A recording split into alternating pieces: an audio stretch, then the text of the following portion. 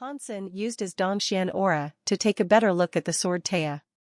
Its sharpness was not its greatest attribute. What was most striking about it were the features of its power, hardness, and durability. If two swords ever clashed, and one broke, that meant one of them had better hardness and durability. But this was a sword that had been crafted in ancient times, and it was believed that no material could be hardier than Z steel. It was perplexing to try and grasp how Taya had prevailed as the stronger sword. Although it was only a 2-foot-long short sword, Hansen was able to detect the presence of a life force within. This surprised him even more, because it was common knowledge that only beast soul weaponry could possess a life force and be alive. He was told that the sword was forged through the talents of 2 blacksmiths, so how could this be so? You know, we aren't all knowing of our past. There are more questions than answers to be found when seeking knowledge of our history. As for this sword, in place of truths and facts, only myths can be found. Myths, however, are fickle things. One myth claims this sword was forged from outer-world black iron. Meaning, a chunk of a metallic meteor was obtained by the blacksmiths. Somehow, this ore was smelted and used in the creation of the sword, Lu Meng said. How did it break? Hansen asked. It was incredibly sturdy, and it was hard to fathom how such a powerful weapon was broken in two. You'd have to ask the Qin family about that. They care very much for this sword, so it is likely they are the ones who can answer the questions you have, Lu Meng confessed. And so, if we duel, and I win, this sword can be mine? Hansen was excited by this sword, and he believed it might have been greater than the red dagger. Lu Meng pulled out a contract and said, if you want assurance, feel free to sign atop the dotted line. Okay, sure. Hansen did not want to fight earlier, due to the fact that there was no benefit. With such a precious treasure dangling in front of him, he couldn't resist trying.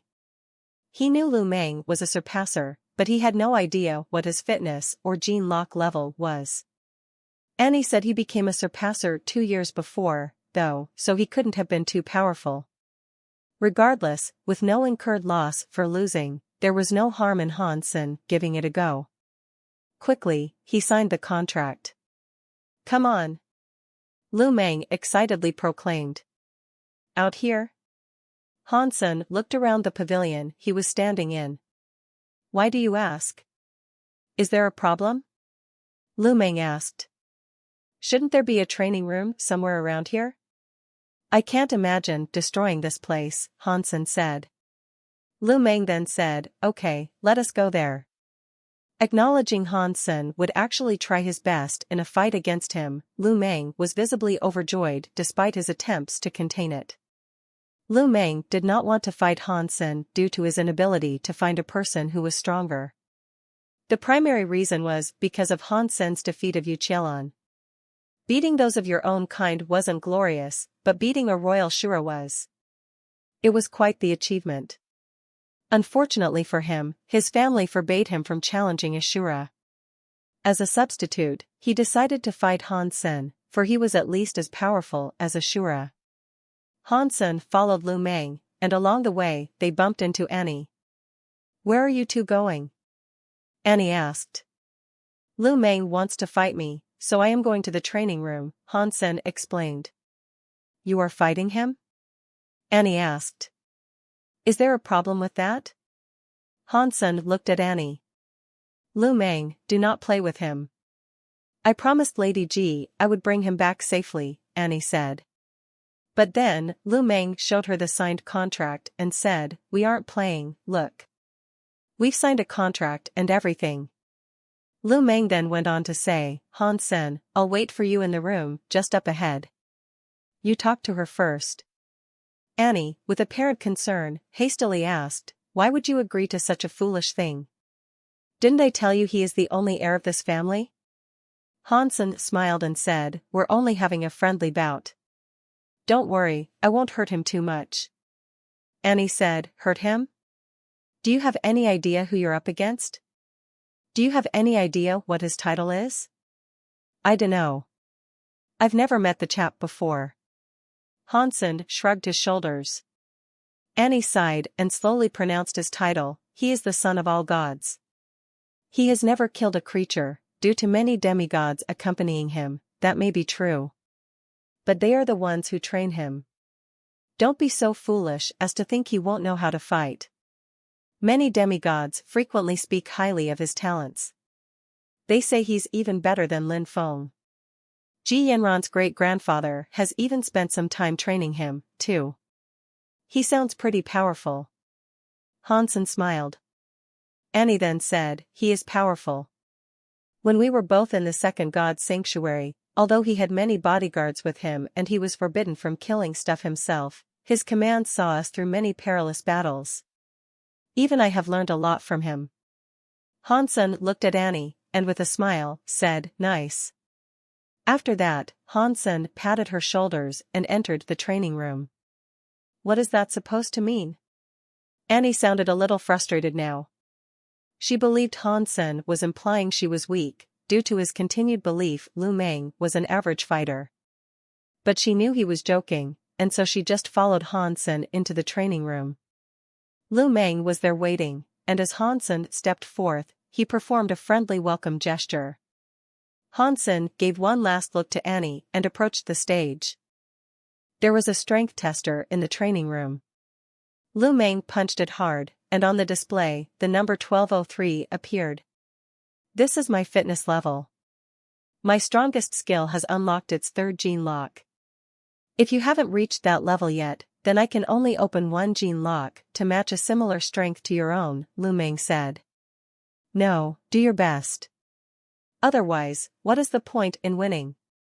Hansen said, as he looked at the number.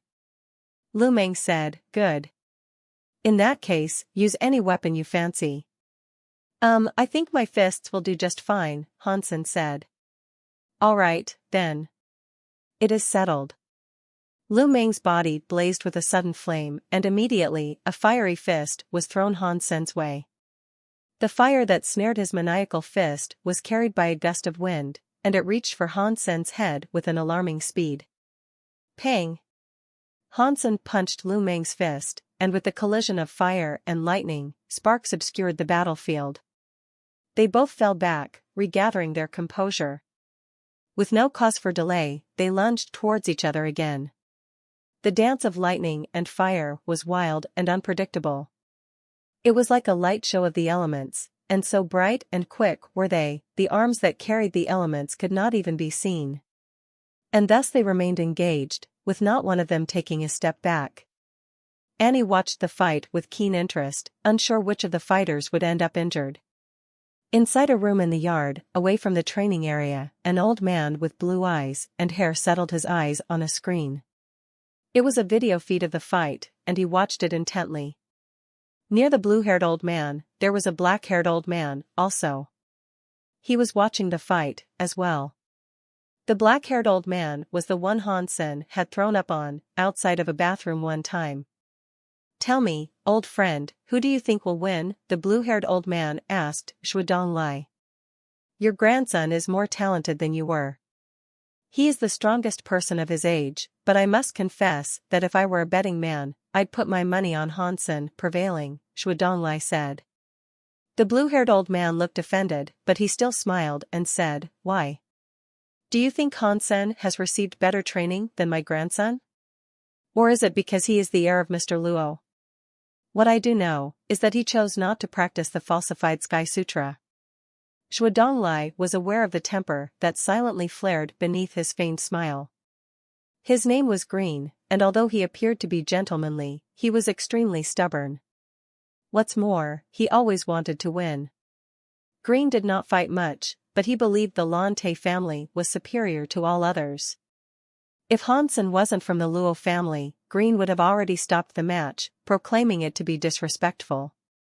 Shuodong smiled in response and said, believing Hansen will win does not stem from any part of his muddled heritage. I simply believe he is the best. You think he is better than my grandson? Green asked, with a serious look. Green was not willing to veil his true thoughts, despite sitting beside his old friend. He was not happy about what Shuodong said, and he was fine with allowing his face to carry a scowl that explained this on his behalf. When the words "my grandson" were spoken, the tone of voice deepened. Shuadonglai smiled and answered, "Yes. I think he is better than your grandson." Shuadonglai was not a person to beat around the bush. He was happy to tell Green exactly what he thought, as straight as an arrow. Besides, it was not out of the simple respect he had for Hansen, he had plans for the boy. He planned to take Hansen on as a student of his, and of course, he'd never agree to a student that he believed was inferior to any others. Green was visibly disgruntled by the answer, but he still tried to maintain a graceful appearance. He then proposed, "How about a wager?" "And what wager would that be?" Shuadonglai said. "If Hansen loses, take Lu Meng as your student and teach him the Purple Manor Sutra," Green proposed. Shuadonglai frowned and responded, "Don't you remember what I told you? It is not that I am unwilling to teach him, it's just that your grandson is unsuitable for its learning." "And how would you know that?" "He is the best in our family, and I believe he can." Green took a moment to collect his composure and then said, "If you are that confident in Hansen's abilities, then agree to the wager. Or are you merely saying Hansen will win so you can be contrary and go against me?" Green knew Shuadonglai well. Shuadonglai wouldn't let others think he was not firm in his beliefs. "Hansen will win," Shuadonglai said. "Then there is nothing to worry about, is there?" Green laughed. "But this seems to be a lopsided wager, don't you think? What if you are the one who is wrong, my friend? What will you be coughing up?" Shuadonglai asked, looking at Green. Then take an item from my collection. Once upon a time, didn't you want them?" Green offered. Shuadonglai said, "They are good, yes, but none are superior to my Purple Manor Sutra." "Then what would you like?" Green asked. "Angel's Wheel," Shuadonglai slowly answered. Green's face dropped to a cold stare at Shuadonglai. After a lengthy silence, Green's face returned to a smile and he said, "You are already a demigod. What do you need that for? If I can't use it, then I could at least provide it to my student." Shuadonglai smiled.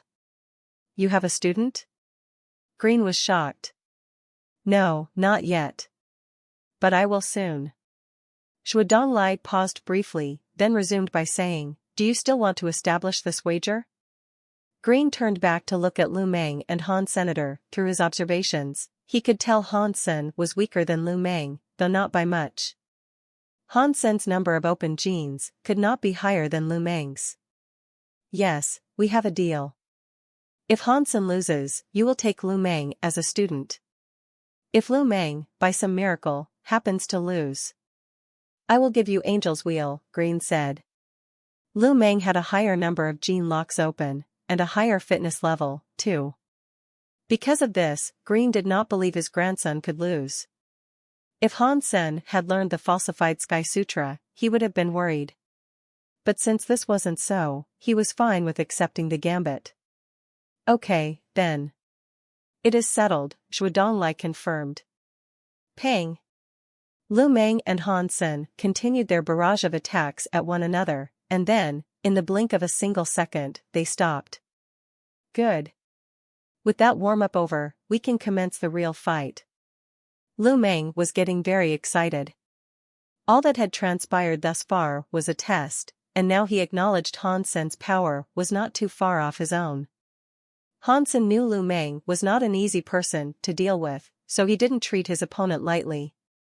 The man's skills and reaction times were faster than his own, and Hansen knew this. Lu Meng's fire went out, but that only made him look scarier. An eye opened in his forehead.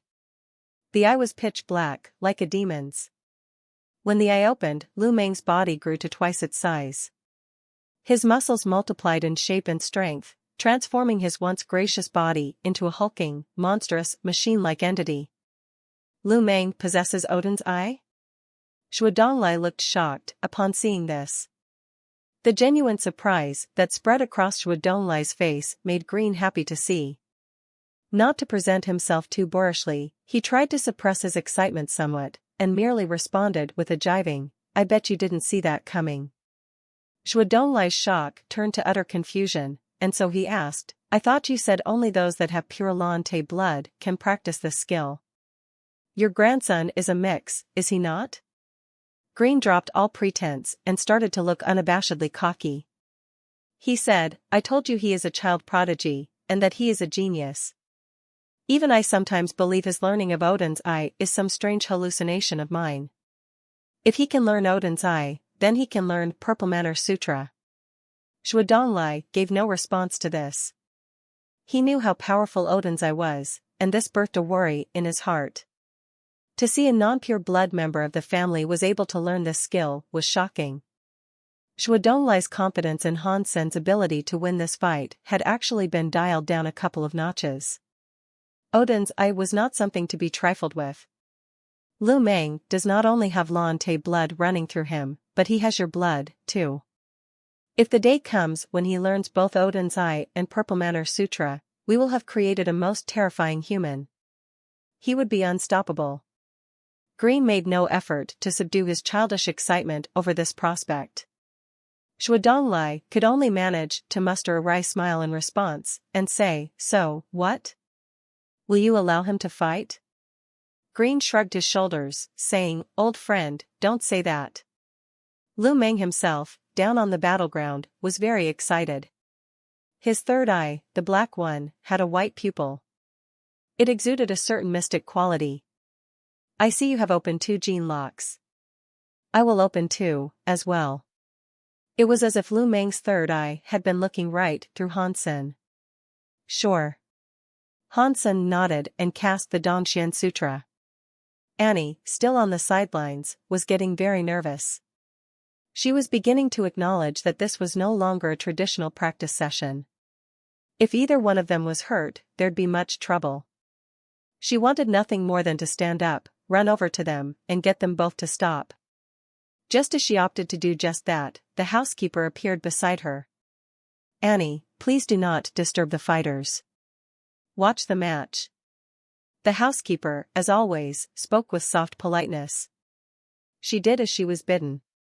She sat down and prepared to watch the fight, in dreadful anxiety.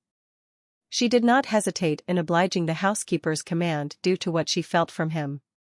While he was indeed gentle, there was a certain power brimming just below the surface. She believed it wasn't a power she should risk upsetting. Han Sen's fists were like cannons, as the powers of sonic and thunder exploded in the air. He ran towards Lu Meng. Alongside Sonic Thunder Punch, Han Sen cast Heavenly Go on his approach and used them to the best of his abilities. Lu Meng's mechanical body made no effort to avoid the attack, and instead just raised his arm to accept the incoming Sonic Thunder Punch. Boom! The sonic and thunder buildup exploded. Silver lightning skittered and hopped along Lu Meng's muscles, but dealt no damage. And even worse, the sonic power did nothing to mess with his energy flow. There was no cause for alarm just yet, however, for Han Sen did not expect to beat Lu Meng quite so easily. He had a greater plan, a trap. And that attack was only the first part of what it was going to take to lead Lu Meng into the position Han Sen needed him in. As Han Sen punched, ducked, and weaved, Lu Meng continued to stand still. The white pupil glowed strangely on his forehead, as only his hand moved. With perfect precision, every attack was blocked with this single hand. Han Sen felt as if Lu Meng could predict all of his moves. When Han Sen moved, Lu Meng was already turning to where he proposed to go. This resulted in Han Sen having to change his formation. But no matter what he tried, whenever Han Sen sought to attack Lu Meng, his hits were deflected.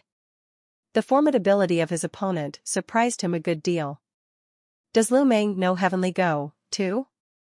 Han Sen frowned. It was strange, though. While the traits were there, it didn't quite look like Heavenly Go. Lu Meng's performance was almost as if he was cheating, and there were flickers of the falsified Sky Sutra in his moveset, or so it seemed. The most remarkable trait of the falsified Sky Sutra was that it never missed. Lu Meng acted as if he was omnipotent, as if he could predict or see the outcome of a person's destiny when they committed to a choice in battle. If needed, he could change his own course in a flash. Wanting to prove some of his theories, Han Sen decided to madly attack his opponent, and when he did, the sound of thunder echoed throughout the training room. But amidst those crazy attacks, Lu Meng merely stood still and used the most simple of blocks to deflect each and every hit. Lu Meng was like a bastion of impenetrable defense. There was not a single flaw in his movements, and with each hit he blocked, a spark of Han Sen's hope was dashed against that wall. Annie's hands were sweating as she watched. While he had not gained an advantage, she was surprised at how powerful Han Sen had become. After all, he had only just entered the third god's shelter. Lu Meng's power, however, scared her even more. He looked invincible before Han Sen. The dominating feeling he exuded was overwhelming, and it almost choked the breath from his onlookers. Annie could not see a way in which Han Sen might overcome this foe. Annie believed that if she had been the one competing against Lu Meng, her confidence would have snapped against his intimidation. She'd have been rendered unable to fight. Failing once was not scary, but repeated failings can wear down the stoutest of hearts and minds. Fighting with Lu Meng was to suffer failing over and over. Every skill used against him would prove useless. "He is stronger than you used to be, when you were that age," Shui Donglai sighed. With a proud tone of voice, Green said, "I told you he is the best in our family. No one is stronger than him. Not even some mutt of the Luo family." Shui Donglai shook his head. He wanted to say something, but he held his tongue. Green was an old friend of his, so there shouldn't have been anything they'd refrain from saying to each other. But this was different, and he knew he could not speak it. When Green was young, he was famous in the Alliance. He wasn't born into fame and prosperity like Lu Meng, it was earned. He was a genius, and he was highly respected by all. And appearance-wise, Green was even more eye-catching than Lu Meng. With Green at the family helm, the Lan Te family maintained a relatively low profile. But they also attracted certain animosities, and forged many rivalries with other families. With their power, though, most of the alliance still feared the Lan Te. Power could often breed hubris, and Green was wise enough to steer the family in a slightly humbler direction whilst also maintaining its influence. There was once a time, though, when Green, who had practiced Odin's eye, challenged the renowned Luo Haitang, the Godslayer. Luo Haitang defeated Green without trouble, and while no one was able to spectate the match, Green shied away from the public eye after this. Being Green's old friend, Shui Donglai knew about the fight. Green was beaten badly, and he viewed it as the most terrible of shames. He still felt the sting of that day, and Shui Donglai knew this. As such, he never brought it up in conversation.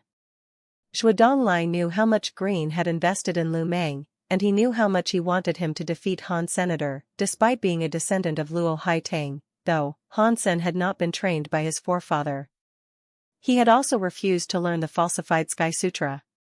This gnawed at Green's belief in the significance and the self-wrought poetic notion of the fight he was spectating. He was just not keen to admit it.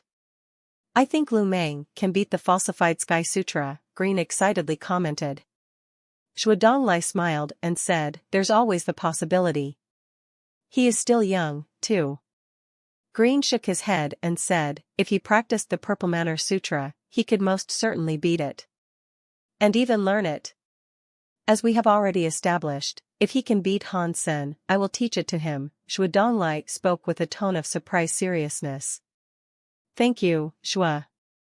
Green looked touched, as if it was already a confirmed commitment. "Let us eagerly await the results, shall we?"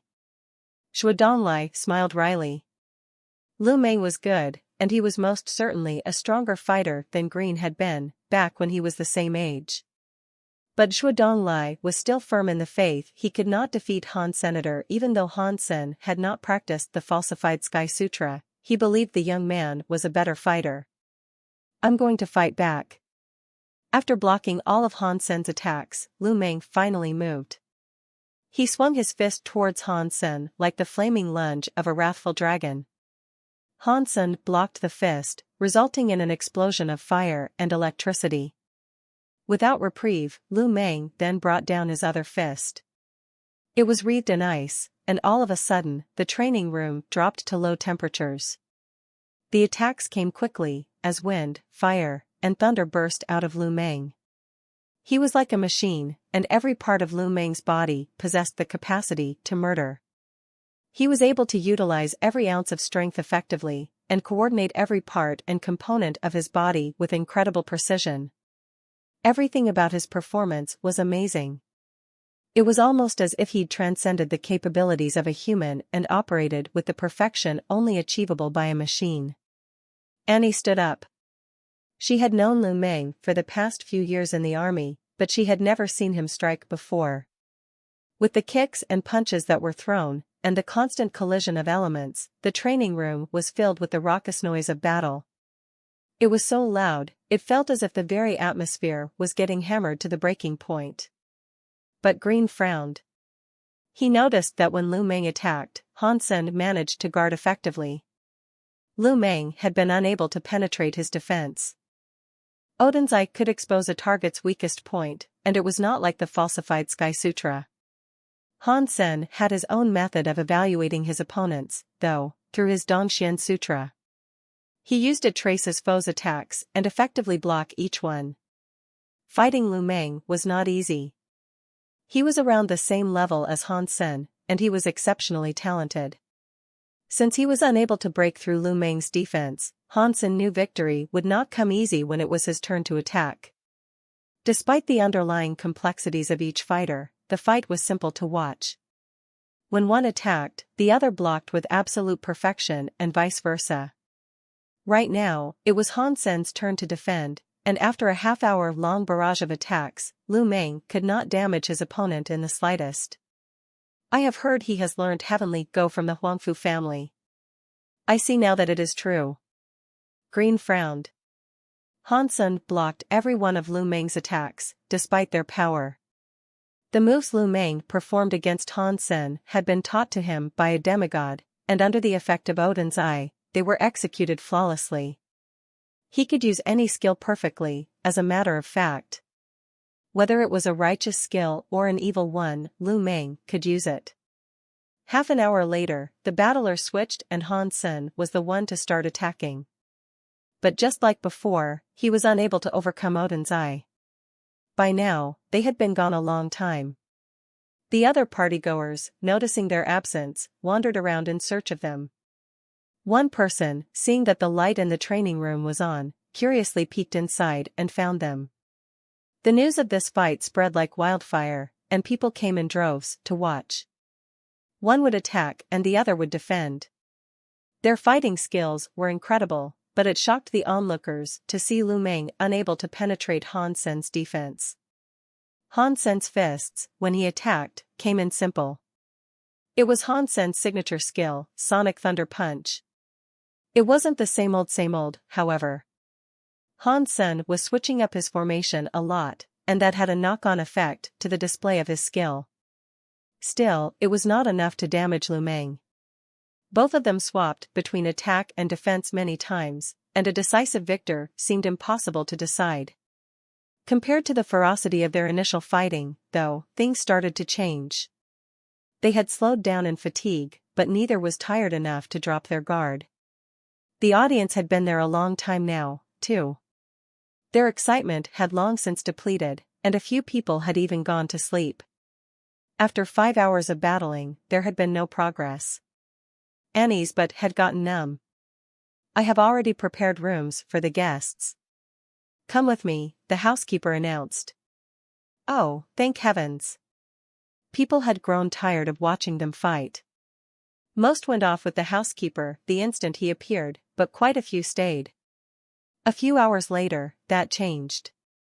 After more and more people left, only Annie remained. They may as well have been shooting free throws in basketball, except neither of them had scored a point the entire time. The initially enthralling spectacle of their combat had long since lost its excitement, and the two were a mind-numbing bore to observe now. And after all that time had elapsed, neither had been able to inflict the slightest damage to the other. Their defenses were impenetrable. Han Sen and Lu Meng, by this point, were gasping and sweating. Their exhaustion had slowed down their fight. Han Sen's fist, which once gleamed like suns of electricity, only produced minor sparks. Lu Meng only had his bare fists left to fight with. Pang!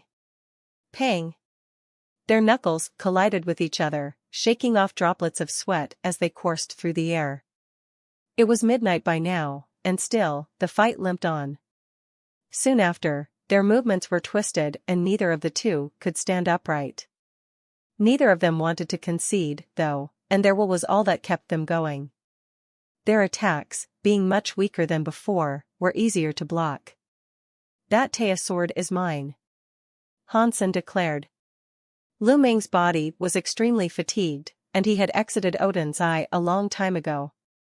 Lu Meng, unable to dodge Han Sen's next attack, was thrown to the ground.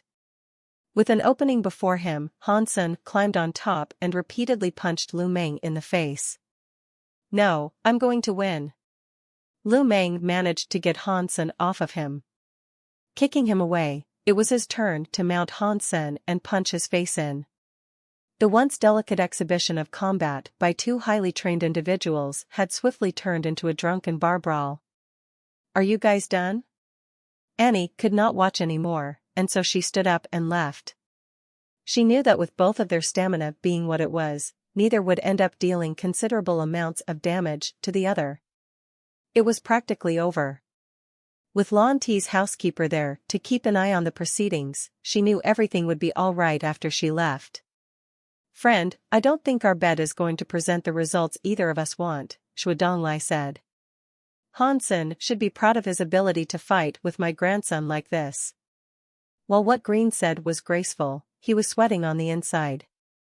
He did not expect Han Sen to be able to fight Lu Meng to this point. "I'm going to rest.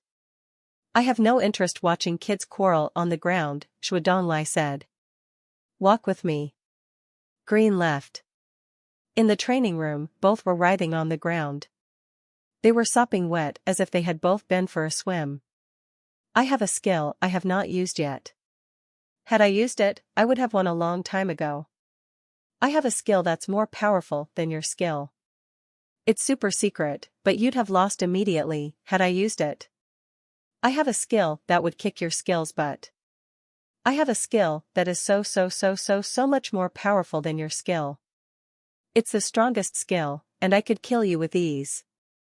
They were both on the ground, and the only thing that seemed to fight now were their mouths. The next day, as Han Sen and Annie were leaving, Lu Meng was nowhere to be seen. His face had been beaten and bruised. Thinking it wasn't appropriate for the young scion of the Lan Te family to be seen in such a state, the housekeeper accompanied them on their exit. Before they boarded the starship, the housekeeper gave a gift to Han Sen and Annie each. He told them they were gifts from Lu Meng. After sitting down and unwrapping her gift, Annie was taken aback by the presence of sparkling jewelry within. They had been created by the finest of craftsmen of the Alliance. Upon opening his box, Han Sen was greeted with the sword he had fought Lu Meng for. The broken sword named Taya was within. "Why were you given a copper sword?" Annie did not know about the significance of this sword, and she merely believed it to be a relic or art piece. "This was at the crux of our gambit." Han Sen smiled. "Does that mean you won the fight?" Annie didn't really care much, but she still asked to make conversation. "No." Han Sen shook his head. Lu Meng did not open his third gene lock for the duration of the fight, and Han Sen did not use his Super King Spirit mode. Neither of them broke the defense of the other, and it resulted in a stalemate. Nobody won. Lu Meng had more Geno points than Han Senator. If Han Sen had as many mutant and sacred blood Geno points as Lu Meng did, he would have defeated him without issue. With strength like that, he could obliterate Odin's Eye. But that would also result in it being a life or death fight. A fatality could easily occur. And seeing as they weren't actually enemies, Han Sen saw no reason to push Lu Meng so far. Annie didn't ask any more questions about the gift he had received. She didn't know the nature of it, and neither was she really interested. She believed it to be a nice little decoration, and she was content in thinking that. Picking up the sword, Hansen saw an envelope lying below it. When Hansen opened it, there was a plain white parchment inside with no text on it. It was empty. "Why is there nothing written on it?" Annie asked. "Who knows?" Hansen crumpled the paper in his fist and incinerated it with a fire born of his hands. Then he looked to the stars in the sky. When he arrived home, he examined the Taya sword with greater care. The handle was not its original, and he noticed it had been forged of Z steel. It had later been plated with the copper scales of some beast. All in all, it seemed to match the blade well. The copper sword looked a little red, and it looked rough. The tip of the broken blade was craggy and vicious-looking. Hansen could feel the life force in the sword. Hansen gave it a swing and appreciated the feel he got from it. Still, it wasn't perfect. The blade was not complete, and as such, it lacked the precise balance the most exceptional blades typically possessed. The other half of this blade belongs to the Qin family. Even if I managed to retrieve it, it'd be useless. It's harder than Z steel, so how in the sanctuaries would I be able to reforge it? Still, there's always the possibility I could forge a whole other sword with the other half. Then, by dual wielding, I could use dual fly sword skills. For now, Hansen was going to use Taya and the red dagger. After giving it a quick go, they felt good in his hands. He was comfortable using them. After that, Hansen went to the St. Hall community in search of a fire hypergeno art. It wasn't long before he saw an S-class skill named Phoenix. Without hesitation, he bought it. It was not too dissimilar from Phoenix King's Phoenix body. It was a protective skill that required nirvana for its learning. Hansen, of course, did not need that. His proficiency with the fire element was exceptional, and he could merely simulate Phoenix King's energy flow for the direct practice of Phoenix. As expected, Hansen learned it with ease. He figured it would not be long before he could use it in combat. Hansen decided to return to Thorn's shelter, with Annie's bow in hand once again. Although Thorn's shelter had not decided to retaliate, their presence there was still a concern. To weaken them further, Hansen planned to assassinate as many creatures as he could. Heading through the forest, Hansen wanted to pay Tai a visit first. He wanted to learn more about Thorn's shelter. Before he reached Fish Valley, he saw the bodies of many creatures strewn about, and many more creatures locked in combat with one another. What the hell happened here? Hansen quickly hid his presence and snuck closer to get a look at what was going on. Ka! A golden bird flew across the battlefield, unleashing a barrage of wind blades to slay many of the creatures down below. Tai? Hansen saw Tai fighting a creature, and he was heavily injured. Making use of Taya, Hansen sprung forward to sever the head of a primitive creature from its body. Tai, what happened here? Hansen asked, while holding him. The Holy Flame King lost the war. Thunder King took Nine Wish Mountain. Thunder King's son, Thunder Devil King, is coming. Thorn's shelter is done for, Tai painfully explained. Thunder Devil King? Hansen had once killed him in the spirit base, much to the spirit's embarrassment. He found it difficult to believe that same spirit was now trying to conquer this area. I signed a contract with the Baron. I can't leave, even if it results in my death on this battlefield. If you want your people to survive what is to come, lead them into the forest and never look back, Tai mournfully said. Stay here and hide. Get to safety. I'm going to try and take her spirit stone. If I do that, you will be free. Hansen took Tai to a hidden location. Don't go. Thunder Devil King is much stronger than Thorn Baron. Thorn's shelter is lost, Tai said. I'll be right back. Hansen snuck towards Thorn's shelter. Hansen kept his presence hidden, and no creature across the battlefield was alerted to his coming. He killed a few that were close to seeing him, and soon arrived at Thorn's shelter. Dead bodies littered the ground as far as the eye could see. The mutant creatures Hansen had encountered before were still alive, doing battle, but they looked to be in terrible condition. Oh, no. It looks like Thorn's shelter really will fall. Hansen climbed up one of the shelter's towers and peered over towards the spirit hall. All of Thorn's shelter's inhabitants had been wiped out, and Thunder Devil King was now nearing the spirit hall with his creatures in tow. Thorn Baron was in front of the entrance, and she looked panicky when she saw Thunder Devil King strolling up towards her. Thorn, Flame King has lost the war and Nine Wish Mountain is mine. Give me your spirit stone and I will allow you to live under my command, Thunder Devil King said. No thanks, Thorn Baron coldly responded. Thunder Devil King laughed and proclaimed, he has many wives, and you are just one name on that list. I am the son of an emperor, become one of my wives. D***MNU. Thorn Baron immediately pulled out a crystal bottle. It contained a water-like substance, which she promptly threw on the floor. Immediately, purple vines sprouted and wreathed their way across the entire ground of the spirit hall. The vines were like snakes, rising up to lash out and attack Thunder Devil King and his followers. Hansen was shocked to see the sacred blood creatures that belonged to Thunder Devil King being injured by the vines, whereas those below sacred blood class were instantly slain. So many creatures had been beaten by the vines, no aggressor could do anything to free themselves. What is that bottle? It's so powerful. Hansen had seen those vines before, but it was clear to him that the bottle he was seeing now had amplified the strength of them. Thunder Devil King annihilated one of the vines and said, Flame King loved you greatly, to provide you with that bottle. Die. Thorn Baron held the bottle like an orchestration baton. She conducted her vines, raising them up to attack Thunder Devil King with greater ferocity. Thunder Devil King summoned a thunderhammer in response. He shattered a large number of the vines, and said, you are too weak. Even with the bottle, your efforts are futile and powerless. I am going to take this King Spirit class treasure and use it properly, with an effectiveness you cannot. The thunderhammer was activated by Thunder Devil King's thunder. Its power electrified and charred the vines with ease. All the creatures that could then pounced into action, attacking the vines. And under the wrath of that sudden siege, the vines did not seem as if they would last very long.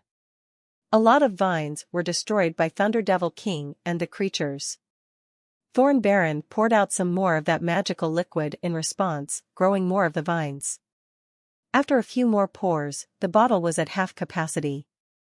And still, she was making no headway against those who had assaulted her shelter.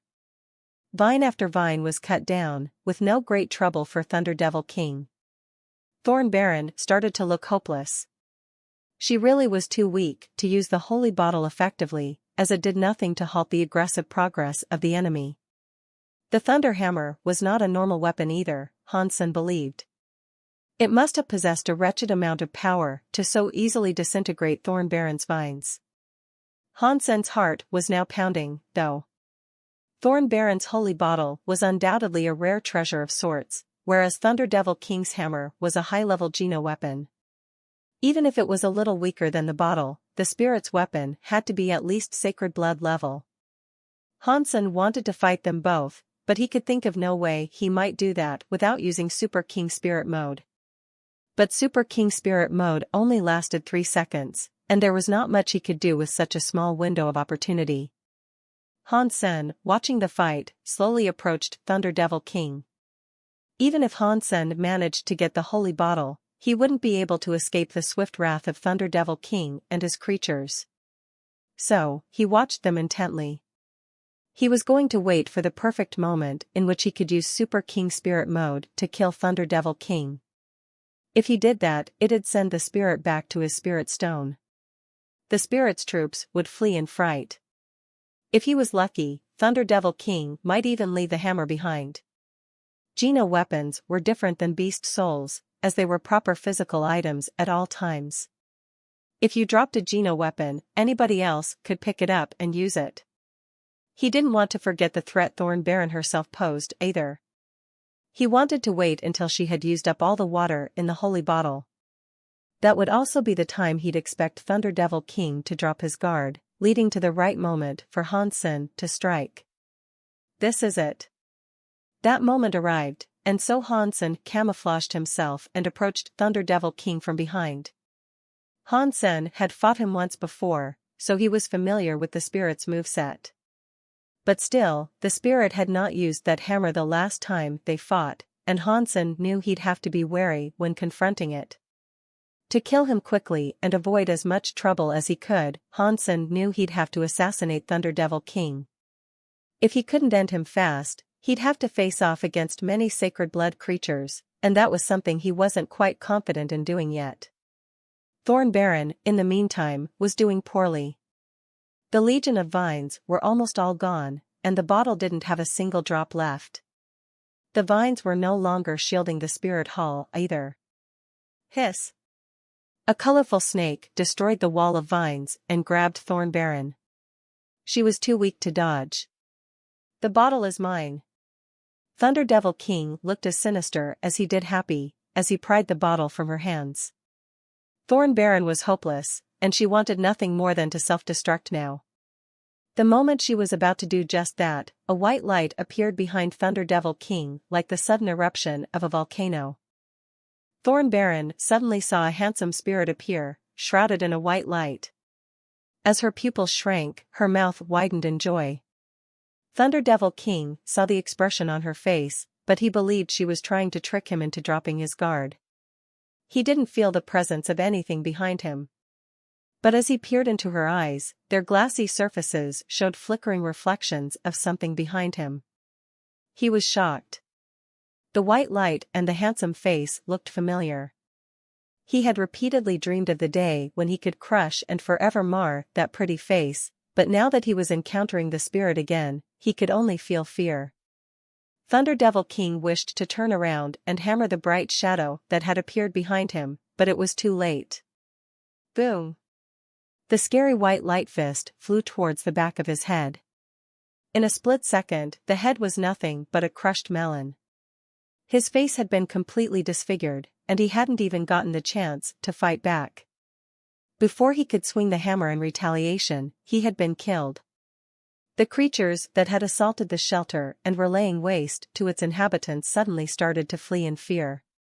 "The king!" Thorn Baron happily exclaimed.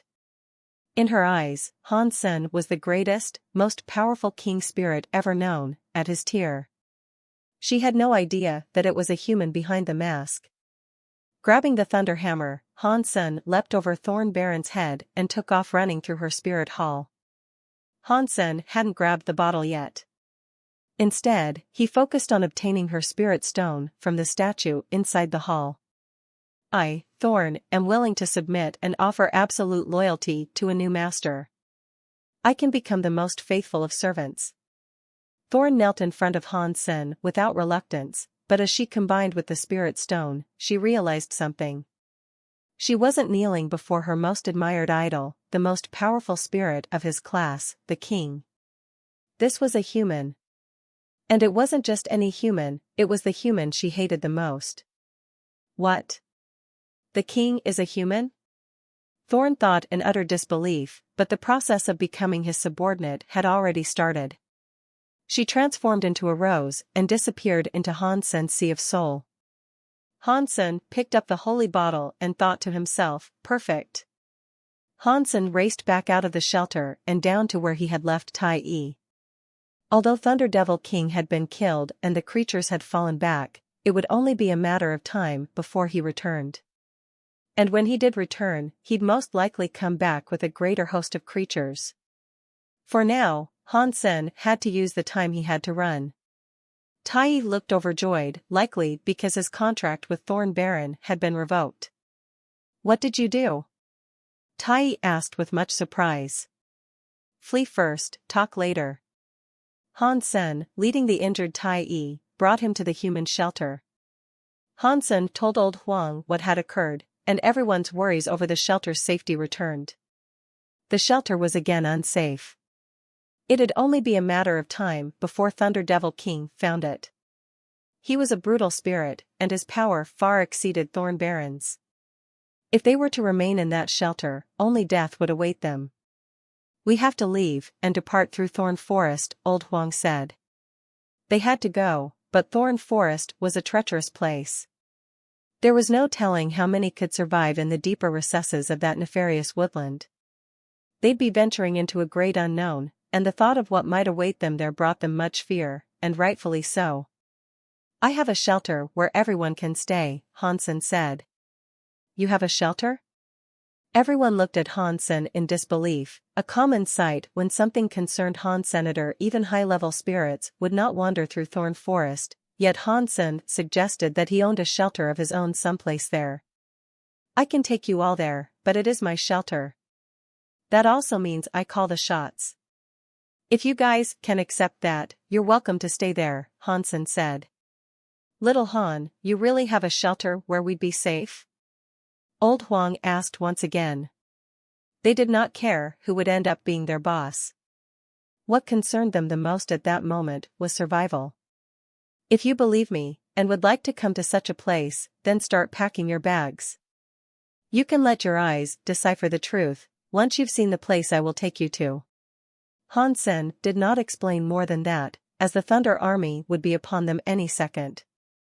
They were actually reluctant to believe what Hansen had said, but they knew they really had no other choice than to hope he was telling the truth. So, they all decided to accompany him. Before long, they departed their home. When they arrived at the underground shelter, everyone was shocked. Thunder Devil King respawned with an explosion of thunder and lightning. The discharge brought ruin to everything around him. "The king! I'm going to kill you. You hear that? I'll kill you." Thunder Devil King had been snubbed in many different ways. He had not taken the holy bottle, and even his thunder hammer had been stolen. He immediately rallied his troops and prepared for another assault. When they arrived back at Thorn's shelter, the place was empty. And what's more, Thorn Baron's spirit statue was missing its spirit stone. "The king! I'm going to kill you." Thunder Devil King wrecked the spirit hall and commanded his creatures to scour the encompassing lands for any trace of the two spirits. The creatures found the abandoned human shelter, as Hansen suspected they might. Inside the underground shelter's palace, Hansen sat upon a stone chair. Thorn Baron sat opposite him. She stared at him with a complicated expression, but her gaze was unblinking. "Are you done staring?" Hansen asked. Thorn Baron looked at Hansen and mumbled, "You are the king?" Thorn Baron could not believe it, and she thought the entire concept was ridiculous. She saw the king appear to save her and then run for her spirit stone. When she looked up at the king again, it was just the human Hansen. Aside from Hansen being the king, there could be no other explanation. Her eyes could not have deceived her. "Does it matter?" Hansen smiled. "Yes, of course it matters." Thorn looked at Hansen angrily. "Then the answer is yes." Hansen knew that she had already realized this and only wanted confirmation. "How can the king be a human? How can he be you?" Thorn Baron's tone of voice was low with sorrow, and she looked utterly disheartened. "The bottom line is that I am your master now." "So, what are you going to do?" Hansen said. Thorn trailed off. If this any other ordinary human, she'd have preferred to self-destruct. But this was the king that she had secretly admired for the longest time, which left her with a number of conflicted emotions. "There is no rush for you to say anything, but I do have a few questions I'd like to ask you." Hansen brought out the holy bottle and continued, "Tell me, how do I use this thing?" Hansen had been unable to figure out how to use the holy bottle, so it was fortunate she was there. Hopefully, she could explain it to him. "Why would I tell you that?" Thorn Baron said. "You will tell me so you can avoid being forced to do things for me, like some thrall." Hansen smiled. "If I tell you, will you free me from your service?" Thorn Baron asked. "No. You know my secret, so for the time being, you are stuck with me." Telling me what I wish to know, though, will give you some modicum of freedom. I won't force you to do anything you don't wish to do. Hansen maintained his smile. It can only be used by a spirit. It is a spirit gear, Thornbaron reluctantly explained. She still wanted to confirm whether or not Hansen was the king. Then, how do I use it? Hansen asked, as he thought to himself, if only spirits can actually make use of the thing, no wonder I am unable to use it. It is fortunate that, for a brief amount of time, I can be a super king spirit. Spirits need to fill the bottle with their own energy. The holy water inside can purify and sanctify the spirits that use it, Thornbaron went on to say. Purify? Hansen looked at her with confusion. It's like a buff. You should try it, Thornbaron said. Don't lie to me. Hansen turned into a super king spirit and placed his white light inside the bottle. Thornbaron saw Hansen transform into her much fantasized about king. She could not help but stare at the attractive face, that indeed looked like the most handsome male spirit one could ever expect to see.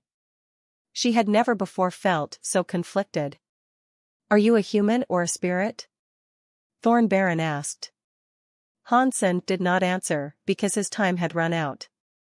Water had manifested inside the bottle under the influence of his white light, but upon his return to a human figure, that water vanished. It really is only available for the use of a spirit. Creating water is too slow for the current duration of my super king spirit form, Hansen thought to himself. Hansen put the bottle away, placing it in his pocket for now. You are Flaming King's wife. Hansen was surprised to hear that a king spirit had married a royal spirit. Thornbaron was pretty, but spirits were attracted to power more than anything. It was hard to imagine that any king spirit would fancy her. No, Thornbaron said. Although she knew the king was actually a human, she still did not want him to misunderstand. If you are not his wife, then why would he give you this bottle? Hansen asked. Thornbaron nibbled her lips and said, I'm actually his daughter. What? Hansen was now looking at her in disbelief. After all, how could a king spirit give birth to a royal-class daughter? My mother was a royal spirit, so I was unable to receive his power and title. Flaming King gave me this bottle, but that was all.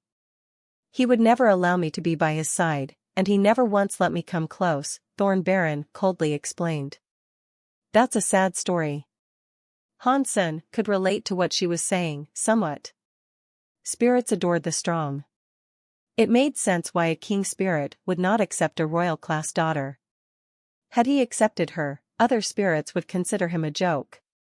If you stick with me, faithfully, maybe I can help you become a king spirit someday, Hansen said, then returned her to the Sea of Soul.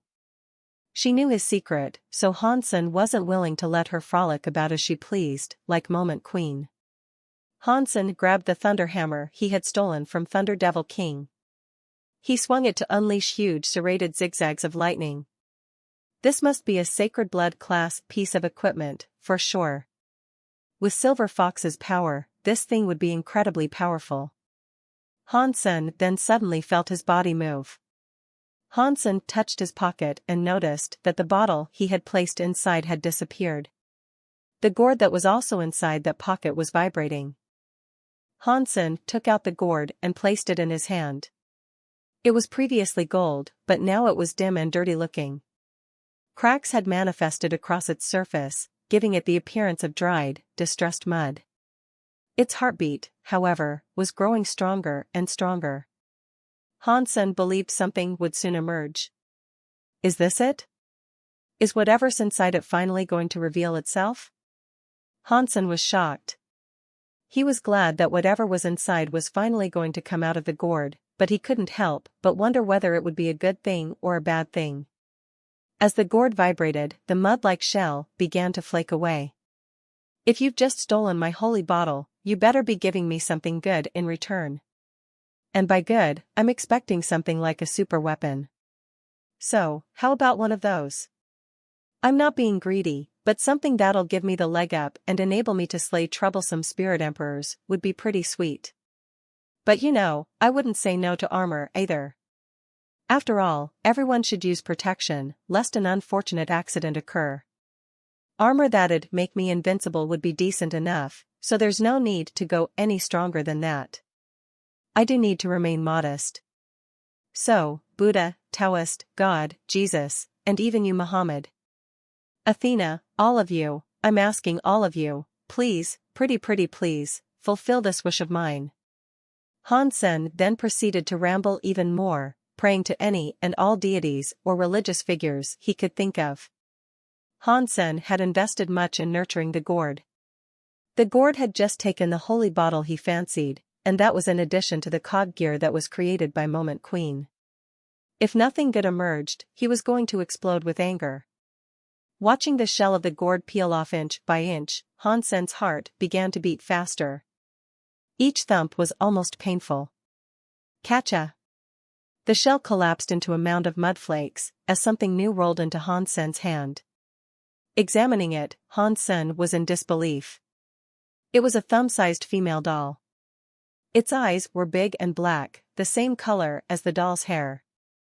It was a chubby little thing, but most curious of all was what the doll was holding. The doll was holding another gourd. As Han Sen stood there, frozen and unsure of what to think, the doll started to grow. It expanded to the size of an ordinary baby. It was alive. The chubby hand of the doll grabbed Han Sen's arm, and with its cheeks, the baby rubbed her face against Han Sen's. Then, she said, "Daddy, Daddy." Han Sen wanted to shoot himself. He had sacrificed so much to the gourd, and all he had received in return was a baby. My 6 cog gears, my holy bottle. Han Sen's spirits hit rock bottom. The baby grabbed Han Sen's neck and used her other hand to stroke his head, saying, "Father, don't cry." Han Sen looked at her and placed her down on a table, wishing he could exchange the baby for the weapons he so sorely wanted.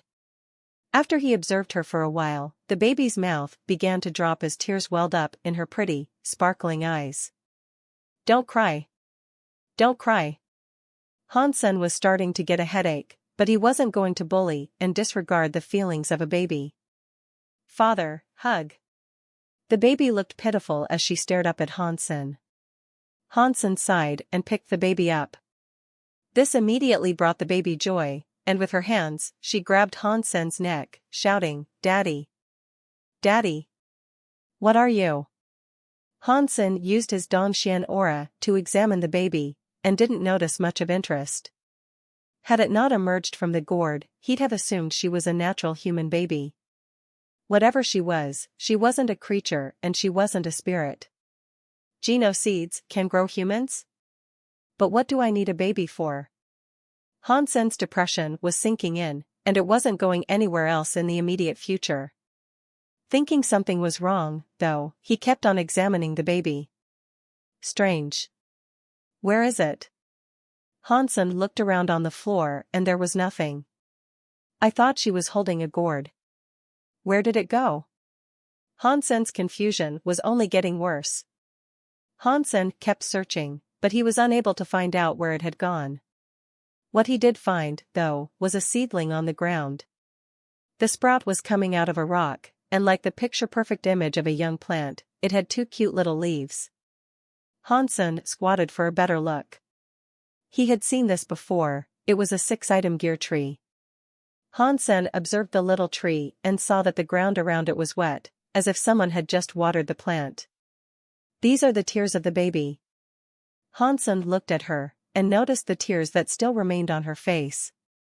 They must have dropped to the ground, soaking the plant. Han Sen wasn't prone to dripping sweat, so the only explanation was it being the tears of the baby. He smiled and said, "Don't cry. I love you." Han Sen then used his finger to wipe the tears from her face and then throw them on the ground deliberately. What happened, a second later, made Han Sen freeze. Where the tears fell, the rock cracked as another young plant sprouted through it. The little leaves were green like jade, and they did indeed look like another 6-item gear tree. D*MN, one of her tears is equal to one of these trees. Haha, I'm rich. Hansen almost jumped in joy.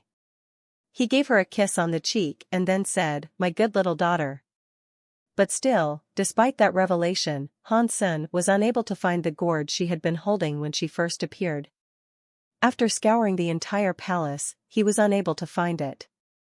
Hansen was having trouble with the baby, following all this.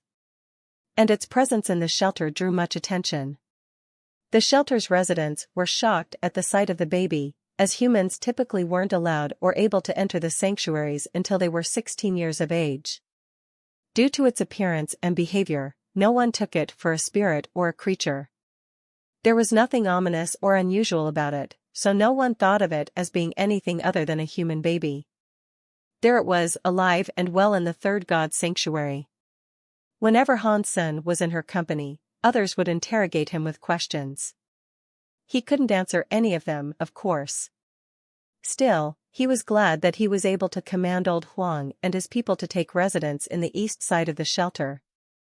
This meant they couldn't come to Hansen's side and pester him whenever they wished. "So, what should I call you?"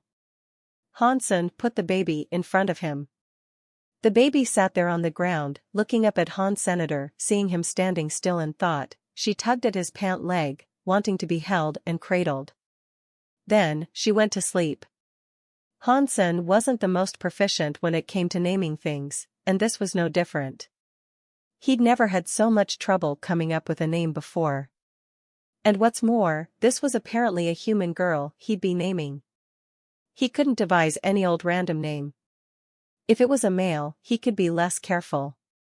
He wanted to come up with a good one, because he planned to treat her well. He wanted to raise her as an actual child and instill her with good morals. Any child under his care would grow up with her head screwed on right. If she got older, he didn't want her running off with any cheap man who sought to woo her. But, every tear she cried was able to grow a 6-year tree. And those things were more valuable than a tree made of money. Since he'd always be getting something in return, Hansen was confident in his decision to raise her well. He was going to treat her far better than any creature he ever owned.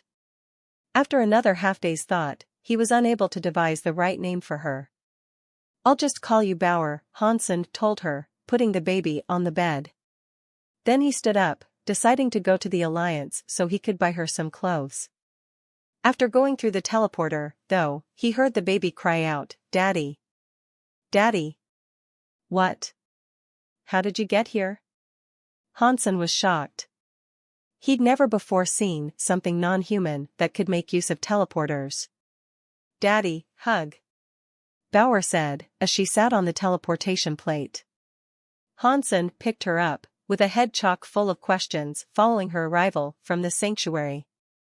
And it wasn't just that, she had also arrived at Hansen's destination. He picked her up in his arms and decided to give it another test. He walked through the teleporter and was taken back to the sanctuary with her in his arms. Then, he returned to the Alliance, and lo and behold, it worked. Bauer was like a human, freely able to enter and exit the sanctuary. Fortunately, Hansen teleported to his home in the Alliance. It would only freak out the masses, were they to see or learn about a baby that had teleported in from the sanctuary. And furthermore, if the Child Protection Agency saw Hansen do that, he'd be taken straight to jail. So, Hansen kept her in his room and gave her good from Little Yen. After scoffing it down messily, her face was covered in cream. Then, Hansen bought many clothes for her off of Skynet. Once that was done, he returned to the sanctuary. Although Bauer looked like a human, her behavior was a little different. She didn't poop or pee everywhere like human babies did, and she didn't cry easily. Aside from the 2 tears she had cried on their first encounter, Hansen hadn't seen her release single tear. Of course, that was also partially due to Hansen's good behavior with her. And for now, the 2 6-gear trees were enough. He couldn't take care of any more, for the time being. The 2 trees were not entirely like the ones grown by Moment Queen, and these ones were likely to require dozens of thousands of years to fully mature the fruit they'd bear. Getting water drops to sustain the trees was already enough of a trial. So, with the hope of learning a new trick or two, Hansen decided to consult Moment Queen and ask her how her tree developed so quickly. The answer she gave surprised Hansen, though.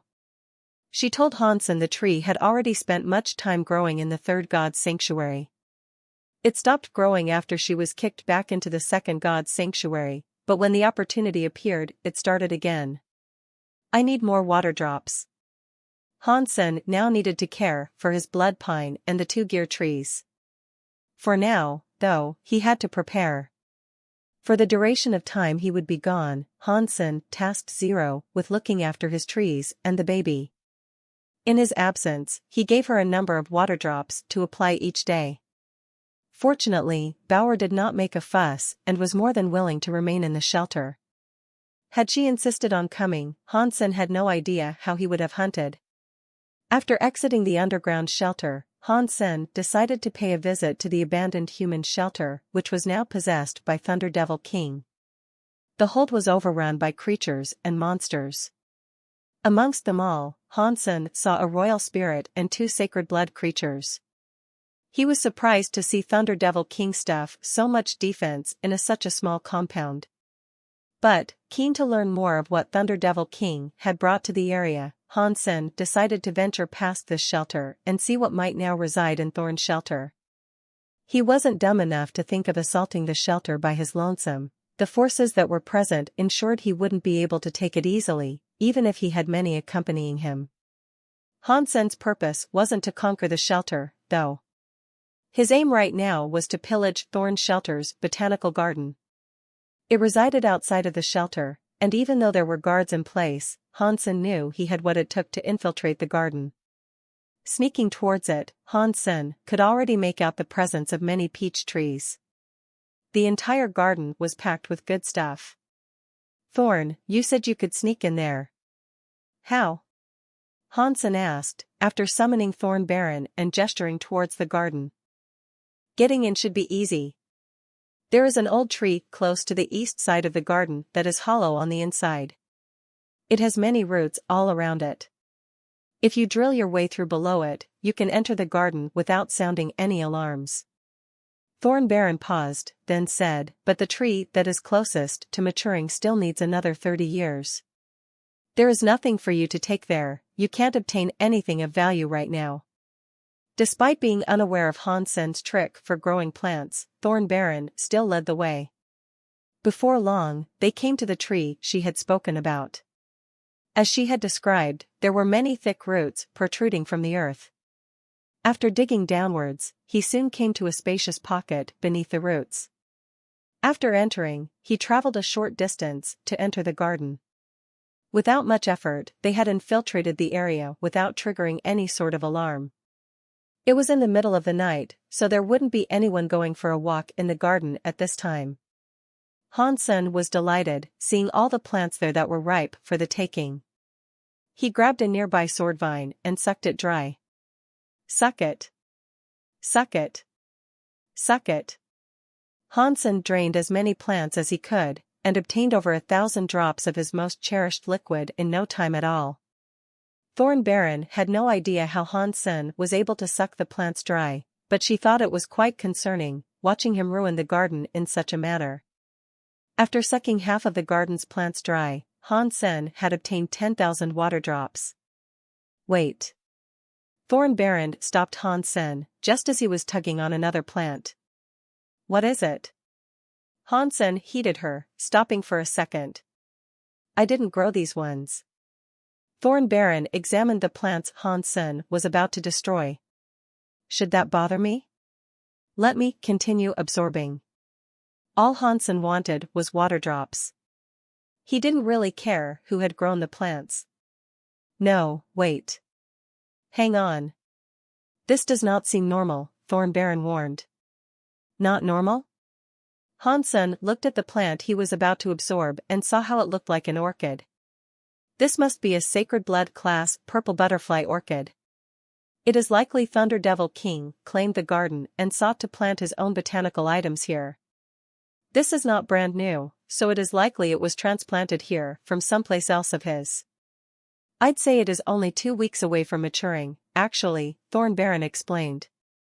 Oh, I should definitely drain it then.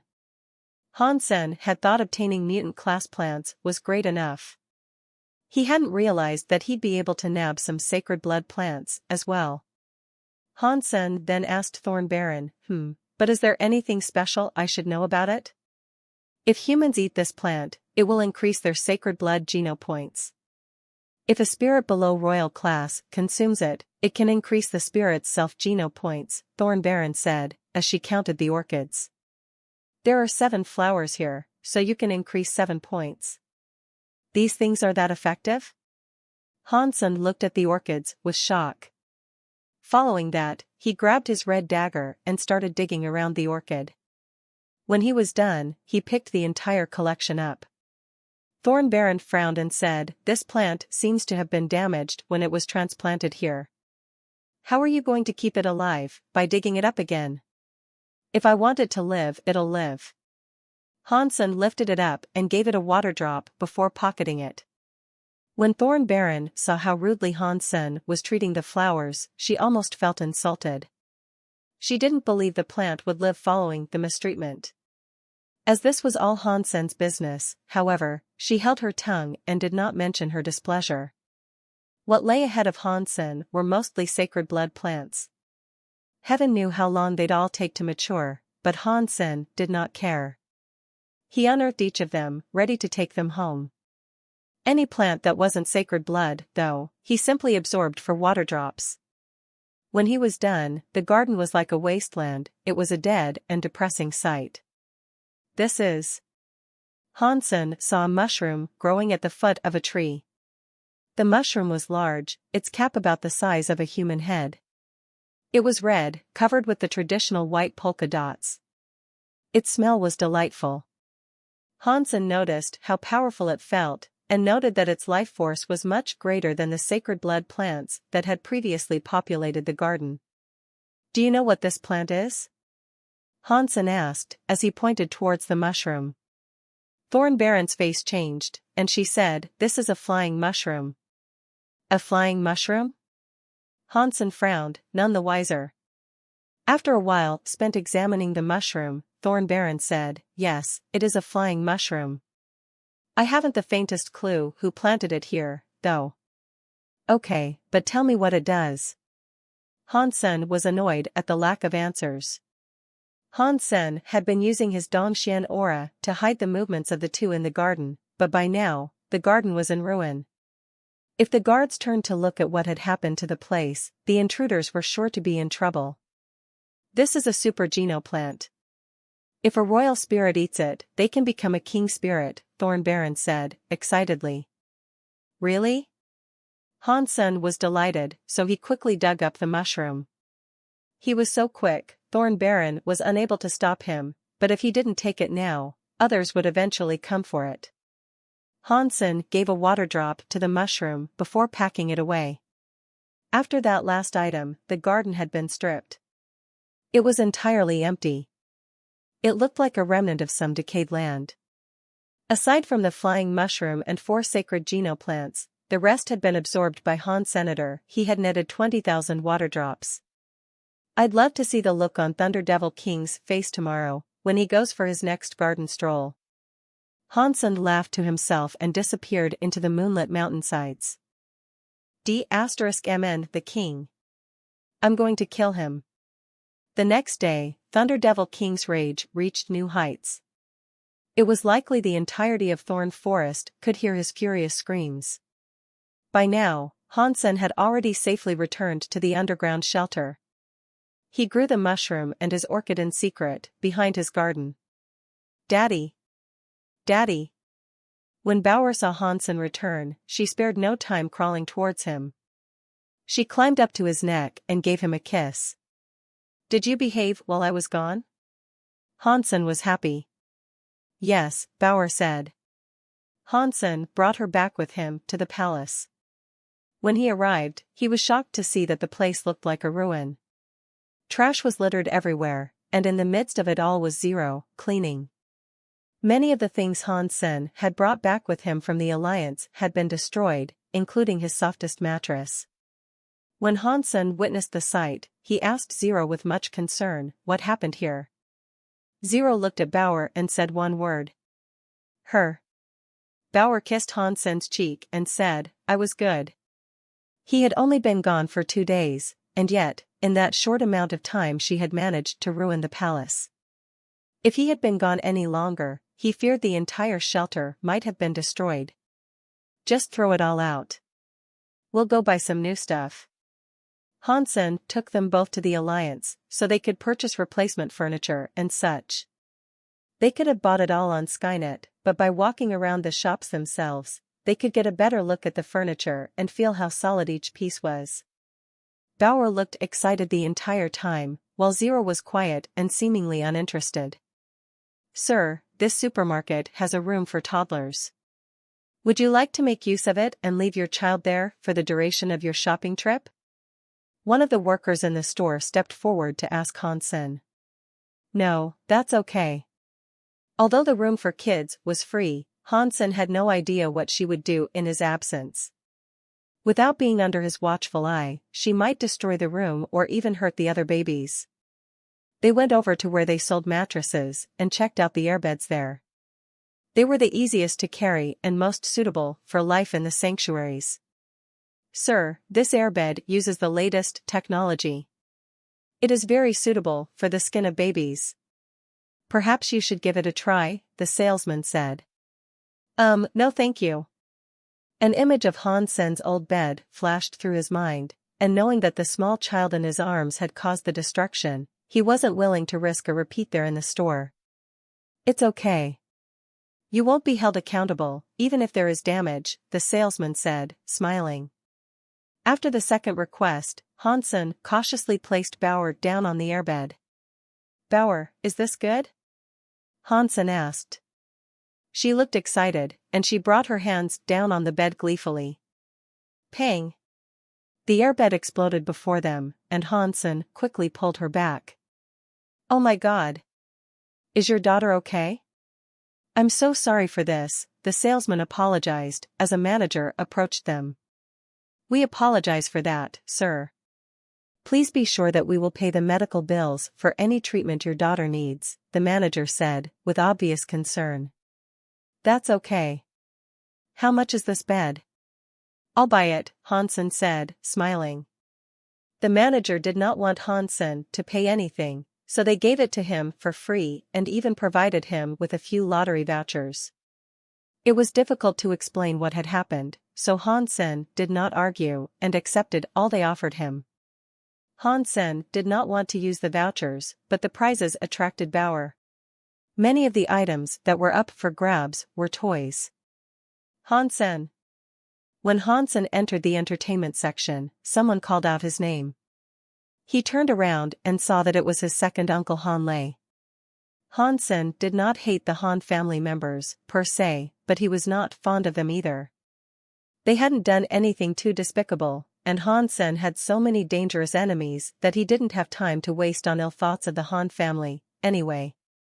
Hansen's father used to manage the family's company, but the company was owned exclusively by the other members of the family. Hansen's father was given no shares of the business. Strangely, they had no idea they owned it until after Hansen's father died. And after the ordeal, they sold the company to Starry Group. Hansen's father used to say he and Hansen owed the Han family, so Hansen did not really have to hate them. Still, he preferred to treat them as strangers. "Hansen, are you buying stuff from here?" Han Lei looked on Hansen with a slight awkwardness. This was probably due to how the man had mistreated Hansen and his mother in the past. Now that Hansen was famous, and had even managed to defeat a royal shura and become the president's son-in-law, they had been quite rightfully served humble pie. If they had treated Hansen better in the past, he could have helped them a great deal. Now, that was unlikely. "I'm done, and I am gone," Hansen said, and prepared to leave. Although Hansen didn't dwell on what had happened in the past, he still preferred having no contact with the Han family. Han Lei said, "My brother left something in the company. If you want, I can give it to you." "What is it?" Hansen asked. just some private belongings he left behind. Some clothing and communicators, things like that, Hanlei said. I'll claim them when you are free next. Han Sen could not be bothered asking why they had not mentioned this before, but the less talk, the better. I am free now. You should come over and take them. Hanlei smiled. Han Sen returned from Hanlei's house with a box of items. While Han Sen was there, his uncle repeatedly mentioned his debts. Han Sen eventually gave him some money. This was not him being nice, though. He wondered if there was something more of his father's that might have been hidden from him. Perhaps the gift of money would prompt his uncle to give it to him. Back in his home, Han Sen started to dig through the wares. There were 2 jackets, documents, various tools, communicators, and a smartwatch datapad that was like a wrist laptop. After rummaging through the items, Han Sen ultimately came to the conclusion that there was nothing all that special. Most of the physical documents were work-related, so there was nothing revelatory amongst what he had received. The datapad was 40 years old, too, so that had almost zero monetary value at this point. But that wasn't where its worth would lie. The datapad was the only thing that might harbor the sort of information he was looking for. Unfortunately, it was password protected. Han Sen decided to give Li Xingluan a call, as he was the sort of fellow who could crack open encrypted computers and hack into all sorts of things. Easy peasy, lemon squeezy. I'll be done in 10 seconds, Li Xingluan said. Li Xingluan established a connection between the datapad and his PC remotely through Skynet. And almost immediately, it was unlocked. 3 seconds later, though, the datapad exploded. Holy sh*t. What the h*ll? Li Xingluan was frozen at the result. It's fine. It wasn't worth anything, anyway. Han Sen kept his smile, but in his chest was a mound of confusion. No, this is an A52 smartwatch datapad. Why would brute forcing its password initiate a self-destruct? Let me get a closer look at that, Li Xingluan said. Han Sen opened it to nothing. All that remained was the black, smoldering remains of what it had been. Someone must have custom-rigged a self-destruct system inside it. Unlocking it caused the thing to blow up. I'm so sorry about this. Li Xingluan was feeling guilty. That's okay. It's nothing important, anyway. Han Sen didn't blame him. It wasn't his fault, and no one could have expected such a system to be in place. This smartwatch debacle just made Han Sen more suspicious about his father. The chip is not completely destroyed, though. Perhaps it would be possible for me to extract some data? Li Xingluan really wanted to help Han Sen, and he continued, don't go anywhere, I'm coming to see you. Maybe I can recover something. Han Sen wasn't the wisest when it came to technology. He only had the knowledge he had been taught in school. As a result, he didn't think data recovery would be possible in this case. But Li Xingluan was dexterous with technology, and Han Sen trusted him. If Li Xingluan said some manner of recovery was possible, he thought there'd be no harm in allowing him to try. 2 days later, Li Xingluan arrived at Planet Roca. He took out the chip and got to work. Han Sen was quite surprised to see Li Xingluan work on the remains of the datapad so intently, and he watched him work on it day and night for the next few days. Eventually, Li Xingluan really did find something. Of course, because it was damaged, the information was not complete. But still, there was one sentence of text that really made Han Sen frown. Entering ancient hall, practice blood, sutra. There were many words missing from the text, but this sentence was the easiest one to read. If I want to enter the ancient hall, do I need to practice blood pulse sutra? Is that what this is implying? Han Sen's confusion was only becoming greater. I'm sorry, but this is all I could do for you. Li Xingluan was still remorseful over blowing up the laptop. And he felt even worse, not being able to recover as much as he had hoped to. Don't worry, you've done enough. Thanks a lot for the help, Han Sen said. Han Sen did not know why his father had left behind this datapad, but obviously, someone did not want Han Sen or anyone else finding out what was inside it. After Li Xingluan departed, Han Sen researched what he could about the existence of Ancient Hall. It was still just a myth, though. There was no factual evidence supporting its existence. As a result, Han Sen was unable to find out much from humans. What he did find out, though, was where the myth of the Ancient Hall originated from. It was from the Shura. The myth said that the Ancient Hall was where the deities or gods of the Shura resided. It was a forbidden place for the Shura to go, and only their kings were able to visit there, sometime before their death. It was like a tomb for the monarchs of the Shura. If Shura kings died outside the hall, they must be left where they were, as no one else could enter the hall. Of course, this information was only obtained from Skynet. And Han Sen could still not find any information on the ancient hall's whereabouts. But he did find two pieces of information on the hall's architecture. It was said to be a palace built from stone, and outside it stood a Shura statue. Han Sen was unsure whether or not the ancient hall in the extracted data was the one associated with the Shura, though. Something could have been lost in translation, and there was no way for him to know for sure. But if these two ancient halls are indeed the same, why would my father have an association with it? Han Sen, once again, was confused. He knew he himself was a human, but there was one person who he wasn't quite sure about. If his great-grandfather was Han Jingji, and if Zero's identity had something to do with Blood Legion, things could become muddy. What happened to the Han family, in the past? Han Sen destroyed the rest of the chip, so no one else could ever read what was written. He was not strong enough to investigate these matters alone, and there still wasn't enough to go on. But once he had the appropriate leads, and his power had grown, he'd follow it through to the end.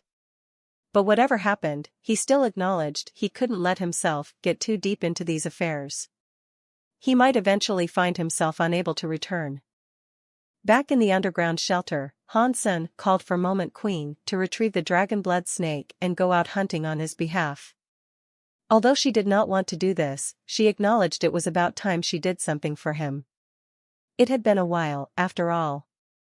As Moment Queen left, Han Sen entered the spirit base so he could start gathering more Geno points. But he was rank number 1 in the second spirit base, and as a result, he was unable to challenge anyone. All he could do was wait for other spirits to offer up their genes. King spirits still harbored a grudge against him, though, as a result, they were the only genes he could not collect. The king, my eyes, can greet your splendor once again.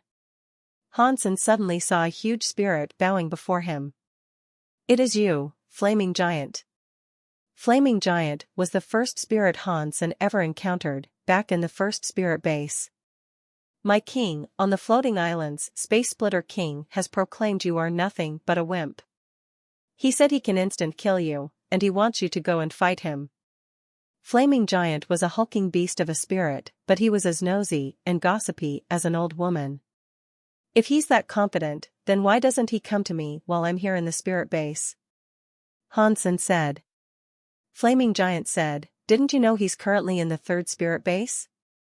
I don't really pay heed to those who are unworthy, Han Sen said. Flaming Giant was exuberant with joy, and his adoration of Han Sen had not lessened a single bit. But he warned, you are very powerful, but Space Splitter King has always been a bit of a boaster. With his constant trash-talking of you, it may lead other spirits to believe you are merely afraid of him, if you do not challenge him soon. Han Sen asked, what element does he align with? I have heard he possesses the powers of space, and with it, he can tear through the fabric of our dimension. He has beaten everyone that is around the same level as himself, Flaming Giant explained. Well, when I reach the third spirit base, I'll be sure to deal with him, Han Sen said. Han Sen really wanted to kill Space Splitter King for the Geno points he could provide, but outside of the spirit base, he had no idea where that spirit might be found. He wished to extract more information from Flaming Giant, but he was startled by Zero.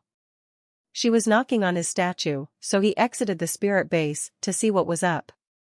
When he emerged, she was pointing to the other end of the hall. She said, someone is here. When Han Sen departed the hall, he saw old Huang. He was yelling. "Old Huang, what's going on?" Han Sen asked, as he stepped outside the hall. Qinzhang and a few others left to slay iron bugs. "But they have become trapped," Old Huang said. "Didn't I tell you guys not to wander off too far?" Han Sen frowned. "They made a mistake. Can you please go and save them?" Old Huang pleaded desperately. Han Sen went to visit the survivor of the ordeal, who had returned to inform them of what had happened. The man said, "6 of us departed in a bid to hunt and replenish our pantries. On our expedition, we encountered an injured creature unlike what we usually choose to be our prey. We decided to engage it. Unfortunately, its injuries had not slowed it down as much as we'd hoped, and it ran off really fast. We chased it for a while, and before long, we were far deeper inside the forest than we ever thought of actually going." The Surpasso looked terrified, and after a pause, to gather his composure, said, "The forest came alive. The vines and their thorns worked to capture my friends. I was at the back of the group, and after witnessing what was happening to my compatriots ahead, I turned to flee and successfully escaped. As I ran, I was able to observe the manner of vines that had captured my friends. They were different and strange. And shortly after being captured, my friends passed out." After Han Sen heard the tale, he told him, "Take me out there, so I can get a good look." "I'm coming with you," Old Huang said. "No. The greater the number, the greater the possibility of accidents. Let me head out there first and scope out this incident." After Han Sen finished, he mounted Little Wind and immediately took off with the survivor. At about the halfway point of their supposed journey, the man called out, "Ah, look. That is the creature we sought to hunt." Han Sen looked to where he gestured, and he saw a creature lying in the bushes. It was a bear, covered in white fur. It was small, and its underside had been badly injured.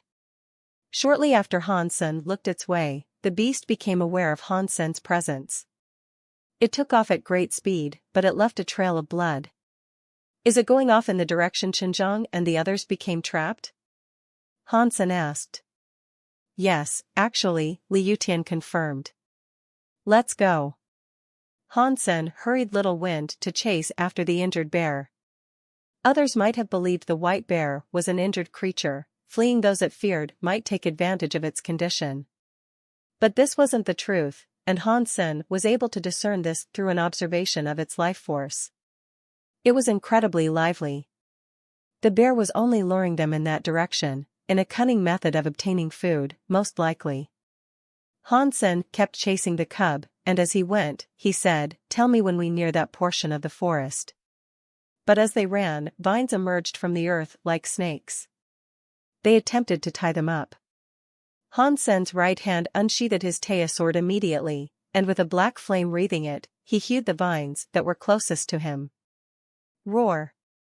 They heard a scream from someplace, and as it sounded, the ground began to tremble. More and more vines broke through the earth, lashing wildly to trash the forest around them. "Oh my God! What is this monster?" Li Yutian was shocked. A giant bug, as big as a bus, shot out from beneath the earth.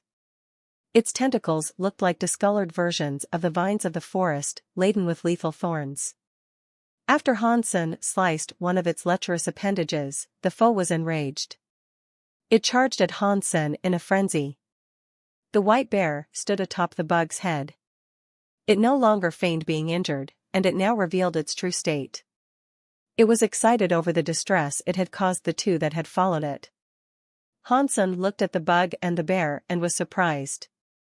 He never expected to see two wholly different species hunt together in this fashion. "You go first," Han Sen commanded. With Taya clenched firmly in his hand, he moved to attack the bear first. The cub ordered the bug to use its tentacles to ensnare Han Sen. But nothing could stop Han Sen's assault, as he sliced and diced his way through the tentacles that sought to capture or slow him. When nothing stood between him and the cub, Han Sen swung Taya with great ferocity. The speed and power was unleashed in the form of visible wind, shaped to the blade that cast it. The cocky bear was taken aback by the human's formidability. Not hanging around, he leapt off of the thorn bug. The bug was indeed the unluckiest of the two, thus far. After what it had already incurred, the wind blade sliced through its body and cut the creature in two. Shortly after, black fire blazed across its dying, twitching pieces. Mutant creature thorn bug killed. No beast soul gained. Consume its flesh to gain 0 to 10 mutant geno points randomly. Hansen was surprised at the power he had managed to unleash with Taya and Phoenix. But that surprise quickly turned to moderate frustration. The flames that enveloped the bug were so strong, they charred the corpse until it was inedible. The cub was frightened by what he saw, and quickly fled the scene into the tangled depths of thorn forest. I think Xinjiang is most likely dead. Go back and report what happened, I'll give chase to that bear. Without waiting around, Hansen took off after his target. The cub did not stop running for 1 second. As it went, a light appeared from somewhere in its body. After a short while, a buzz was heard, and then a number of bugs swarmed to attack Hansen. This guy can control bugs? Hansen was pretty surprised by this revelation. Still, the horde of pests that flew towards him did not delay his pursuit. With Taya in hand, he effortlessly carved his way through the lot, until only a smoldering mound of fly corpses remained on the forest floor. He swiftly left it behind. The bugs he had killed were primitive class. As soon as they came into contact with Hansen's phoenix flame, they were instantly incinerated. Hansen, at top speed, was a little faster than the cub. This fact and the powers he had wielded undoubtedly scared the bear, as it kept looking back as it ran. It had certainly gotten more than it had bargained for when it tried to trick Hansen. But the bear surprised Hansen, too. The creature wasn't as weak or as simple as he had initially assumed it to be. If it was a mutant creature, it must have many of its gene locks open, at the very least. Strangely, though, all it did was run. It did not seem as if it wished to fight. Is this guy actually weak, and using others is all it can do to survive? Hansen guessed. Still, Hansen wanted it dead, no matter the cost. And vengeance aside, there was always the chance he could net himself a new and rare beast soul. Before long, he caught up with the cub and was directly behind the fleeing beast. As Hansen lifted his sword and brought it down low, the bear did not react. All it did was continue to run as fast as it could. And when the sword made contact with the bear, it carved a cleft into its furry backside. In a flash, its buttocks burst into flames. The bear squealed and came to a crashing halt on the ground. Upon the spoiled, upturned soil of the forest floor, the bear rolled and writhed around in agony, attempting to suppress the flames that gnawed and obliterated his bum. Hansen prepared to slash it one final time and bring an end to the beast, but all of a sudden, it jumped up and started kowtowing to Hansen in a plea for mercy. D***Mn, this bear really is a wimp. Hansen looked at it as it continued kowtowing. It was easy to pity the thing, and all of a sudden, it did not look like a murderous, fleeing beast. It actually looked harmless. Suddenly, however, the bushes nearby quivered and shook. A pitch-black, two-tailed scorpion came rampaging through. The scorpion was as big and intimidating as a tank. The tails were 10 meters long each, and their ends were incredibly sharp. After a brief moment, the color of black faded to a blue, almost aquatic glow. If you were to suffer a sting from one of its wretched tails, you would assuredly not survive. At this moment, the bear Hansen was taking pity on stopped kowtowing. It leapt atop the scorpion's head, as a boastful grin returned to dress its face. D***Mn, son.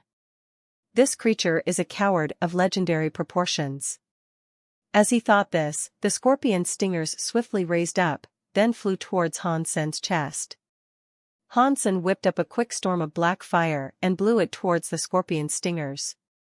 Much to his surprise, it dealt no damage. With haste, Hansen activated his Dongxian aura and used it to dodge the stinger he hadn't been able to stop. The scorpion struck with two tails, and their rapid jabs came thick and fast. Although he was able to dodge each attack, he was unable to get a hit of his own in. The cub was jumping in glee atop the scorpion. It was unbelievably cocky, and it most certainly wanted to see Hansen dead. This thing is weird.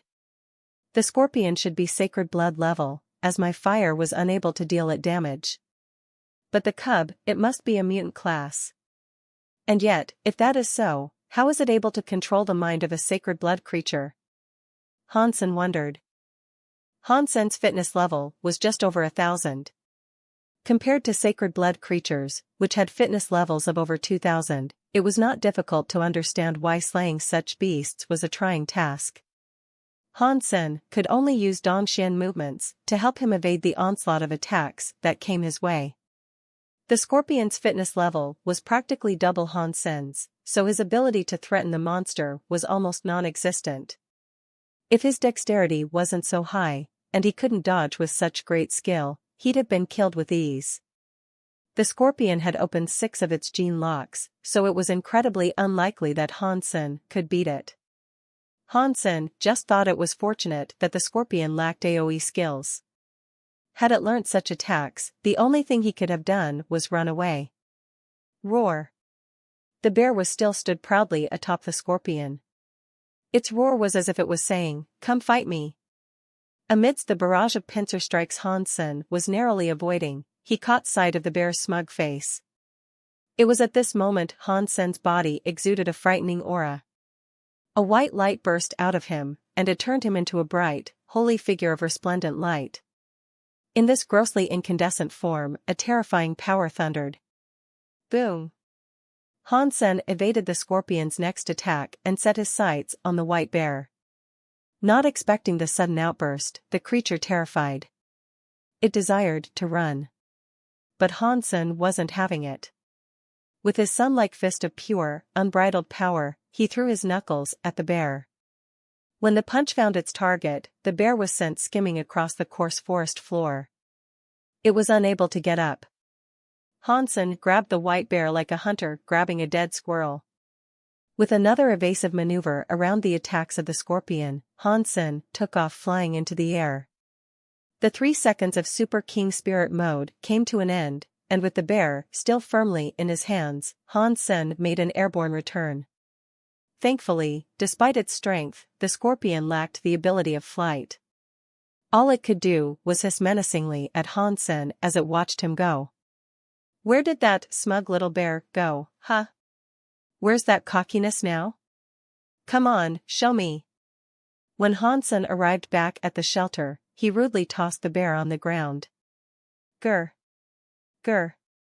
The white bear was not as remorseful as Hansen expected, and rather than beg for mercy, it threatened Hansen with growls. Ah, that's how you want to play it? Let's see what you're made of, then. Hansen brought out Taya in an effort to kill it. But suddenly, the white bear drew out its claws and scratched itself. Blood dribbled down from its body. Hansen was surprised by this, unsure of what it was planning to do. Suddenly, Hansen felt the forest above tremble as if there was an earthquake. Countless bugs were now swarming towards the shelter, like an aftershock tsunami. The bugs could smell the bear's blood, and they were each brave enough to come in. At the sight of the legion of bugs that now assaulted their shelter, the humans around were afraid, and they scrambled to different corners of the shelter in panic and disarray. Get to safety inside the shelter. Hansen called out. He grabbed the bear and fell back, further in. There were too many bugs to count, and they were all at least mutant class. If it had just been a few, it would have been fine, but now, it was a different ball game. The bugs came for the bear, and their numbers continued to grow. They fought and clawed their way through their brethren in an attempt to get to him. Grr. The white bear was being provocative, and it seemed to be telling Hansen that he should have let it go. You're dead meat. No bug can help you, not a single one. Hansen grabbed the white bear by the neck again and retreated deeper within. This enraged the bear, and so it dragged its paw along its flesh again. After this new self-inflicted lesion, the blood drove the bugs into an even greater frenzy. The bugs were everywhere, and they choked the air and sky. Hansen then decided to head to the entrance of the shelter, afraid the bugs would continue their assault until they destroyed the underground realm. Ruin to his shelter was the one thing he could not afford. And even if the shelter and the monumental tree above were not destroyed, if many bugs were left to invade the shelter, they'd undoubtedly slay the people that had moved in to live there. Grabbing the bear as roughly as he could, Hansen ran outside and into the forest. The bugs did not relent in their crazed swarming. Grr. The bear growled and growled, but that's all it would do. It was furious at its mistreatment. But despite this, Hansen did not dare hurt the bear at this point in time. The more damaged the bear was and the more it bled, the more rabid the native bugs would become. Unfortunately for Hansen, this trial was far from over. Before long, he saw the scorpion coming his way, wishing to rejoin the fray. With the situation as messed up as it was, all he wanted to do now was quickly kill the bear and discard its corpse there in the forest so he could run home. He'd most likely be able to get away, but he wanted to do this only as an absolute last resort. There'd be no benefit for him in simply killing the bear. But more and more bugs came, with many of them being sacred blood class. They were getting frighteningly close. As Hansen wondered whether or not he should have killed the bear, a familiar voice rang out. "Daddy! Daddy!" Hansen looked back, and he saw Bauer sucking an empty bottle as she crawled towards him. "Why are you here?" Hansen picked Bauer up. "I want milk." Bauer shook the bottle she had been sucking on, indicating its empty condition. Roar! Roar! Seeing the vast swathes of bugs continuing to join the pursuit, the bear made more threatening noises. Pang! Bauer had gotten annoyed, and so she kicked the bear in its face. The power in that kick was a struggle to believe, as blood suddenly spewed out from the bear's face. The head structure was disfigured and crooked, and the teeth were knocked out. They scattered across the forest floor like loose change. But when the bugs smelled the bear's blood, the creatures merely screamed, squealed, and raged even more. Ah!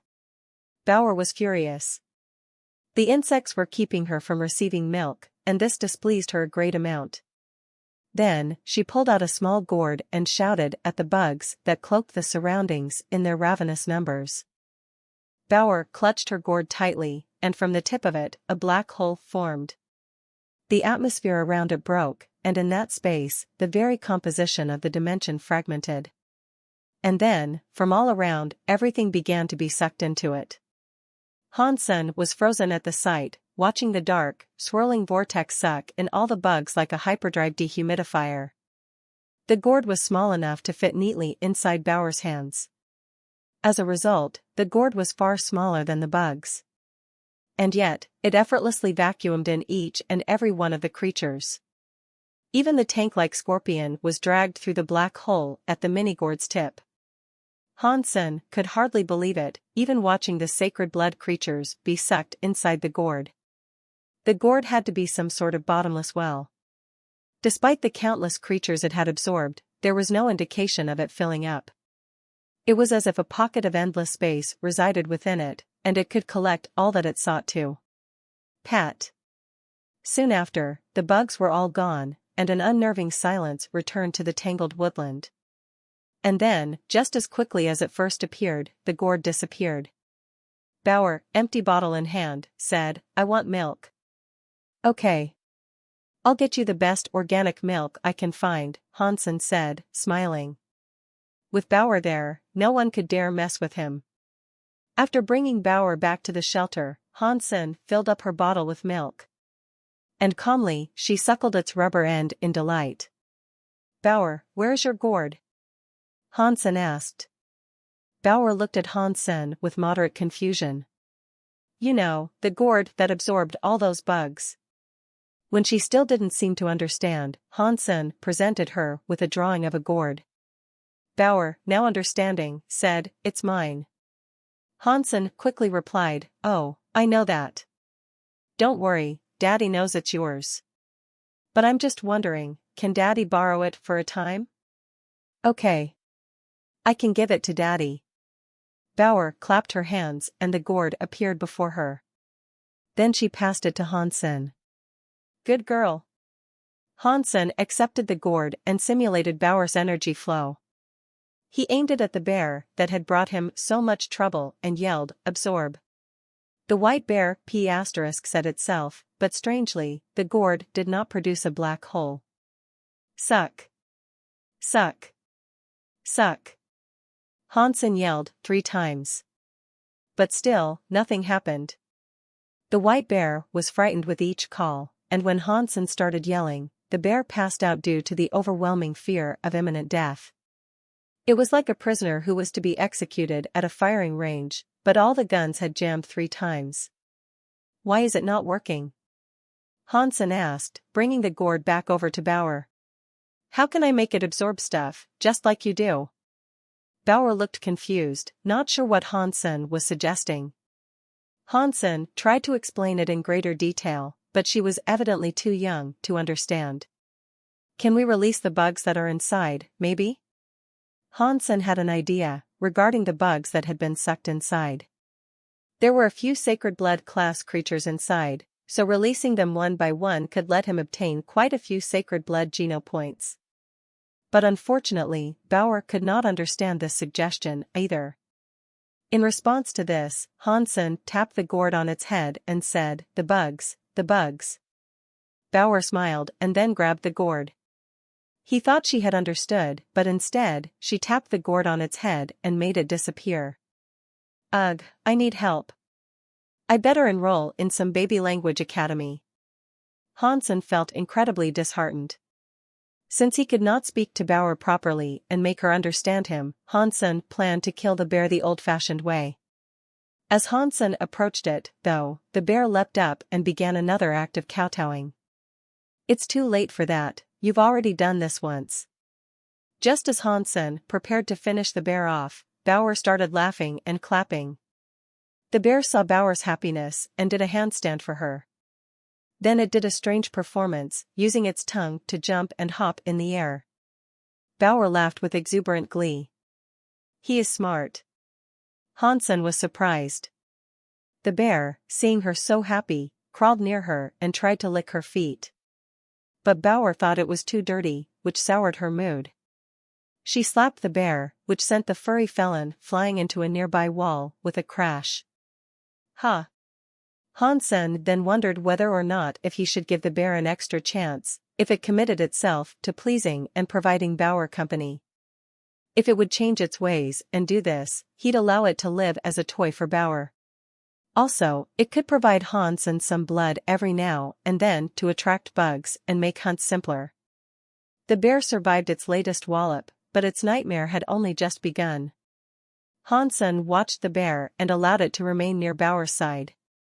Over time, he'd occasionally hear the bear scream in agony, following a loud thud. The people in the east would always hear these screams, and they started murmuring amongst themselves about what it could have been. Many were in the belief that Hansen had a secret hobby of torturing animals. By the end of each day, the bear was injured and could hardly even move. It thought it could rest, but such wishes were flickers of its naivety. At night, Hansen used his holy light to heal the creature. And the day after, it'd be sent right back to Bauer for play. The bear needed to allow Bauer to bully it, for that was the only way to keep her happy. And every now and again, Hansen would come to draw its blood. It felt as if it had been robbed of its bare necessities, and its life as a free bear was over. As the days went by, the purple orchid matured. Its flowers spread open like purple butterflies, and they released a most glorious scent.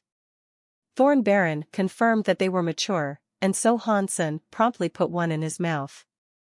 An incredibly sweet nectar bathed his tongue in delightful ecstasy. Sacred Blood Purple Butterfly Orchid consumed, Sacred Blood Geno points, +1. Hansen was more than ecstatic, so he collected the rest and stuffed his mouth with them. By the time he was done, he had obtained 7 Geno points. Thorn Baron looked at the plants with shock, almost unable to fathom how the plants had all survived their uprooting from the garden. She found it even more difficult to believe how healthy the flying mushroom had become, and how it was actually growing bigger. "How did you make this thing grow?" Thorn Baron asked. "Oh, it's just a little something that is derived from human knowledge. But tell me, what are the chances a royal spirit will become a king spirit following the consumption of this mushroom?" Hansen inquired. "It is somewhere in the realm of 1 to 10 million, Thorn Baron answered. "You might as well have just told me there's zero chance." Hansen frowned. Even king spirit parents are not guaranteed to have a baby king spirit offspring. "Believe it or not, these chances are actually decent," Thorn Baron said. "You are a royal spirit, but you should have the genes of a king spirit. Will you have a higher chance of becoming a king spirit?" Hansen asked. "Are you suggesting you might give it to me?" Thorn Baron asked, with a sudden perking of her mood. "Yes. There isn't much point in me keeping it," Hansen coldly said. Hansen wanted to give it to the spirit with the greatest chance, and he thought Thorn Baron would be the best choice. "I'm not sure the chance would increase, though." Thorn Baron sighed. "Well, we'll wait and see. There's still a while to go before it has fully matured." Hansen quite liked her, and she had always been honest. That was a big plus in his books. Moment Queen returned from her hunt with Dragonblood Snake. They brought the carcasses of 6 mutant-class creatures back with them, which, after consumption, provided Hansen an additional 35 mutant geno points. Hansen allowed Moment Queen to remain in the shelter after that, and he himself went out to hunt next. Bauer's gourd was good, but the creatures it absorbed seemed to disappear forever. Because of that, he did not take her with him. The white bear was still accompanying Bauer on a day-to-day basis, and he had swiftly become her favorite toy. Hansen took a vial of the bear's blood with him, in case he need it later for the hunt. Hansen had long since stopped the movement of the shelter, which allowed the people to become familiar with the surrounding terrain. And on this hunt, Hansen decided to head west. There weren't many insects left in the vicinity, due to Bauer's gourd absorbing much of the population. To find more, he had to walk an additional 50 miles. To make the traversal easier, Hansen rode his Dragonblood Snake. And soon after the 50-mile mark, he did indeed start to stumble across creatures. The first thing he found was a tank ant nest. He stopped right next to it. Hansen took out a metal straw and placed it on the corpse of a dead iron bug. Then he went into hiding. Not long after, a few tank ants came marching out of their nest. Their names were quite misleading, as tank ant belied their relatively frail nature. They were red, and they were about the size of an average fist. Their shells were tough, but that was just part of dealing with ants. But regardless, they waltzed out and went straight up to the iron bug bait. Hansen did not use much blood, so it was only enough to attract a few ants. This was exactly what he desired, and after the ants had arrived at the dead bug, Hansen loosed an arrow at one of the suckers. Pat! The flaming arrow tore right through the body of the targeted tank ant. Mutant creature hunted, tank ant killed. No beast soul gained. Consume its flesh to gain 0 to 10 mutant geno points randomly. The tank ants had come out of their hole one by one, in single file. Hansen did not decide to hunt these tank ants because they could provide him with decent beast souls. He hunted them because of their nature. They always lived together, and what's more, most of the ants inside that particular ant hill were mutant class. They were so small, Hansen would be able to eat them quickly and increase his mutant geno point tally at a rapid pace. The tank ants were very dumb, too. Even if the ants ahead of them had been killed, they fearlessly continued their single-file march. Hansen was overjoyed, being able to kill them in such a hassle-free manner. It was an easy task, overall, and their mindlessness made it a simple affair. The strongest tank ant Hansen detected had only opened 3 of its gene locks. But with its waste as a weakness like all the rest, it was still incredibly easy to kill. After killing 20 of them, Hansen received a beast soul. Eventually, though, the smell of blood faded. And when it had all disappeared, no more ants came to the surface. Picking up the bodies of the ones he had slain, Hansen removed their shells and built a campfire in which he could cook them. Ah, this is good. Hansen ate one and found that it tasted wonderful. The meat was crisp and surprisingly sweet. Mutant tank ant consumed, mutant geno points, +1. Just a little salt is all that's needed for this delicious meat. As Hansen ate, though, he felt something was amiss. He was unnerved, and so he turned to scan the environment around him. Then, he caught sight of 2 red eyes staring at him from a nearby bush. Quickly, he became alert. With his skills and experience, Hansen should have known something was watching him far sooner. Whatever was watching him, it wasn't any old creature. Rustle. Rustle. Rustle. As the bushes rustled, a white shadow leapt out. Hansen was frozen. From the red eyes, he believed a horrid monster had been watching him. But that wasn't the case at all. All that emerged was a white rabbit. Aside from its ruby eyes, it mostly looked like an ordinary rabbit, save for it being about 3 feet tall. It was like an oversized teddy bear. Still, Hansen knew not to drop his guard. He had seen many cute creatures in the past, ones that had turned out to be cruel, vile, and terrible beings that only sought to do him harm. Hansen could tell that it was a mutant creature. How many gene locks it had opened, however, he hadn't a clue. Hansen's fitness had yet to reach even the heights of his dragon blood snake. To compete with this rabbit, he knew he'd have to rely on his super king spirit mode. The rabbit used its hind feet to jump over to Hansen, and Hansen immediately readied himself to summon the dragon blood snake. But curiously, the red-eye rabbit only nabbed the food Hansen had been cooking. It opened its mouth and began gnawing and nibbling on whatever it could get. Hansen then thought to himself, "How dare you eat my meat?" And on that note, when in the sanctuaries did rabbits decide to start eating meat? And you're only a lowly mutant creature, how dare you? The rabbit's actions infuriated Hansen, and he quickly turned his fist into a fiery phoenix. Without delay, he swung it towards the mischievous critter. Pang! The rabbit seemed to have an aura of protection around it, like a crystal casing that was invisible to the naked eye. When the phoenix flame came into contact with it, the fire spread out everywhere, all along the Orbishora. Not a single hair of the rabbit was singed. Hansen was shocked. He was incredibly strong when it came to the use of fire, so he was taken aback to learn that he could not shatter its protection. He sat up again, and saw that the rabbit was totally unfazed by what Hansen had attempted to do.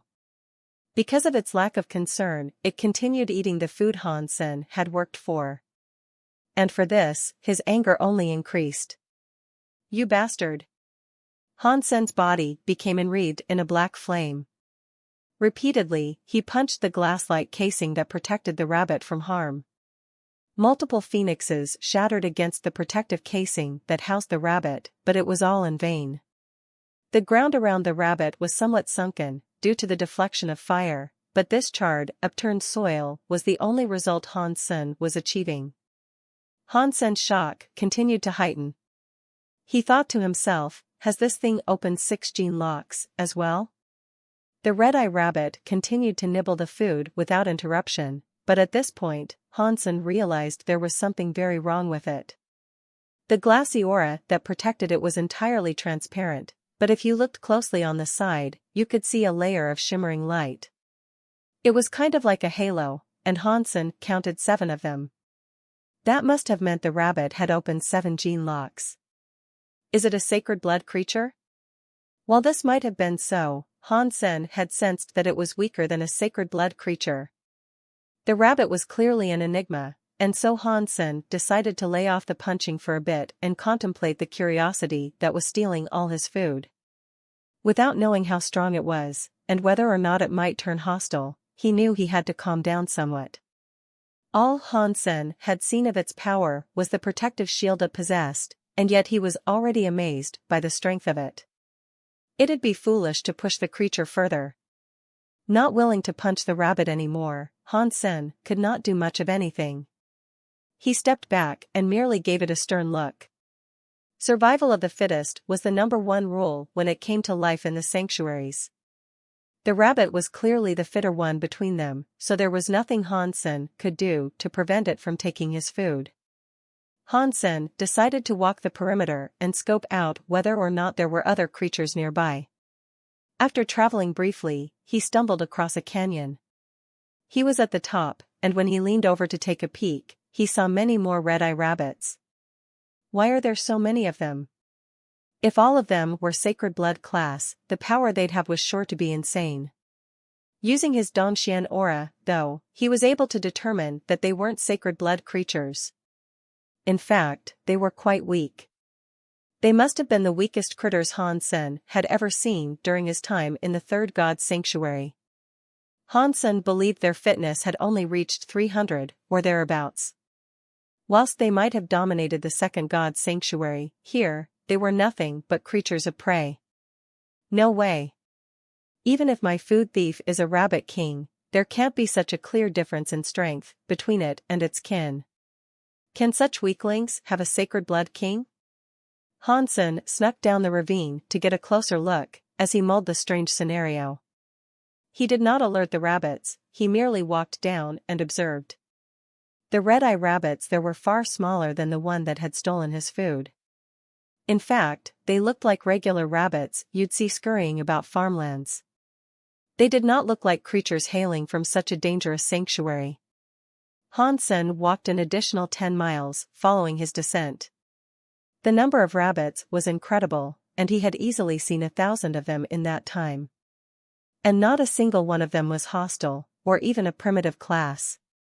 Han Sen did not believe they could hide the truth about their energy flow, so he decided to attack one rabbit with all his might. This rabbit also had an invisible barrier of protection. But this rabbit was weaker, and Han Sen was able to break through the force field and kill it. Ordinary creature red-eye rabbit killed. No beast soul gained. Consume its flesh to gain 0 to 10 ordinary geno points randomly. So it is an ordinary creature. Han Sen frowned even more. The red-eye rabbits around him were all ordinary, which meant their boss could be no greater than primitive. But the thieving red-eye rabbit Han Sen had first encountered had opened 7 of its gene locks. Ordinary creatures were now useless to Han Sen, so he didn't harm any others in the valley and simply kept on traveling. He occasionally bumped into other creatures, but they were nothing he needed to hunt. After another 50 miles of travel, he no longer saw any more of the rabbits. Still, that first red-eye rabbit continued to concern him. Exiting the valley, he proceeded to ascend the slopes of a mountain. There, Han Sen stumbled across a mutant creature he could hunt. From a cliffside wall hung a large beehive. The occupants of the hive were bigger than average bees, approximately the size of pigeons. Han Sen was already aware of the existence of this creature, and knew that it was called a saber-tooth bee. They were venomous, but they were usually only primitive in class. That being said, mutant ones did occasionally exist. And of course, that was Han Sen's intended target. Their form and their weakness made them an ideal target for him to hunt. Han Sen had brought with him the corpse of the red-eye rabbit he had slain. He laid it out on the grass, peppered it with some of the white bear's blood, and left it there while he went off to hide. The bees soon became aware of the liquid. In response, swarms of the insects exited the beehive in haste, all of them seeking the source of the smell that had ensnared their attention. There must have been at least 300 of them. Han Sen drew his bow, nocked an arrow, pulled the string, and readied himself to fire an arrow at any mutant ones that appeared. They were quick little blighters, and their eyesight was good. Hitting them from such a distance was no small feat. If they were aware of an arrow headed their way, they'd have no trouble avoiding it. And following the first miss, they'd remain alert. Any further shots would also result in misses.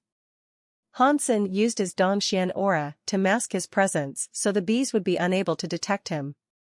This increased his chances of successfully performing the stealth kills he wanted to. After gauging the scene for a while, Hansen found the ideal opening for an attack. He fired the arrow, which silently ended the existence of one saber-tooth bee. Mutant creature saber-tooth bee killed. The beast soul has been acquired.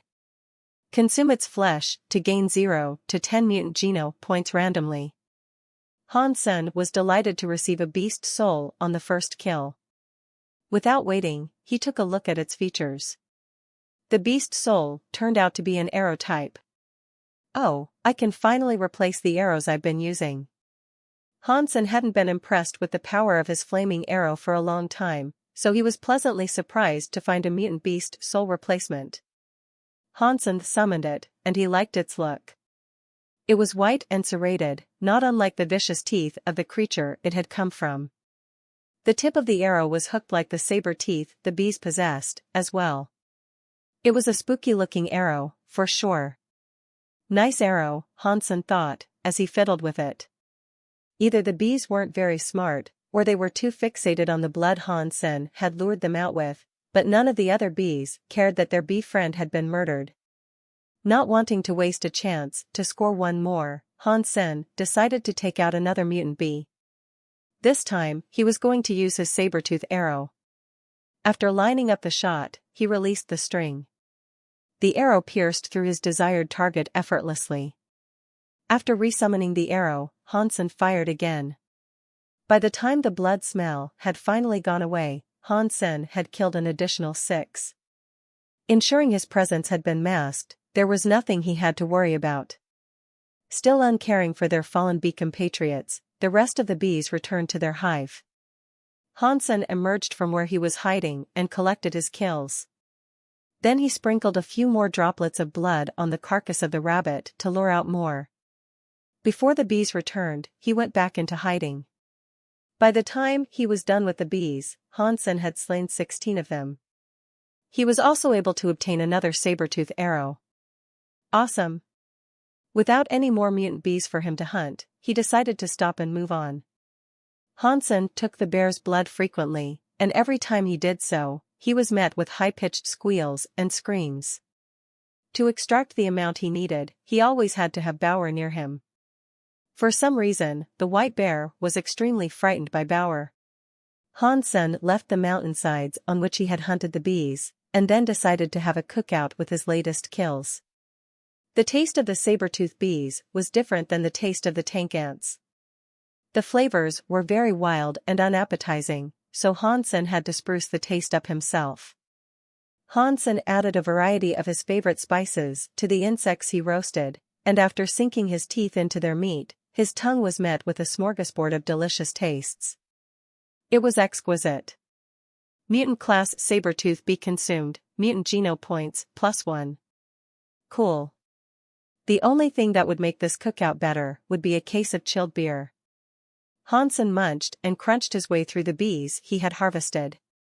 Their skin was crispy and their bodies were without bones, and it was a feast he was happy to relish in. But then, Hansen suddenly saw a white shadow emerge from the bushes. It wasted no time in destroying Hansen's enjoyment of the moment by grabbing one of the bees he had been cooking. "It's you little sh*t. Hansen watched the rabbit king nibble on the bees he had hunted himself. F***CKU. How dare you come back and steal my food again? Hansen was infuriated by the boorish, thieving critter. His phoenix fire was unable to break its shield, so this time, he fancied summoning his dragon blood snake. But before he did, he managed to stop himself. He re-acknowledged the strength of the rabbit, and remembered that if the dragon blood snake was killed, it'd be a great loss for him. Seeing the rabbit gnaw the well-seasoned bees, Hansen had an idea. Hansen sat down near the campfire and started cooking another bee. So far, he had only cooked 4 out of the 16 he had hunted. He had eaten 1, and so had the rabbit king. Hansen did what he could to make the bee taste the best it could. Hansen had been grilling food for many years now, and he had become a bona fide master of the art. He was the king of cuisine when it came to outdoor cooking and grilling. This latest bee was laden with the perfect assortment of his best spices. This was the perfection of the culinary arts, and a mere gander at what he had cooked was enough to make the most stoic vegan drool copious amounts of saliva. After the rabbit was done gnawing on 2 bees, Han Sen's latest masterpiece had almost been completed. When the furry fiend was done, it turned its attention to the one that was now being grilled. Surprisingly, it did not immediately grab it. The rabbit simply watched it get cooked in captivated silence. This wasn't at all what Han Sen expected, but he was glad the rabbit wasn't rude enough to steal the unfinished food. What's wrong with this thing, I wonder? Han Sen finished cooking the bee and then stood up. Seeing Han Sen put down the bee for it, the rabbit kicked its feet together in a joyous leap and began scoffing it all down. Yes, eat it. Eat it all. This will be your last meal. Han Sen watched the rabbit and smiled menacingly. Although it surely tasted divine, Han Sen had left one of the bee's poison sacs inside. This poison could numb and paralyze the tongue, but with the spices he had used, Han Sen was sure the rabbit wouldn't be able to detect what it was eating. He didn't expect it to actually kill the rabbit, but making it sick would be enough for him. Han Sen continued to watch the rabbit, anticipating the moment it'd fall under the effect of the poison. After a few more mouthfuls, the rabbit suddenly froze in place. A white substance frothed from its mouth, before it collapsed to the ground and began convulsing. Han Sen watched with a captivated stare. His ploy had been more effective than he believed it would be, and he was pleasantly surprised at how low the rabbit's resistance to poison was. Is this really a sacred blood creature? Han Sen ran over to the rabbit and watched its life force begin to fade while its body twitched in agony. Han Sen stroked its fur, and was surprised to see that its shield had vanished. From his light touch, the rabbit started to bleed. The rabbit was far weaker than he believed it to be. He was quite shocked. Weak. It was unimaginably weak. The sacred blood rabbit was actually just as weak as an ordinary rabbit. How is that even possible? How can a creature with 7 gene locks open be so weak? How can such a weak creature possess the fitness level required to be a sacred blood creature? Han Sen was frozen in disbelief, watching the rabbit's life force fizzle away. The rabbit was dying, but before it completely gave up the ghost, Han Sen decided to be merciful. With his holy light, he opted to heal the rabbit and purify the toxins in its body. Han Sen did not believe it was a sacred blood creature. It was impossible for a sacred blood creature to be that weak. The only possibility for its weakness, Han Sen hypothesized, was that it had somehow managed to open 7 gene locks while being an ordinary creature. As unbelievable as it sounded, it was the only explanation he could think of. If it was just an ordinary creature, killing it would have been pointless. He didn't need ordinary geno points anymore, so being merciful wasn't a problem. And besides, this was a puzzling creature. And the enigma fascinated him so much, he really desired to know how this strange anomaly had occurred.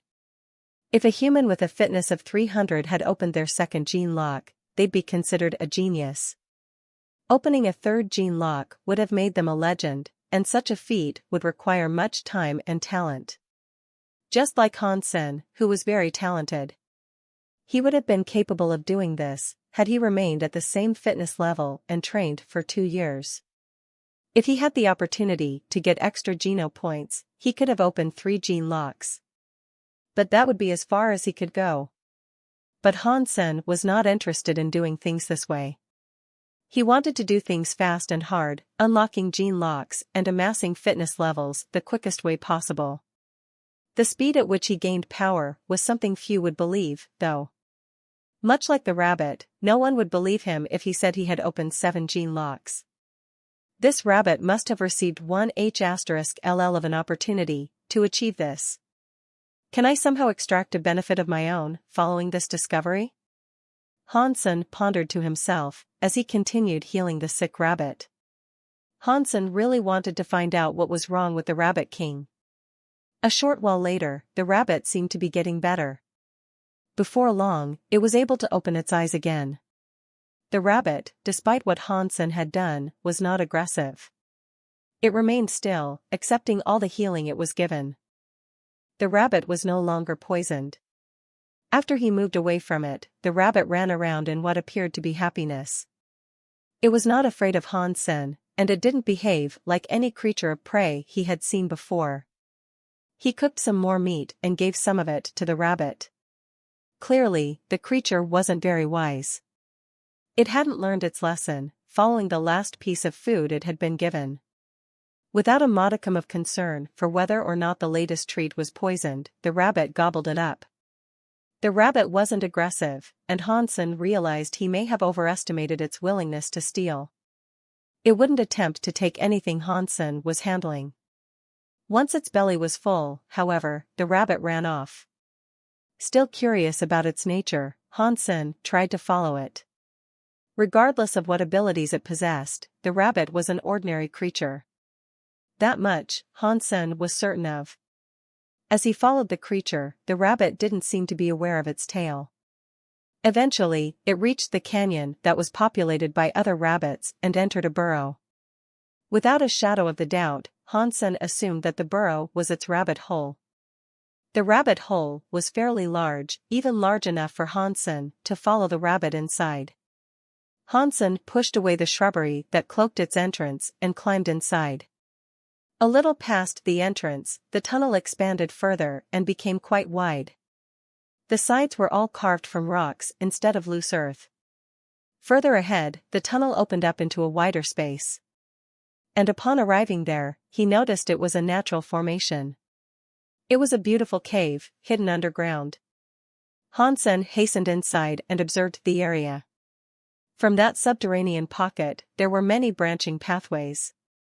And in that place were many other rabbits as well. The Rabbit King didn't stop in that cave, and it zigzagged along through a variety of different passages. Hansen had to speed up in his pursuit of it, in fear of losing the creature. After a while, they came to an underground river. Many rabbits drank fluid from the stream, which led Hansen to believe that was what the Rabbit King had come to do, also. But instead, the Rabbit King leapt into the water. The shield allowed it to float atop the babbling river, and the rabbit submitted itself to the gentle pull of the current. Using arrow, Hansen followed the Rabbit King down the river. Where is this rabbit going? Hansen wondered. Further downstream, the water's flow got a little choppier. The tunnel they moved through was purely for the passage of this water. With the splashes from the stream, all the rocks around were wet. There was no place for the rabbit to disembark, and eventually, even that tunnel had various branches and different offshoots of tunnels to follow. This complex network of caves was not at all what Hansen was expecting. The rabbit slowed down as it bobbed along the river, and it seemed to be deciding which way to go next. When it decided, it moved its feet to roll the orb-shaped shield in the direction it wished to float. Hansen followed the rabbit down these tunnels for 2 hours, until he heard a louder sound of water. All of a sudden, the Rabbit King disappeared from his sight. And that was when Hansen realized the Rabbit King had taken the plunge off a waterfall. When Hansen saw the Rabbit King next, many splashing sounds accompanied the sight. After the Rabbit King descended the waterfall into a subterranean lake, a silver-scaled aqua dragon lashed upwards. It was attempting to kill the Rabbit King. It seemed as if the Rabbit King was going to be eaten with relative ease. But it managed to kick itself off a cliff wall and leap past the water serpent. The dragon turned around and continued chasing the rabbit, but the aqua dragon had black chains around its arms. The chains quickly jerked the dragon to a stop, and allowed the Rabbit King to get to safety. Boom! The aqua dragon's body fell, creating 10-meter-high waves. The Rabbit King was still in the water, but it was no longer in danger. The aqua dragon was still chained up, and it was unable to pursue the furry king. The rabbit, still in its shield and submitting to the bob of the waves, continued to travel downstream. Hansen was frozen, acknowledging the power that dragon possessed. It was almost as strong as a super creature, that much he knew for certain. The biggest question on his mind, though, was how someone had managed to chain up such a fierce beast so far below the earth. And furthermore, why? Was it a human that did this? Or was it a spirit? The chains did not look as if they had been forged by humans, but ultimately, Han Sen could not be sure.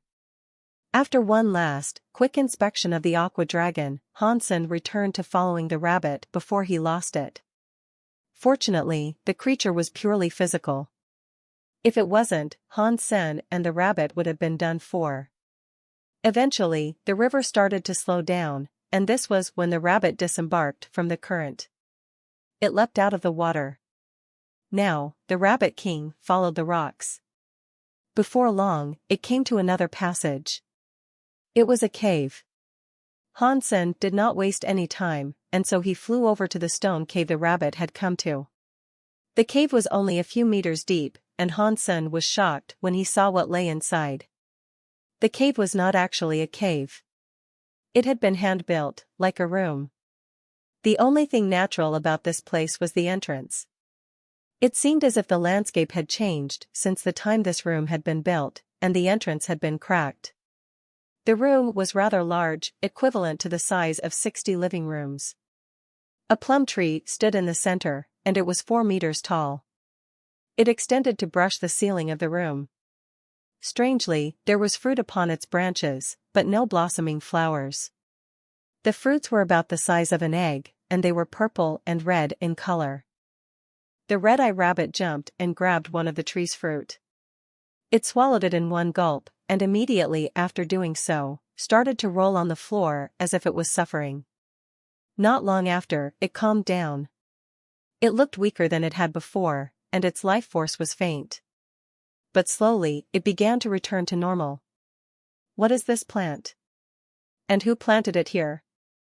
Han Sen was surprised at where he ended up, and he observed his surroundings with keen interest. Aside from the plant, there was nothing else in the room. There was a single closed door, but where it led, he had no idea.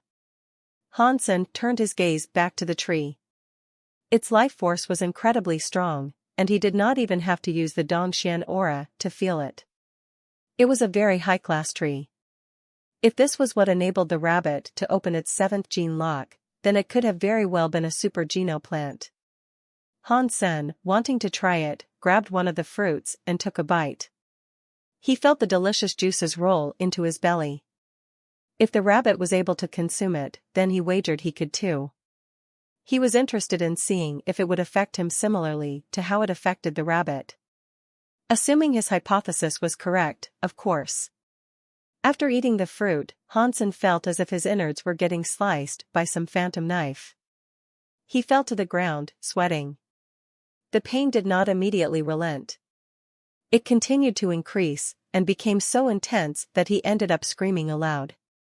Soon after, though, the pain went away. His body was left in a weakened state, which was a foreign feeling to Han Senator. It was a sensation he wanted to be rid of soon.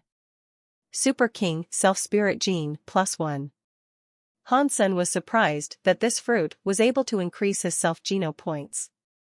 Looking up at the tree, it delighted Han Sen to see that there were around 100 of the fruit. Han Sen was now glad to see that the rabbit was still incredibly weak. It took a while to digest the fruit.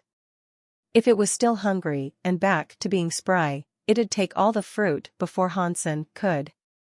Han Sen saw that a lot of the fruit had already been eaten, and he wasn't sure how much had been taken. Using his holy light, Han Sen was able to fully recover and get back on his feet. When he was upright, he wasted no time in gobbling up another. The pain was just as bad as it was the previous time. Fitness level did not matter when eating this fruit, you were dealt unimaginable pain no matter how strong you were. Super King Self-Spirit Gene +1. No pain, no gain. Literally. And Han Sen could not wait to eat more. After eating the fruit, he healed himself. And when he was recovered, he'd immediately eat another fruit. This happened over and over, and suddenly, pain had become his pleasure. The tree still had over 100 fruit, and when he had eaten 100 of them, Han Sen heard a strange announcement play. Super King Spirit Gene Capacity at Maximum. First gene lock open. Hansen was more than shocked, to say the least. He already knew opening his gene locks improved his Super King Spirit mode, but he had no idea Super King Spirit mode had its own gene locks to open. Although he wished to know what changes there were following the opening of its first gene lock, he had no idea where he was. He wasn't going to randomly use it here. Hansen ate the rest of the fruit on the tree, providing him an additional 18 self-geno points. This meant he had a grand total of 118 self-geno points following this excursion. I'm sorry, Rabbit. But fair's fair. You eat my stuff, I eat your stuff. Hansen almost felt guilty. The rabbit was not aggressive to him, and Hansen comforted himself by telling himself the rabbit's open gene locks were useless. All they did was strengthen the bubble shield around it. Fine, I'll tell you what. In return for what you've just given me, how about I provide you with a bunch of pet pills? You can have as many as you want. Hansen planned to bring the rabbit back with him. In case it was ever killed by other humans, unable to defend itself due to the fact that Hansen had stolen its source of strength, he decided to return with it. It was a clumsy creature, and he figured if a human ever did set its sights on the rabbit, it'd be killed without much trouble. The rabbit looks very cute, too. Bauer might like it. But thinking about what the bear had to suffer, he wasn't sure he should subject any more creatures to her cruel torment. Besides, the rabbit was different than the bear. And the circumstances of their meeting were entirely different. The rabbit didn't deserve to get destroyed every day by Bauer. Hansen left the rabbit there for a while and went towards the door. He had already received a most amazing treasure in the room he was in.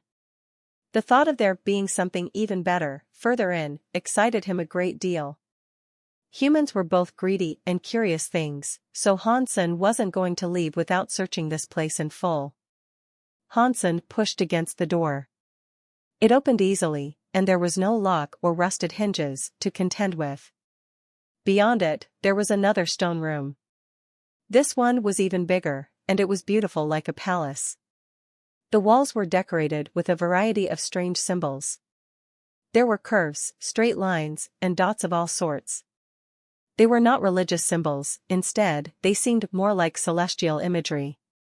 In the back of this palace-like room, there was a bronze tripod ding cauldron. It was 10 meters tall, and it possessed similar imagery as well. Hansen flew over there, curious about what might be inside the ding. And after seeing what was there, goosebumps rose up and down his body. His sweat turned cold. There was red soil inside the bronze ding. It smelled like blood, and someone had been buried beneath it. The head and the hair of a man was all that was left uncovered by the soil. As Hansen looked, the man's pale face seemed to be looking at him. The man's eyes were white, and they had no pupils. It was a chilling sight, and he could have easily been mistaken for a demon. Hansen could not tell whether it was a human or a spirit. He couldn't detect a life force, but it was so curious and unnerving to think a person had been buried there, so far underground, inside a ding. Hansen gulped, as he was getting rather creeped out. When he regathered his composure, he sought to check the man out and see if he could learn more. His preliminary examination told him that the man had a pretty face, and he was wearing jade earrings. That was all he could see. Who is this man? And why has he been buried here? Hansen flew away from the ding and saw a folding screen. Moving past it, his eyes were greeted with the sight of a stone hall. In there, Hansen noted the presence of several stone statues. They were all demonic-looking in their imagery. But he didn't know which demons they depicted, as they didn't at all look familiar to Hansen. Towards the end was a stone table, and atop it, a grey box. Hansen approached it, and noticed it was open. The lid was slightly ajar. Through that gap, he saw that a bone was inside it. Hansen magnetized the box towards him and fully opened the lid to get a look at the bone that was within. Much to his surprise, he realized that it was actually a Rubik's Cube that had been crafted from bone. This wasn't an average Rubik's Cube, though. It was six-sided, and none of its surfaces were color-coded. In place of colors, there were many symbols that were foreign to Han Sen. After a thorough count, he learned there were 100 faces for the Rubik's Cube. Creating a Rubik's Cube that was so small, yet so dense and complex, was not something of average craft. It would require the precision of high technological advancements and machinery. If you could complete and solve a simpler Rubik's Cube, you could do this one. The only difference being, with this level of complexity, it'd take far more time. And with only foreign symbols for an indication of which face aligned with what, minus any easier to discern colors, it was sure to be far harder. With 10,000 faces to unmuddle, it was to be a real head-scratcher. And it was most certainly not a puzzle that could be solved by any average human. Thinking it quite interesting, Han Sen wanted to keep it. After another examination, to see whether or not there was any danger associated with the item, he deemed it okay to take. Swiftly, he pocketed the puzzle. When he got back, he fancied completing it through the use of a computer. He figured there was no point in exhausting actual brainpower to solve it. All Han Sen worried about was whether or not the bone that had been used to craft the Rubik's Cube had come from a creature. If it had been, he couldn't return to the Alliance with it. Han Sen decided to leave the stone hall, and just as he was to pass the screen, he was delivered a fright. Standing atop that screen was the man he had previously seen buried inside the ding. He was staring at Han Sen. "Are you a man or are you a spirit?" Han Sen eyed the man suspiciously as he drew his blood dagger.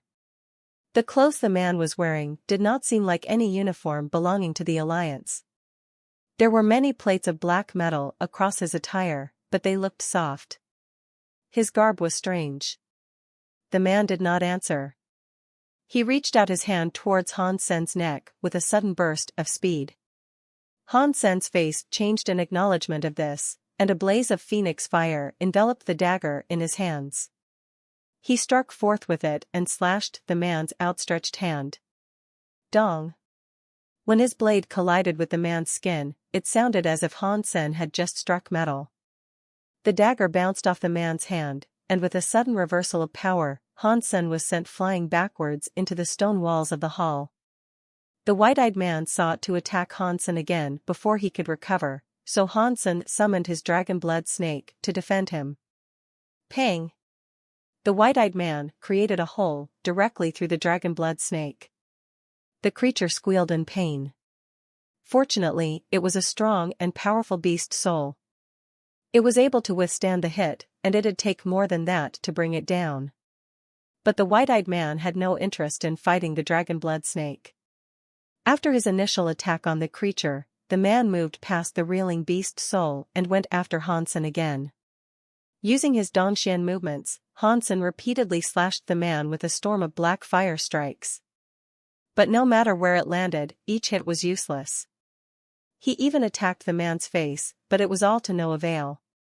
The man closed the distance between them with an attack of his own, and Han Sen was too late to dodge it. The flesh of his shoulder was torn, and the gash instantly wept blood. "Who are you?" Han Sen asked again. Against this enemy, Dragon Blood Snake was all but useless. And even if he employed his Super King Spirit mode, Han Sen wagered he'd still be weaker than the man. Realizing he could not beat this foe, all Han Sen wanted to do now was escape. The landscape, and its winding tunnels, were maze-like this far below the earth. If he was quick enough, there was a chance he could lose the man. But that was a big if. The man was incredibly fast, and Han Sen was unsure whether or not he could compete with him. Already, that speed was being employed to prevent Han Sen's departure. After a few more evasions, Han Sen's chest was slashed. When the man's middle finger came back into view, it dripped with Han Sen's blood. Boom! The snake was knocked away by the man again. When it crashed into the nearby wall, the entire hall shook violently. Han Sen did not dare fight the man any longer. When the man turned his attention back to him, though, he swung his dagger to kick up a black flame, then leapt out of the man's way in a fiery evasion. But the man possessed unimaginable power, and no matter how hard Hansen tried, he couldn't dodge. The man's hand was like an omnipotent shadow that trailed those who sought to flee it, hovering above and ready to snatch or smash helpless victims. Gritting his teeth, Hansen used his red dagger in an attempt to knock the hand away.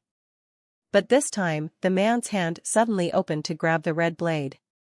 And then, in a flash, it was broken in a swift clench.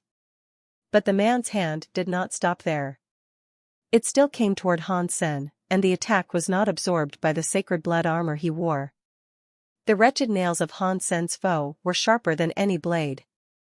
If it wasn't for the dragon blood snake, the man in black would have twisted Hansen's head off. When the hand came for Hansen, at the last second, the dragon blood snake leapt in front of its master to take the hit. Instantly, the creature was knocked away again, but still, the man did not relent. And it seemed no matter what Hansen tried, shaking this ghastly person would be impossible. Hansen had no choice but to now pull out his Taya sword. He hadn't used it earlier, in fear of it being broken. That belief had not changed, but it was the best blade he currently had. It was a desperate time, and Hansen could not afford to be careful. He would do whatever it took to survive, so with Taya in hand, Hansen swung it against the man's incoming hand. Dong! Hansen and the sword were sent flying, but strangely, the man let out a yelp. He shouted aloud in pain, and Hansen noticed a wound across his hand. And from the gash Hansen had delivered, the man bled purple. Taya has what it takes to hurt him? Hansen was surprised and delighted. The man stopped moving and looked on the sword with great fear. Hansen was happy and renewed with hope following this development. With this revelation, he might have a chance to escape. And it was all thanks to Taya. When Hansen took this opportunity to flee, though, the man was still not keen to let him go. The man came after him, but kept a moderate distance between them. His desires to keep Hansen there and to stay away from Hansen's sword seemed conflicted. Hansen fell back to the tree, but the red-eye rabbit had vanished. "My tree, you die," the man, seeing his tree stripped bare, looked furious. No longer did he care about the sword Hansen possessed, as a blazing bonfire of anger surrounded him in a frightful aura. The cavern seemed to tremble with his rage. Hey, it wasn't just me. The rabbit had some, too.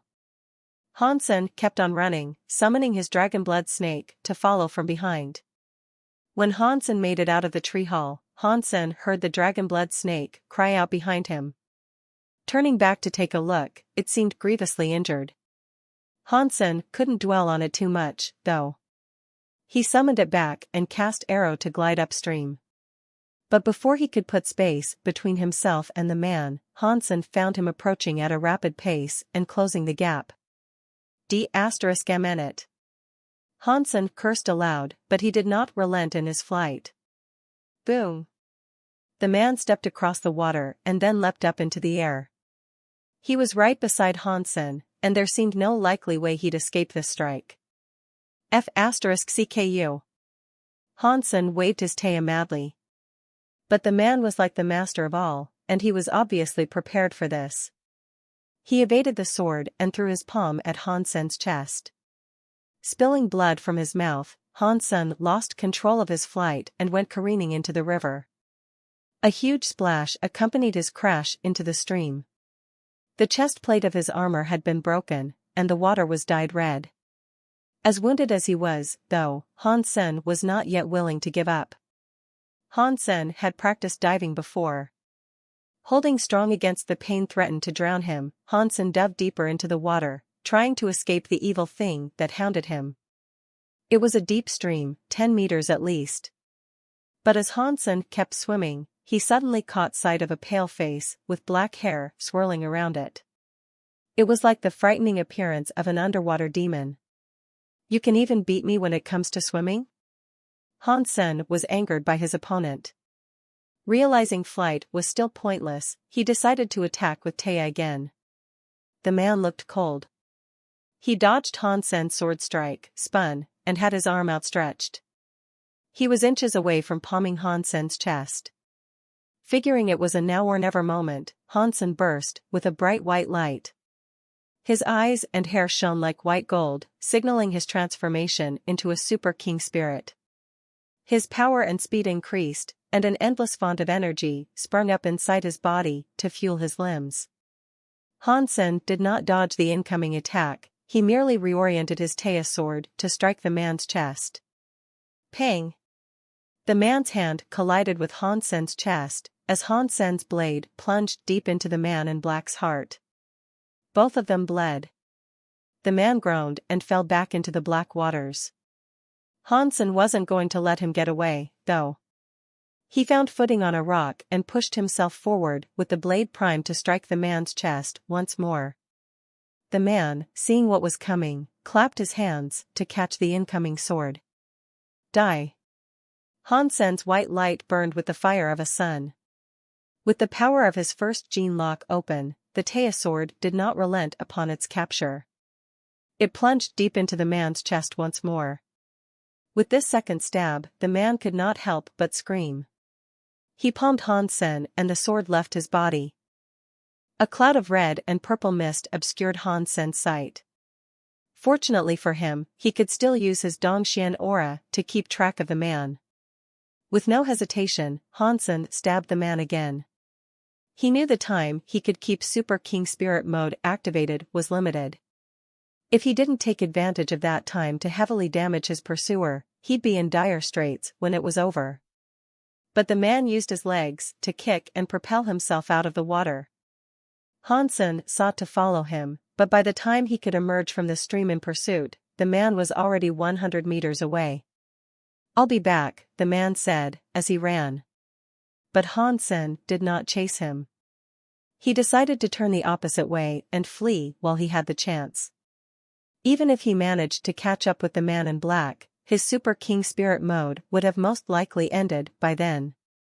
Killing that man wouldn't be easy, not in Hansen's current state and with the current length of his Super King Spirit. Hansen flew for a while, but he noticed he was still in Super King Spirit mode. He thought it should have ended far sooner. After 10 seconds elapsed, Super King Spirit mode came to an end. And at this point, Hansen had just reached the waterfall. "It looks like I can last around 10 seconds, after achieving my first open gene lock." Hansen was delightfully surprised. But now was not the time to sit back and be happy over this advancement. Right now, Hansen wanted to make his way out of this hellish labyrinth and go home. Under the effects of Super King Spirit mode, he was able to stab the man in his heart twice. But still, it wasn't enough to kill him. Hansen only wanted to get back to his shelter. If he moved his underground shelter, he did not believe the man would be able to find him either. But before he scaled the waterfall, the man appeared out of nowhere. The man in black caught up to him with alarming speed. "You almost had me fooled. I knew you could not remain like that forever."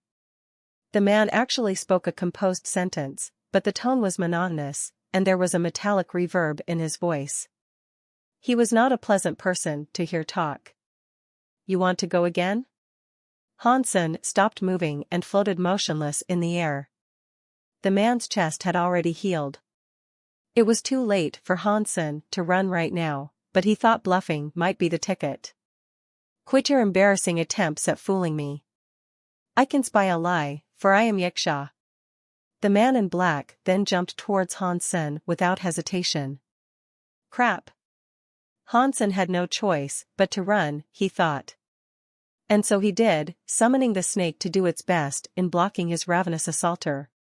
The snake had already been heavily injured, but now, it was hit by Yiksha once again.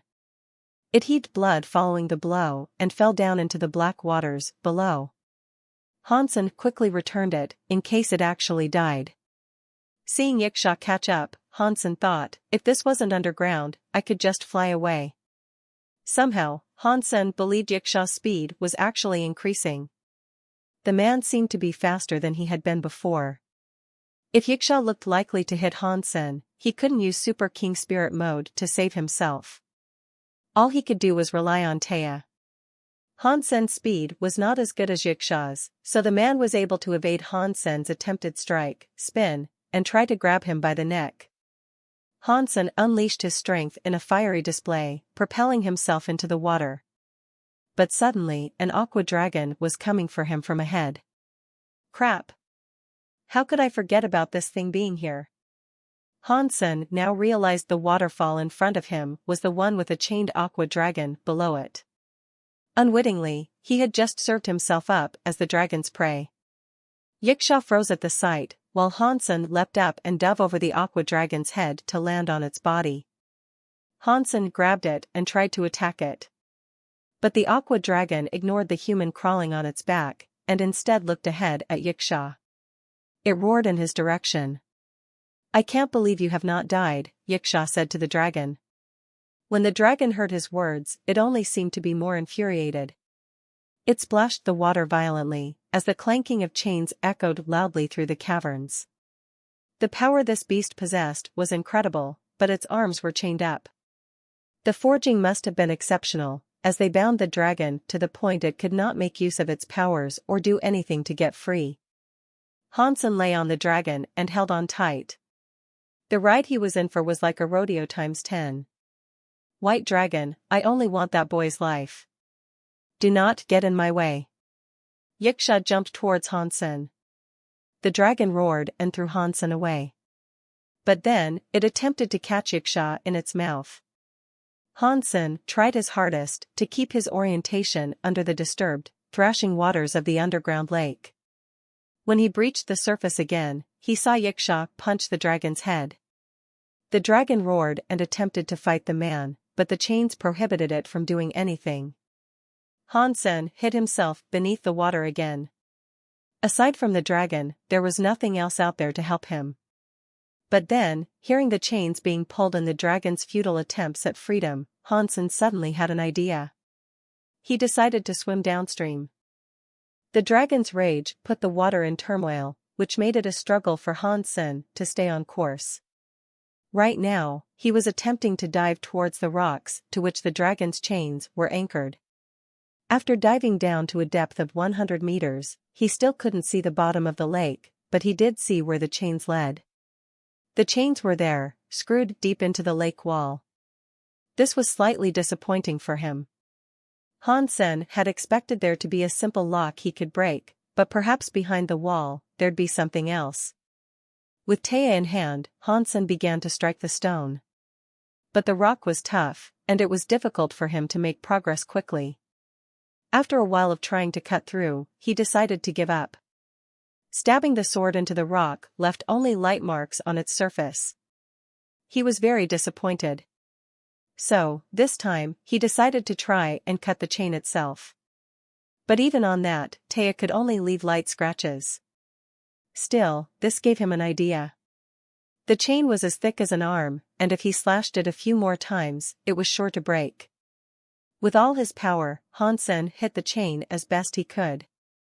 The dragon, feeling as if someone was gnawing at his chains from below, started to pull. It looked infuriated as it dealt with Yiksha. Surely it could not have been Yiksha who locked him up down here. Could it? Although Yiksha did not look as strong as the dragon, it seemed as if he was getting stronger all the time. It was as if he was still in the process of some sort of recovery. I need to be quick. If Yiksha does end up becoming stronger than the dragon, I'm in for a bad time. Hansen continued to strike with his sword like a madman. Catcha! Hansen slashed it 1,000 times, in total. And on the 1,000th strike, a ring in the chain was broken. When the dragon pulled again, the ring shattered. Without waiting, Hansen swam towards another chain and started the process all over again. There were 6 chains in total, so it seemed as if he would have to break them all. If they hated each other as much as they seemed to, Hansen could allow the two to duke it out while he made a sneaky getaway. The dragon, after feeling one of its chains break, began to pull harder than ever. Hang on. Slow down. I'm getting you out, aren't I? Hansen flailed his sword as maniacally as he could. After much more hard work, the second chain was severed. Hansen took a look at Taya to see how its sharpness was faring. Much to his surprise, delight, and relief, the sword was as sharp as ever. It had not been dulled by even the slightest amount. If this sword has not dulled by being beaten against rocks and metal chains such as these, how in the sanctuaries was it originally broken? Hansen thought in awe. As Hansen worked on the fourth chain, the dragon's excitement was going through the roof. It kept on pulling the last two chains, but still, it could not free itself. When Hansen cut the final two chains, the dragon roared and leapt out of the water. Its performance was incredible, and very intimidating. Hansen swam up to the surface, and when his head broke through, the entire cavern was rumbling. The fighting between the two had started to make the cave collapse. Yiksha is getting stronger again. Hansen did not dare to stay and watch the spectacle of their combat. Which of the two won this fight meant little to him. He'd most likely be killed by either one, if their attentions weren't currently fixed on each other. And also, if the cave came down on top of him, he wasn't willing to remain and get buried alongside them. So, he took off flying, retracing the route he used when he followed the rabbit in. He heard explosions coming from behind, and they were loud that they made his ears hurt. But after traveling for a while, the noise started to die down, and he began to realize he had gotten lost. There were many different ways to go, and they all looked very similar. He had forgotten exactly which twists and turns he had taken. Upstream, right? Just go upstream, that should lead me back to the surface. Hansen continued to glide along the river on an upward trajectory. As good as this idea seemed, he was certain he hadn't come down the way he was currently going up. Hansen, after a while of continuous flying, heard nothing come from behind now. But he had been going up the river for a while, and he had yet to see a single rabbit. I may not be able to get out, but at least Yiksha won't be able to find me. Hansen hid his life force and continued his attempt at escape. Hansen traveled for a long time and eventually, the river became much wider. It had been a while since he last saw a turn, so he thought it was too late to go back. He decided to keep going. After 50 miles of subterranean travel, the river had widened until it looked like an ocean. There was no end in sight, and all that filled his vision was darkness and the gentle ripple of the waters. It was as if he had discovered an underground sea. Boom! A giant monster leapt out of that ocean, creating vast waves as it appeared. Hansen saw it appear as he stood on the edge of a cliff. He was frozen at what he saw next. There were more of them. A variety of Goliath creatures emerged from that sea, and he found himself feeling like an ant. The creatures seemed to be playing on the water, but even so, Hansen did not dare approach the group. There was a silver-scaled aqua dragon there, very similar to the one he himself had just released. Why are there so many dragons here? Hansen counted 5 aqua dragons. And strangely, it looked as if they were having fun together in the water. Hansen observed their life forces and noted that none of them were as powerful as the first he had encountered, with Yiksha. There were also slight variations in each of their appearances. The first white aqua dragon had 4 legs and feet, and no wings. These, on the other hand, did have wings, pretty, silver, semi-translucent wings. They gave them the ability to fly. What is this? Hansen saw another giant sea monster emerge from the black water. When his vision of it became clearer, Hansen was shocked. It was a giant white shark, and it had wings as well. It was twice as big as the dragons, and it produced tall waves that disturbed the water as it swam. When the winged shark appeared, the 4 dragons almost seemed to behave as kids. They played around it in a friendly manner. Looking closer, Hansen noticed that the wings of the dragons were quite similar to the wings of the shark. And what's more, the dragons had shark teeth. Furthermore, their bellies were broader than the white aqua dragons from before. They looked like Western dragons. Are these the offspring of both the white dragon and the shark? Hansen wondered to himself. He thought that, after 1,000 years of being trapped so far below ground, the white dragon must have been willing to screw whatever female creature it could find.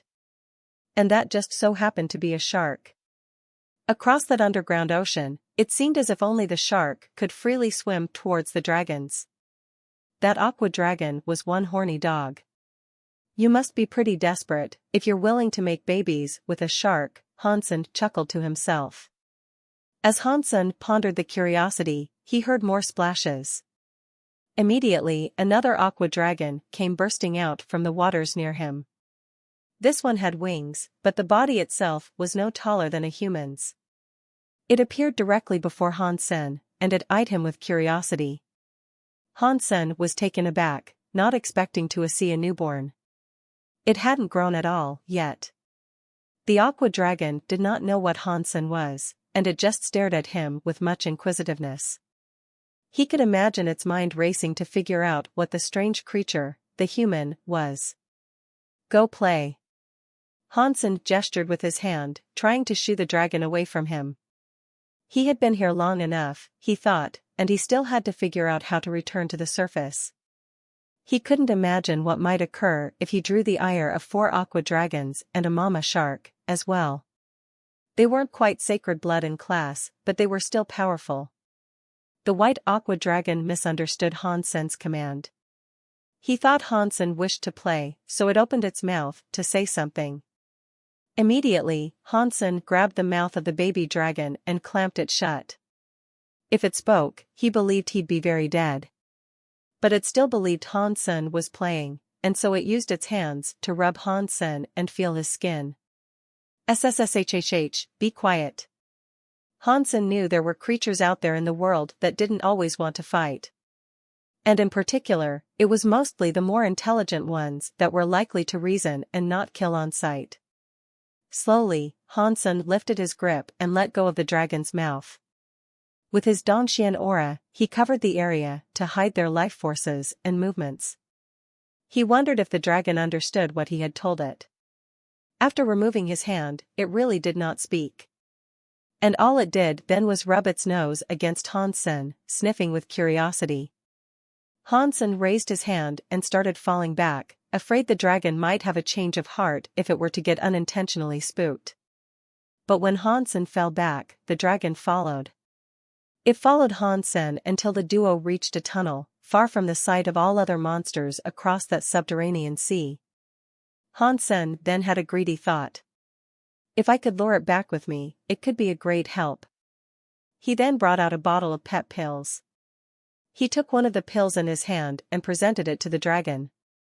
The dragon seemed to take interest in the pill, after a long sniff test. It tried to take a bite, and almost consumed all of Hansen's hand. Thinking hand feeding might be dangerous, Hansen resorted to chucking the pill into the dragon's mouth, just to be safe. The dragon quickly swallowed the pill, and it wanted more. Quickly, Hansen held the dragon's mouth again. Then, he grabbed another pill and lobbed it deep down the tunnel. Hansen kept doing this for a long time after. He did so until he had lured the dragon a long way away from the ocean where he had first encountered it. Okay, I've got him away from there, but how do I leave this place? Hansen wondered, as he looked around for any sign of a passage that might lead him to the surface. Hansen had thought it best to follow a running stream earlier, but doing that was what led him to the ocean. Now, he had entered another tunnel far removed from anywhere that was familiar to him. He was well and truly lost. I will just have to keep moving. Hansen chose a direction and stuck to it. The dragon followed, with a clear desire for more pet pills. Hansen only had 2 bottles of the stuff, and he had already given them all to the dragon. After a while of walking, the dragon stopped following him. Without any more pet pills, it wanted to return. Don't go. Hansen had spent 2 bottles of pet pills on the dragon, so he wouldn't settle for it leaving him. If he was to invest in anything, he'd have to guarantee a worthy return. But the aqua dragon ignored Hansen's command, and it went off, returning to the ocean. Hansen opened the bear's blood and said, I have no more pet pills, but have a whiff of this. This stuff is even better. The dragon gave it a sniff, but wasn't interested. It carried on swimming back. Hansen summoned a water drop this time and pleaded, "Don't go. How about you try this?" The white dragon sniffed the water drop and licked it. "Good boy. Now, if you follow me, there's plenty more to be had." Hansen stroked the dragon's head, hoping the dragon would follow. But then, Hansen heard splashes from up the river, behind them. A silver-scaled aqua dragon appeared, with lantern-bright eyes fixed on him. When their eyes met, Hansen froze. The silver-scaled aqua dragon was injured, and it was the one from earlier. It seemed as if its fight with Yiksha had been a brutal one. But even though it was injured, if it still sought to pick a fight with him, Hansen couldn't use Super King Spirit mode or even hope to beat it. "This kid is cute," Hansen patted the little dragon's head and looked awkward, all in an attempt to hide what he had been doing. "Roar!" The silver dragon roared at Hansen. A gust of spittle and wind blew Hansen back a few steps. The saliva that now caked him made him sick, and an overwhelming stench of fish rolled over him. Hansen thought this signaled a need to fight, but all the dragon did was roar. It didn't do anything else, and perhaps that was because he had freed it from incarceration earlier. The baby white dragon happily ran over to the silver dragon and jumped on its back. It, too, then roared. "It's nice to see you two have been reunited with each other. He looked lost in these tunnels, you see, and, well, I have an errand to run. I best get going." Hansen hoped to sneak away after the two were together again. But then another gust of dragon breath knocked Hansen off his feet and sent him hurtling against the tunnel wall. A fresh layer of saliva gelled his entire body. The silver dragon gave Hansen one last look, then returned to the ocean with the small white dragon atop it.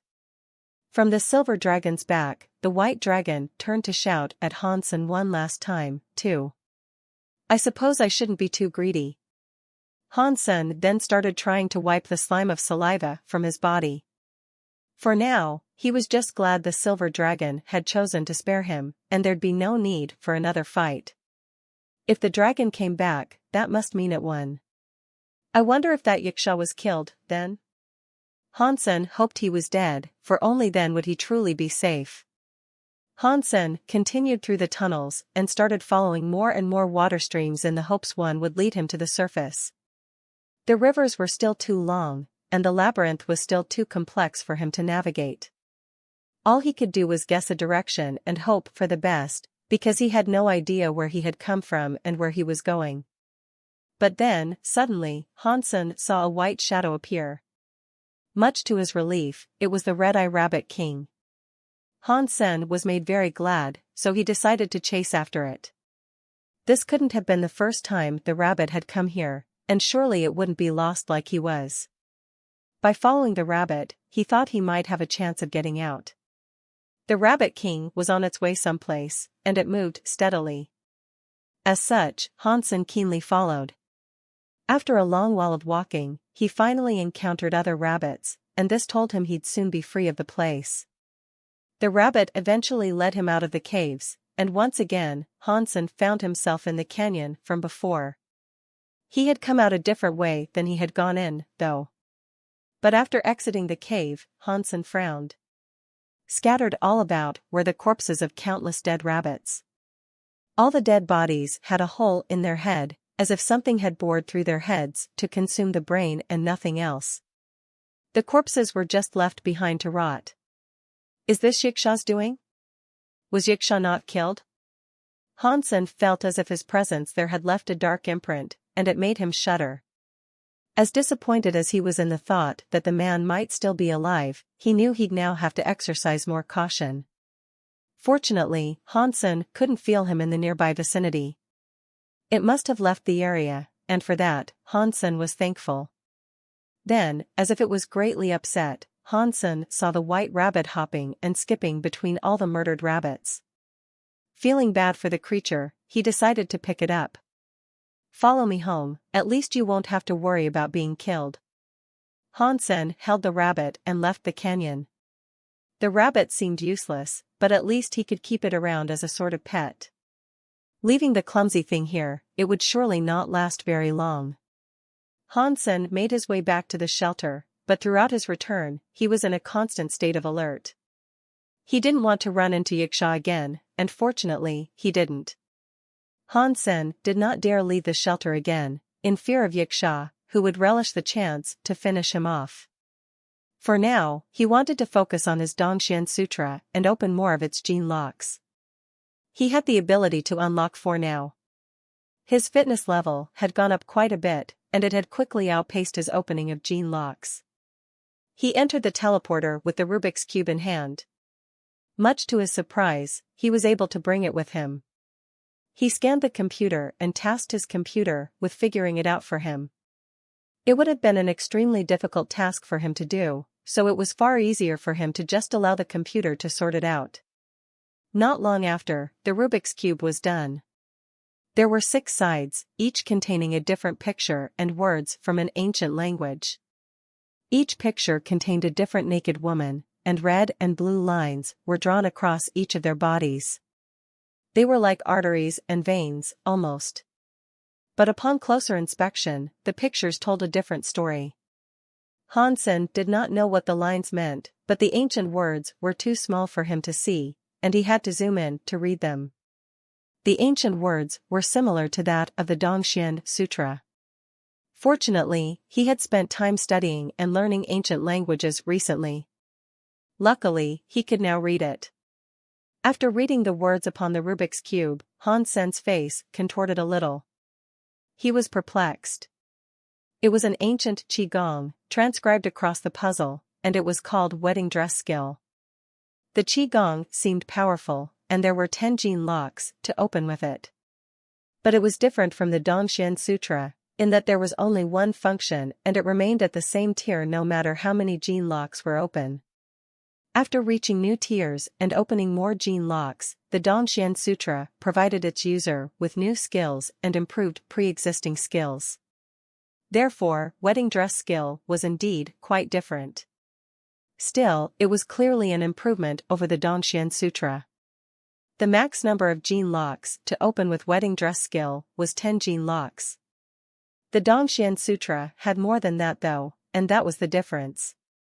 As a surpasser, Wedding Dress Skill was clearly the best you could get. There were only 5 known hyper-geno arts that could allow the opening of at least 10 gene locks. Those 5 skills did not include the Dongxian Sutra or the Bloodpulse Sutra either. But now, there was another, and that was called Wedding Dress Skill. It was a strange skill, though. It was said only a woman could practice it, and only virgins, too.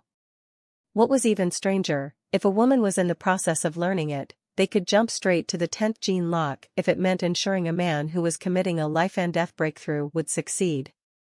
But after that, the skill would be destroyed, and the memory of its learning would be gone. Life-and-death breakthrough was something Hansen had heard of before, but he did not really know what it meant. He believed doing that could enable him to become a demigod, allowing him to practice the next Dongxian Sutra. Of course, that was just him guessing.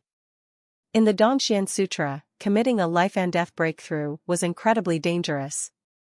Even the most powerful of people could die using it, and traditionally, there was only a 10% chance of survival when doing such a thing. Dongxianzi explained that when he created the Dongxian Sutra, he ensured its life-and-death breakthrough had a higher success rate, though. It was apparently over 50%. The Wedding Dress Skill said that if a woman was willing to sacrifice her learning of the skill, it'd allow a man to perform a life-and-death breakthrough with a 100% success rate. In Dongxianzi's era, people who survived life-and-death breakthroughs were regarded as gods. Dongxianzi himself was the only known person to have performed one successfully. The Wedding Dress Skill could enable a person to do what he did. It was a dizzying feat, and the entire concept was quite sweat-inducing. It may be a Qigong, but this thing is useless to me. Hansen downloaded the details and removed it from his PC. He then returned to the shelter and hid the Rubik's Cube there.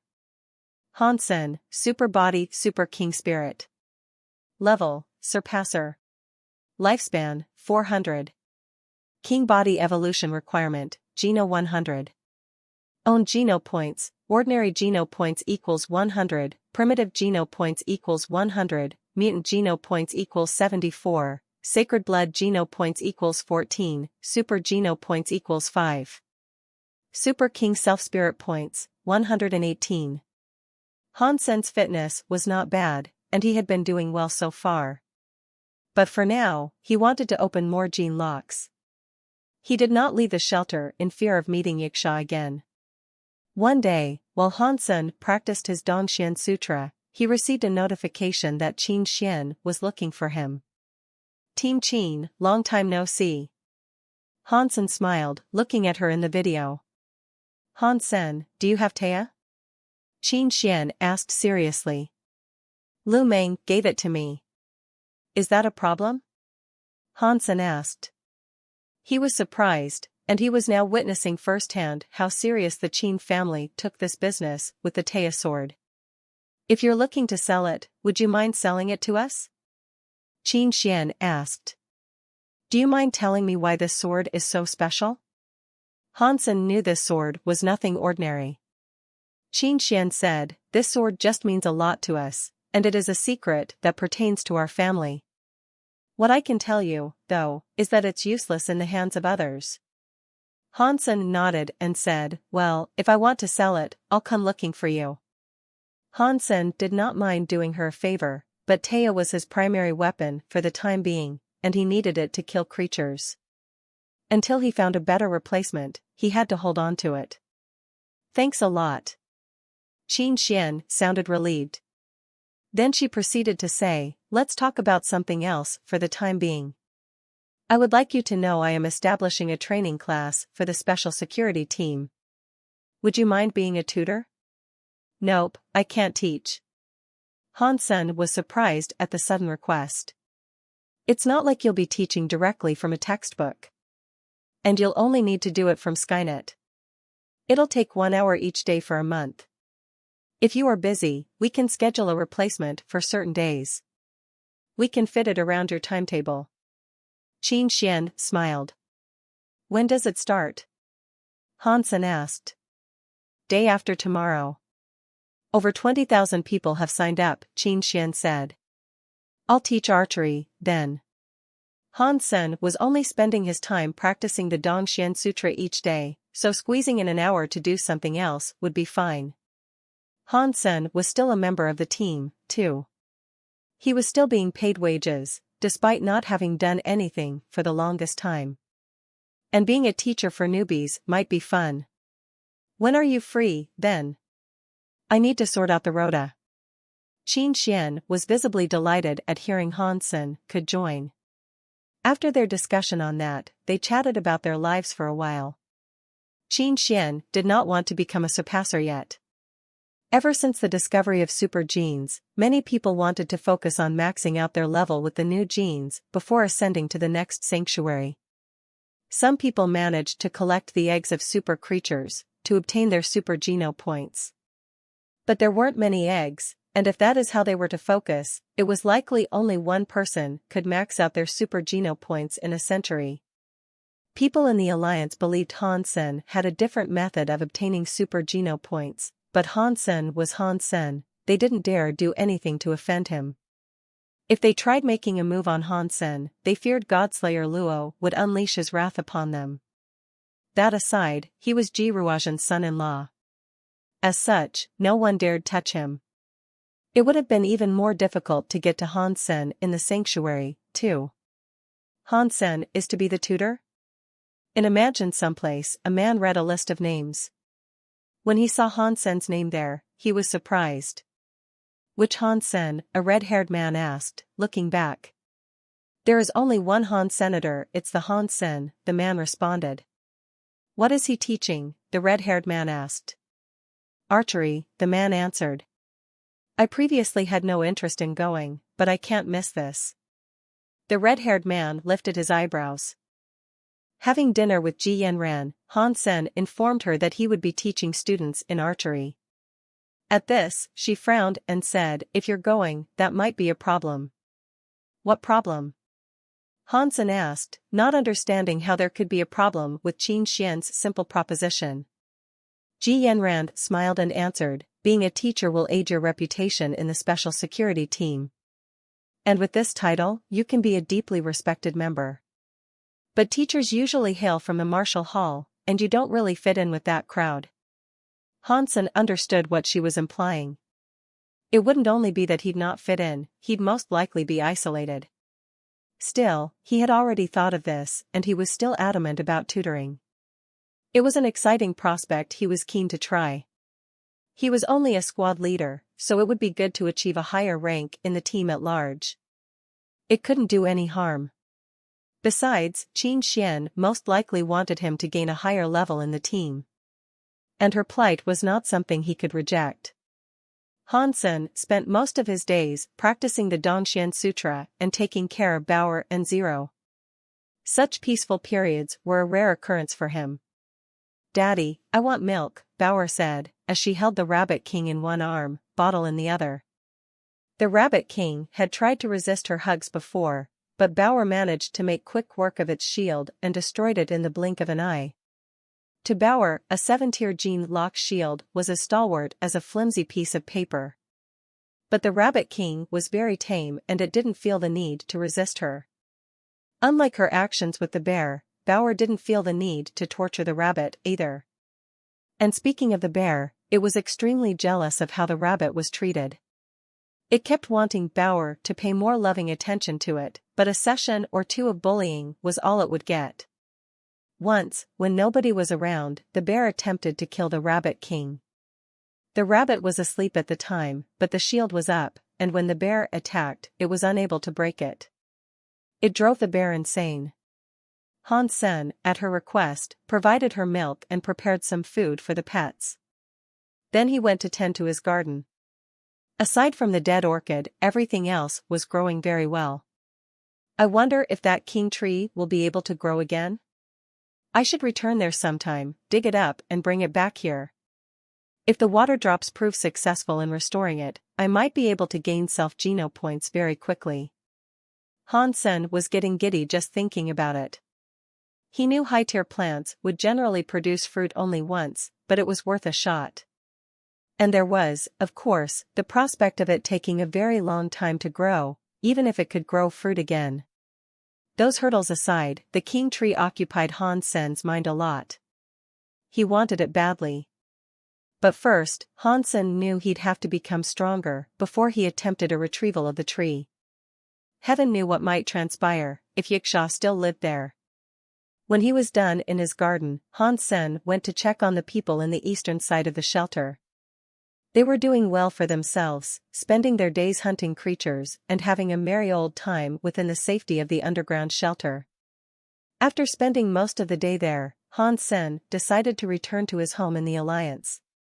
He went on Skynet and visited a community that was exclusive to members of the Special Security Team. There were many students there, all together in one area. When Han Sen entered, there was a teacher performing a lecture on stage. The students were all watching him. Choosing to listen in, Han Sen found himself a seat. He was good at fighting, but he wasn't a master of every combat profession. He understood how valuable it could be to learn and accept wisdom offered by others. This teacher was discussing fist skills. The talk provided Han Sen many new ideas to try in the future. He learned a lot. The name of this teacher was Nangong Han, and he was an aged surpasser. He had unlocked 4 of his gene locks, which was rather high. Few people ever reached the number 8. He was an old member of the team and an accomplished teacher from the Martial Hall. And that was where most teachers came from, the Martial Hall. Many of them were very elderly, and they had quite the reputation. But this year, Han Sen would be a teacher. This made the others feel a little uncomfortable. He was so young, and he was only a squad leader.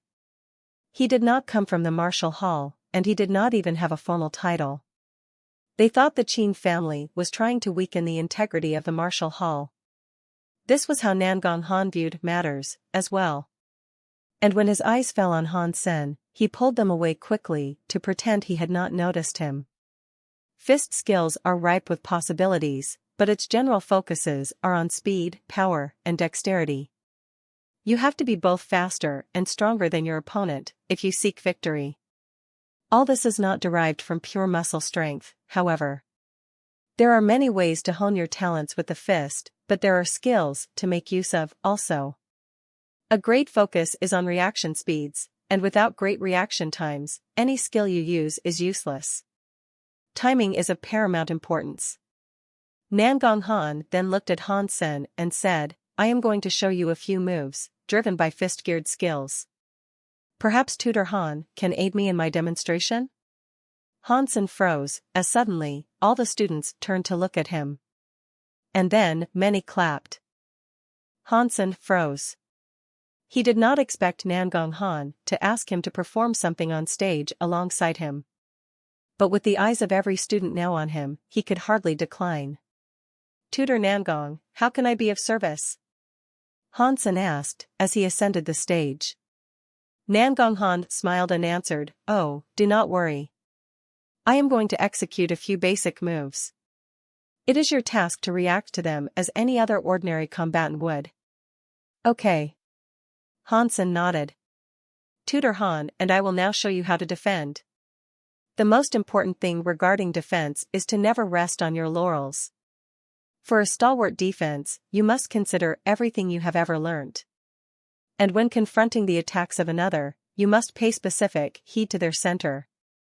Even demigods have to move when they cast a skill, and through keen observation, you can always tell where their movements will take them. After this, Nan Gonghan threw a punch in Han Sen's direction. Qin Xian and many others watched this intently. She, in particular, had believed there to be something amiss with Nan Gonghan's request for Han Sen to go on stage. But now, it was too late for her to do anything. Upon seeing a fist suddenly hurtling towards Han Sen, Qin Xian looked afraid. Qin Xian knew the people from Martial Hall were not fond of Han Sen, but this entire event had been set up by the Qin family. She believed the concerns and moaning of the elders from Martial Hall would simply remain as verbal complaints. She never thought that things would escalate to a full-blown fight. Things had already gotten off to a shaky start, it appeared.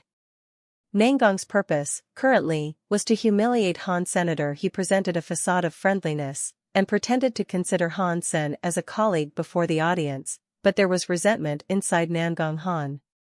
And embarrassing Han Sen on stage was his cloak and dagger outlet for this resentment. He could have asked his personal assistant to help with the demonstrations, but he had it out for Han Sen, so he asked Han Sen to come up on stage and aid him in demonstrating defense. If Han Sen did not block this sudden attack, Nan Gonghan would be able to point out his error. If this were to keep occurring, Han Sen's credibility would be undermined. Students would not regard him as highly, and they'd perhaps even favor a different tutor. Under his guise of friendliness, Nan Gonghan cackled with evil delight. That's not to say he was fooling everyone. Many people knew him and his true nature, including Qin Xian. She knew him well, and she knew the punch he had thrown was not one of idle performance. Nan Gonghan had been a surpasser for a few decades, and he had excelled in the technique of shadow punch. With his light element, it was difficult for his enemies to trace the path and velocity of his punches. Han Sen did not know the man, so he had come on stage without any measure of precaution or preparation. The punch seemed ordinary on the surface. But that was just a shadow of its true form. If Han Sen sought to block the simple trickster hit, he'd be hit by the real punch underneath. What's more, Nan Gonghan had opened 2 more gene locks than Han Sen had. His fitness was far higher, as well. He really thinks this little of the Qin family? And that we're oblivious to what he is doing? Qin Xian's face looked ill, as she was fraught with worry for Han Sen's well-being. She believed she hadn't firmly asserted who was in charge of the entire event. She had to let the stuck-up people of Martial Hall know who was the boss to prevent this from becoming a common occurrence. However, while Han Sen had come on stage without knowing much, he had detected slight hints of the hostility Nan Gonghan harbored for him. Han Sen had been through much in the sanctuary, and he had encountered all manners of beasts. He could tell if a creature or spirit was hostile, so it was impossible for Nangong Han to completely hide his animosity. Squinting his eyes, Hansen quickly reached up and tried to block the incoming attack. Nangong Han's eyes jumped with excitement as Hansen reached out, and so he drove his punch with a quicker pace. If Hansen only blocked his shadow, the young pup would take a hit that would make him look like a fool.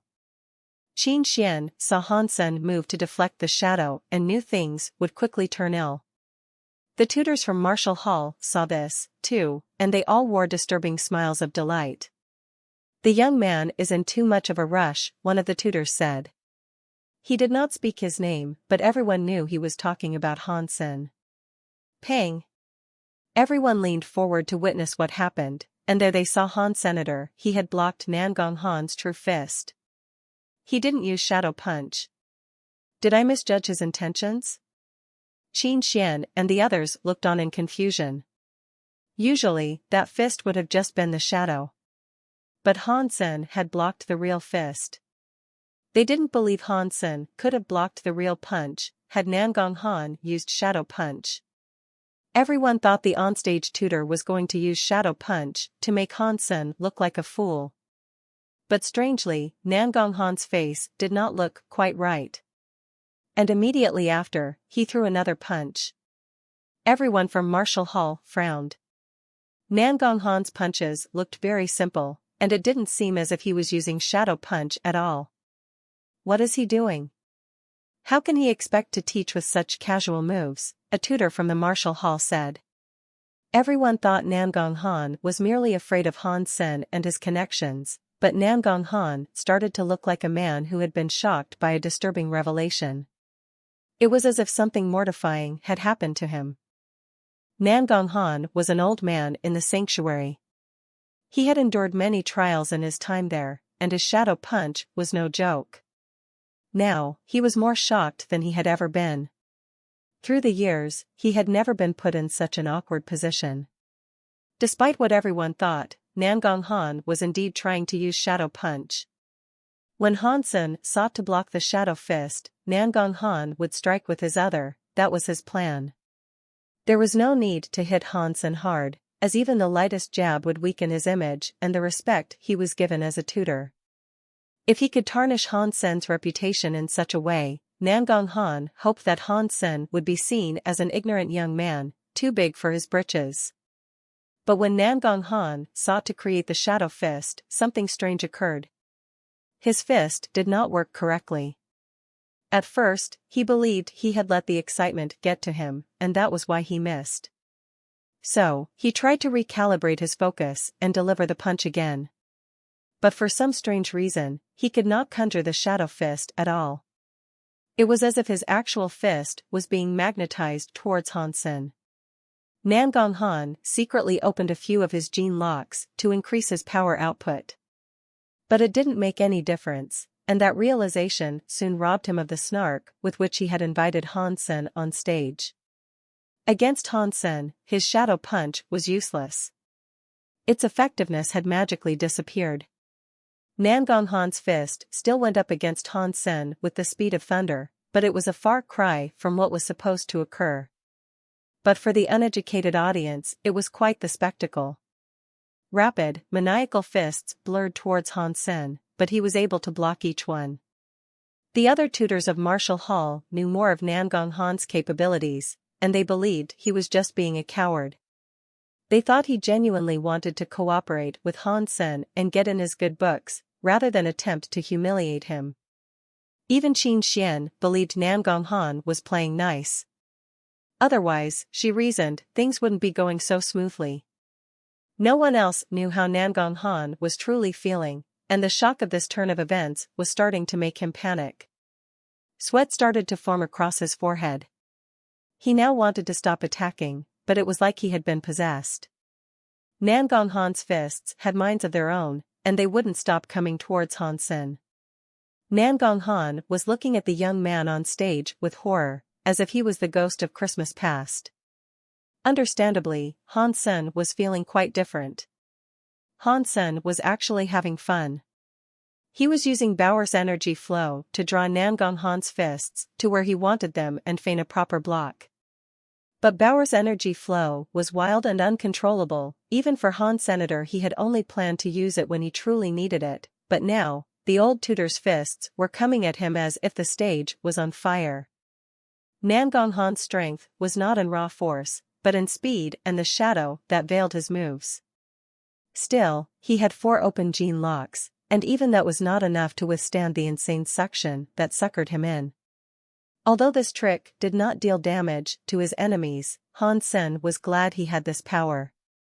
It could affect the way others moved, and therefore it was quite the game-changer. If Han Sen used this technique during key moments of battle, it could entirely change the course of a fight and give him the leg up he needed to overcome powerful foes. Han Sen had once tried the gourd suction before, but after Bauer was born, its strength had most certainly increased. I thank you for your cooperation. That is exactly how one must defend against incoming attacks. Nangong Han's hands suddenly dropped to his sides, and he did his best to maintain his composure and not reveal a hint of what had occurred to him. Seeing Han Sen bow to him, Nangong Han was at least grateful that the young man had not tried to embarrass him on stage or reveal to the audience what had transpired. Nangong Han went on to finish the rest of the lesson, but when it was over, he could hardly recall what he had talked about. When Nangong Han returned to his friends from Martial Hall, they looked at him with great disdain. They all thought he was a coward. Nangong Han wished to explain what had occurred, but he could not put it into words. Han Sen had only become a surpasser recently, and there was no way he already had what it took to defeat Nangong Han. If he told them that Han Sen was controlling his movements, they'd think he was lying. Tutor Nangong, the lesson was nice. Han Sen's voice rang out to him from nearby, and when he turned, he saw Qin Xian and Han Sen approaching. Nangong Han felt like collapsing to his knees and crying his eyes out. The tutors that were with him were looking at him as if he was a traitor. Tutor Nangong's lesson was truly amazing. I'll be eagerly anticipating the next, Qin Xian said. The tutors from Martial Hall continued to stare at Nangong Han, silently fuming with anger. They believed he had betrayed them. I didn't do anything wrong. Nangong Han exclaimed in his heart, but try as he might, he could not spit out the words. Tutor Nangong, when I take the stage for a lesson of my own, I hope you can help me out, as well. Han Sen smiled at him, which only made Nangong Han's face distort even more. The old tutor wanted nothing more than to run away. For Han Sen, archery was not difficult. It was a combat profession he adored, and when it was his time to teach students, he committed to the lectures with keen sincerity. Tutor Han, I have heard you know of the skill called drill head. Could you teach us that? A person asked. He was young, and wanted to learn a cool technique. The idea of learning drill head quickly overtook the minds of many of Han Sen's students. Now, they all wanted Han Sen to teach them how to perform it. In response, Han Sen smiled and said, it's a complex skill. Skills that you would think of as being cool are usually quite complicated. But you must first learn how to perform the basic talents, and achieve mastery with many of the early techniques before you can learn a skill such as drill head. It requires much dexterity with the bow. But Tutor Han, we have already learned our basic skills. We did so in the military academy, responded the man who initially asked. Ah, but I'm different. You learned those beginner moves from someone else, not me. Han Sen smiled warmly, and then went on to say, now, let's talk about the bow. Drill head required its user to have already adopted a drilling skill. It was not something someone could learn, or achieve even a modicum of true talent with, in just a few lessons. Han Sen wanted to speak in broader strokes that covered the combat arts of archery. Unfortunately, it was a fairly boring lecture. But, as dull as it may have been, what was taught was very important.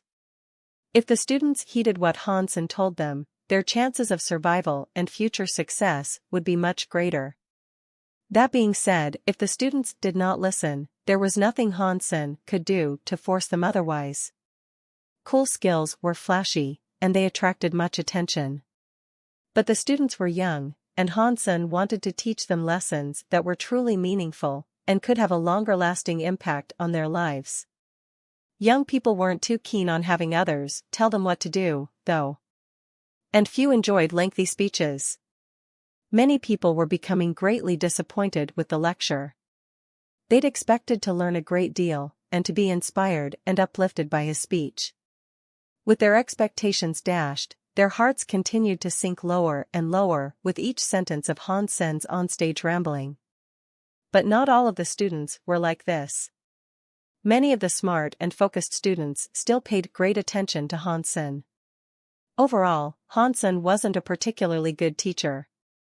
And while many of his students might have ended up walking away disappointed, he didn't regret the methodology or content of his lecture. Archery was his passion, and he was happy to share his wisdom about the subject. When the lesson ended, two students approached Han Senator. One had black hair, whereas the other had red. "Tutor Han, can I ask you a few questions?" the black-haired man asked politely. "Of course," Han Sen said. "I would like to ask if it's reasonable to use a bow in close-quarter combat," the black-haired man said. Han Sen initially believed the man would ask something else regarding drillhead. This question came as quite a surprise. That is a good question. Contact me with this ID later, and I will tell you more. For now, move on to the next lecture. I don't want to be held responsible disrupting other classes with late-running students." Han Sen provided them with his ID. He had been asked a question that could not be explained in a hurry. Plus, they had a few more lessons to attend immediately after his. Provided they were willing to listen, Han Sen would be happy to teach them more later. "Thank you, Tutor Han." Then they continued on their way. "Not bad." Qin Xian appeared, smiling as she approached Han Sen. "The students, on the whole, don't seem pleased with what I was telling them," Han Sen said. "What you said was fine, they are just too young and inexperienced to grasp what you were saying to them." Qin Xian took a moment to smile softly. Then, she went on to say, "Those boys from the Arthur family came to ask you something. Is everything okay? They just had some questions regarding archery." Han Sen was a little surprised by her sudden questioning, so he asked, "Why? Is there something wrong with them?" "Well, they can be considered the most troublesome members of the team. I get a headache just looking at them." Qin Xian smiled, then asked, "Right. And what about my proposition, have you considered what to do with it?" "With what? The Taya sword?" "I'm still using it for now, but I might sell it when I get a better weapon in the future," Han Sen explained. "All right, then," Qin Xian said. Han Sen thought this was strange. She was usually never this pushy and inquisitive, so he realized that the sword must mean more to her family than she was letting on. "Can you tell me why this blade is so important to you?" Han Sen asked. Qin Xian fell silent and still for a moment. When her speech returned, she said, "I can tell you, but it's a secret. You cannot tell anyone else." "I can keep a secret, don't worry," Han Sen said. After another lengthy pause, Qin Xian resumed by saying, "You once asked me about Qin Huaizhen. This blade relates to him. Those two are connected?" Han Sen had never confirmed that the person he once found frozen beneath the Black Desert was indeed Qin Huaizhen. And he had always wondered why that man had told him to be wary of Han Jingji. And he also wanted to know why the man possessed the Bloodpool Sutra. A multitude of questions still lingered around his memory of that strange encounter, and nothing had ever been cleared up. With the chance of a long-awaited revelation, Han Sen's heart started to beat faster. When Qin Xian spoke again, she said, "In the past, the Qin family was not whole. One half was from the Zhou period, named Ji. The other originated from the Qin period, and was named Ying. I come from the Ying, and our lineage hails from the first king. Taya belonged to the first king. Our family also possesses a qigong that requires this sword to be practiced." "What qigong requires this sword for practice?" Han Sen asked. "I can't tell you that," Qin Xian said with a smile. "Taya is rightfully ours. But the existence of sanctuaries was unknown to us back then. At that time everyone knew about our qigong, they just lacked the correct sword for practice. Only Qin Huaizhen is known to have used Taya for its practice. Did he succeed in learning the qigong? Hansen asked, with great curiosity. I believe he did. And after doing so, he joined the 7th team to be an investigator. He took Taya with him to the sanctuaries, and when he returned, that sword had been broken in two. The other half was lost to us, for the longest time. He told us it was important for us to recover the other half of Taya, so that we could practice the qigong. Hansen had now learned more about Taya and Qin Huaizhen. While this may have helped elucidate a few things, like how the sword had been brought to the sanctuaries, the real burning questions were still left unanswered. When the Qin family asked the Lan Te family where they found the sword, they said it was purchased from an interstellar traveler. They had only seen the traveler once. They did not know where he came from, and they had since been unable to identify him. When the following lectures ended, the two young men from the Arthur family came to visit Hansen again. They were still very curious, wanting to learn more about archery. When Hansen met with them again, it pleased him to see their enthusiasm for archery, so he answered every question they posed. Kai Wei and Long listened to Hansen intently, and this made him even happier. But after that, their keenness did not lapse. Each and every day, they returned to ask Hansen about stuff they did not understand. Hansen enjoyed the opportunity to be a personal tutor and lecturer, and he took the time to help them to the best of his abilities at every opportunity he received. He started to like the two. Hansen didn't think of teaching the two as a waste of time at all, provided they listened well, which they did. A month passed, and this time wasn't only spent teaching. He also managed to open his third gene lock. His fitness was very high at this point, so Hansen was able to unlock his third lock rather quickly. By comparison, it'd take the average surpasser almost 2 years to reach this point. After opening the third gene lock, his Dongxian aura expanded by a considerable amount and also provided him a new function. The second tier allowed him to mask his life force to elude the notice of others. After opening his third gene lock, he could now obscure the 7th sense of others. He could not dull or inhibit the 8th sense, though. But still, provided they did not have it, it meant he could make others practically blind and deaf. It was a frightening power for any combatant to face, and this silent disabler was scarier than any destructive power a person could possess. Having unlocked this ability, Hansen wondered if his next unlock would allow him to smother the 8th sense of others, too. Hansen sent Moment Queen out to hunt creatures, and while she was gone, he took this chance to enter the third spirit base. He adopted a low profile, and masked his presence there to ensure that no one else knew the king had arrived there yet. His Dongxian aura could not only stifle the 7th sense of one individual, it could be cast across an entire area. That meant, if a spirit was outside the effective radius of his Dongxian aura, they could neither see nor enter that place. So, after hiding his spirit statue, no one could see him or his island. His appearance there was little more than a flickering shadow. This was stage 1 of Hansen's new third sanctuary Geno raiding plan. Hansen began by going after royal spirits. He wasn't going to skip any levels, as he wished to gather as many royal spirit Geno points as he could. The spirits who were beaten were not even given the chance to see Hansen's face. All they knew was that a veil of black obscured their vision, and then they were suddenly respawning at a spirit statue. Hansen couldn't help his fast ascension through the ranks, and soon, he reached the ranks of the king spirits. Have you heard? A horrible king spirit has arrived here. You never see him until it's too late. He'll draw you into darkness, and then you will be killed. I know, I heard. I wonder which king spirit's son it might be. It's been a while since we last saw him, but do you think it might actually be the king? I don't think so. Doesn't the king wield a white light? But I have heard many king spirits have been killed by this new threat. It seems to be another frightening, powerful spirit we must contend with. Who do you think would win in a fight? This spirit or the king? The new spirit.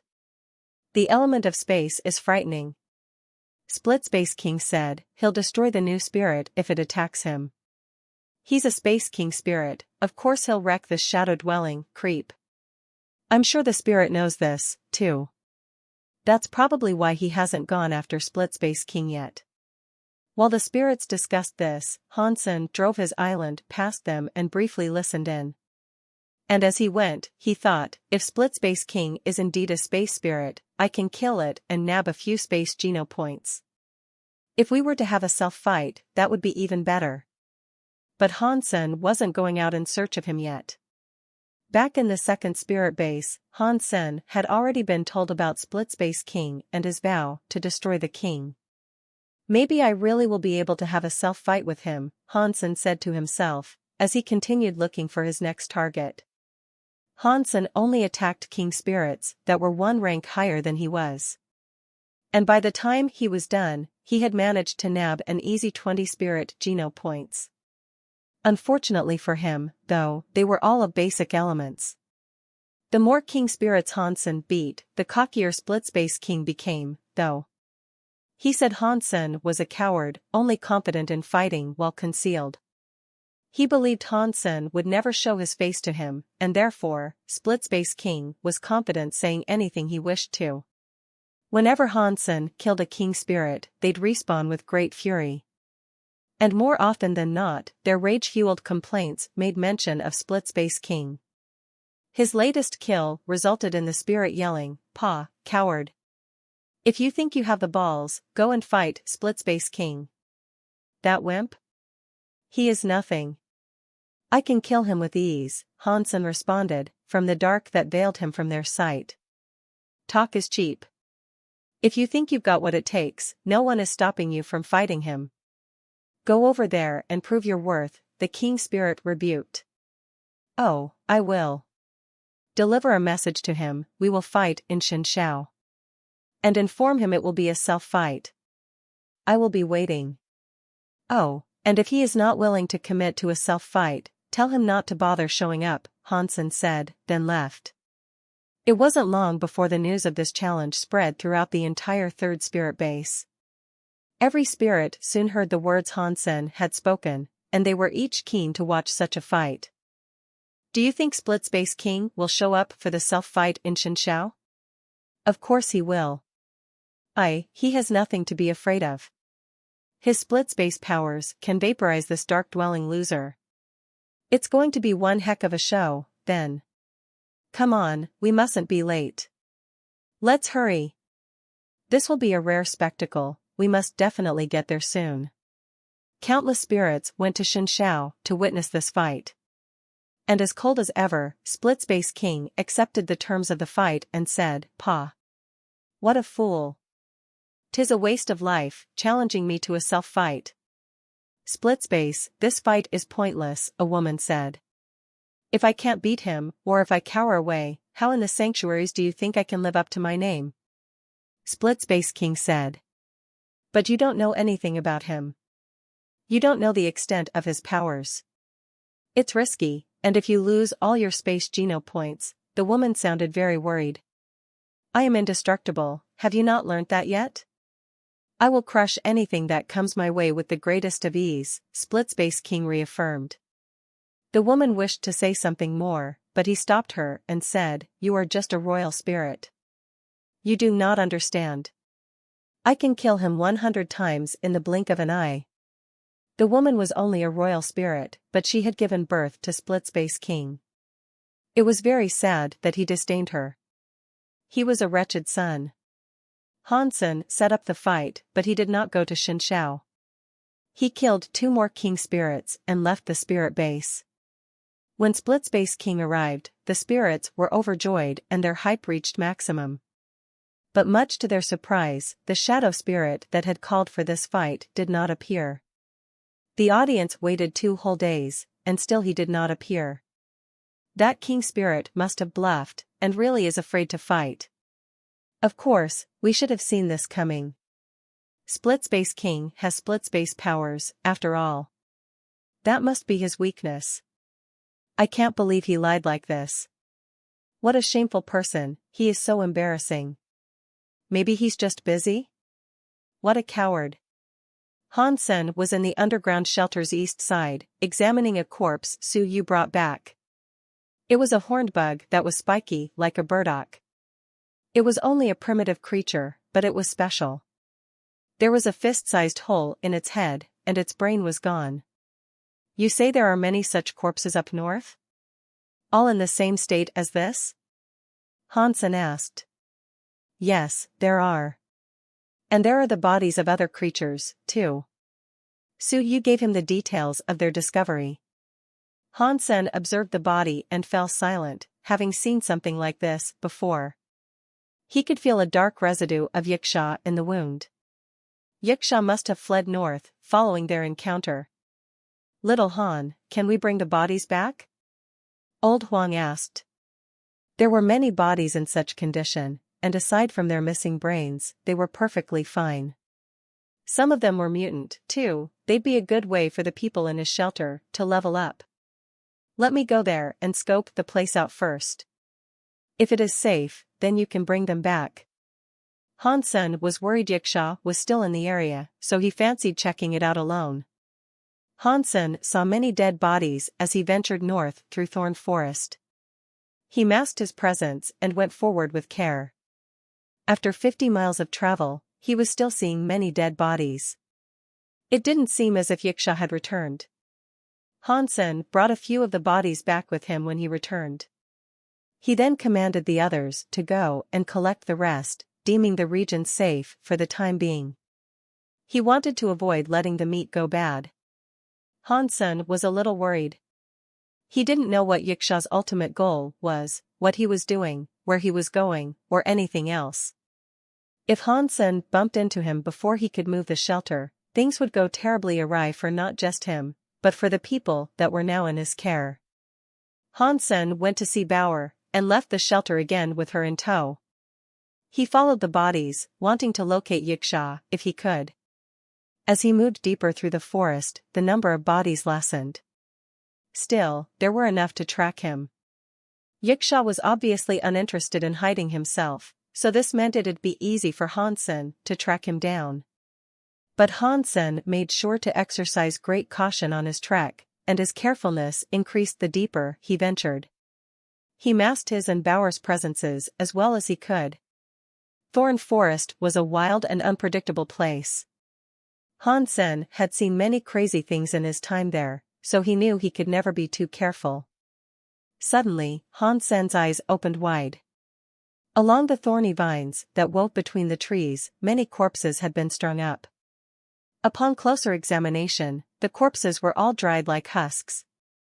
It was a sinister scene. And the most shocking thing for Hansen was their human-like appearance.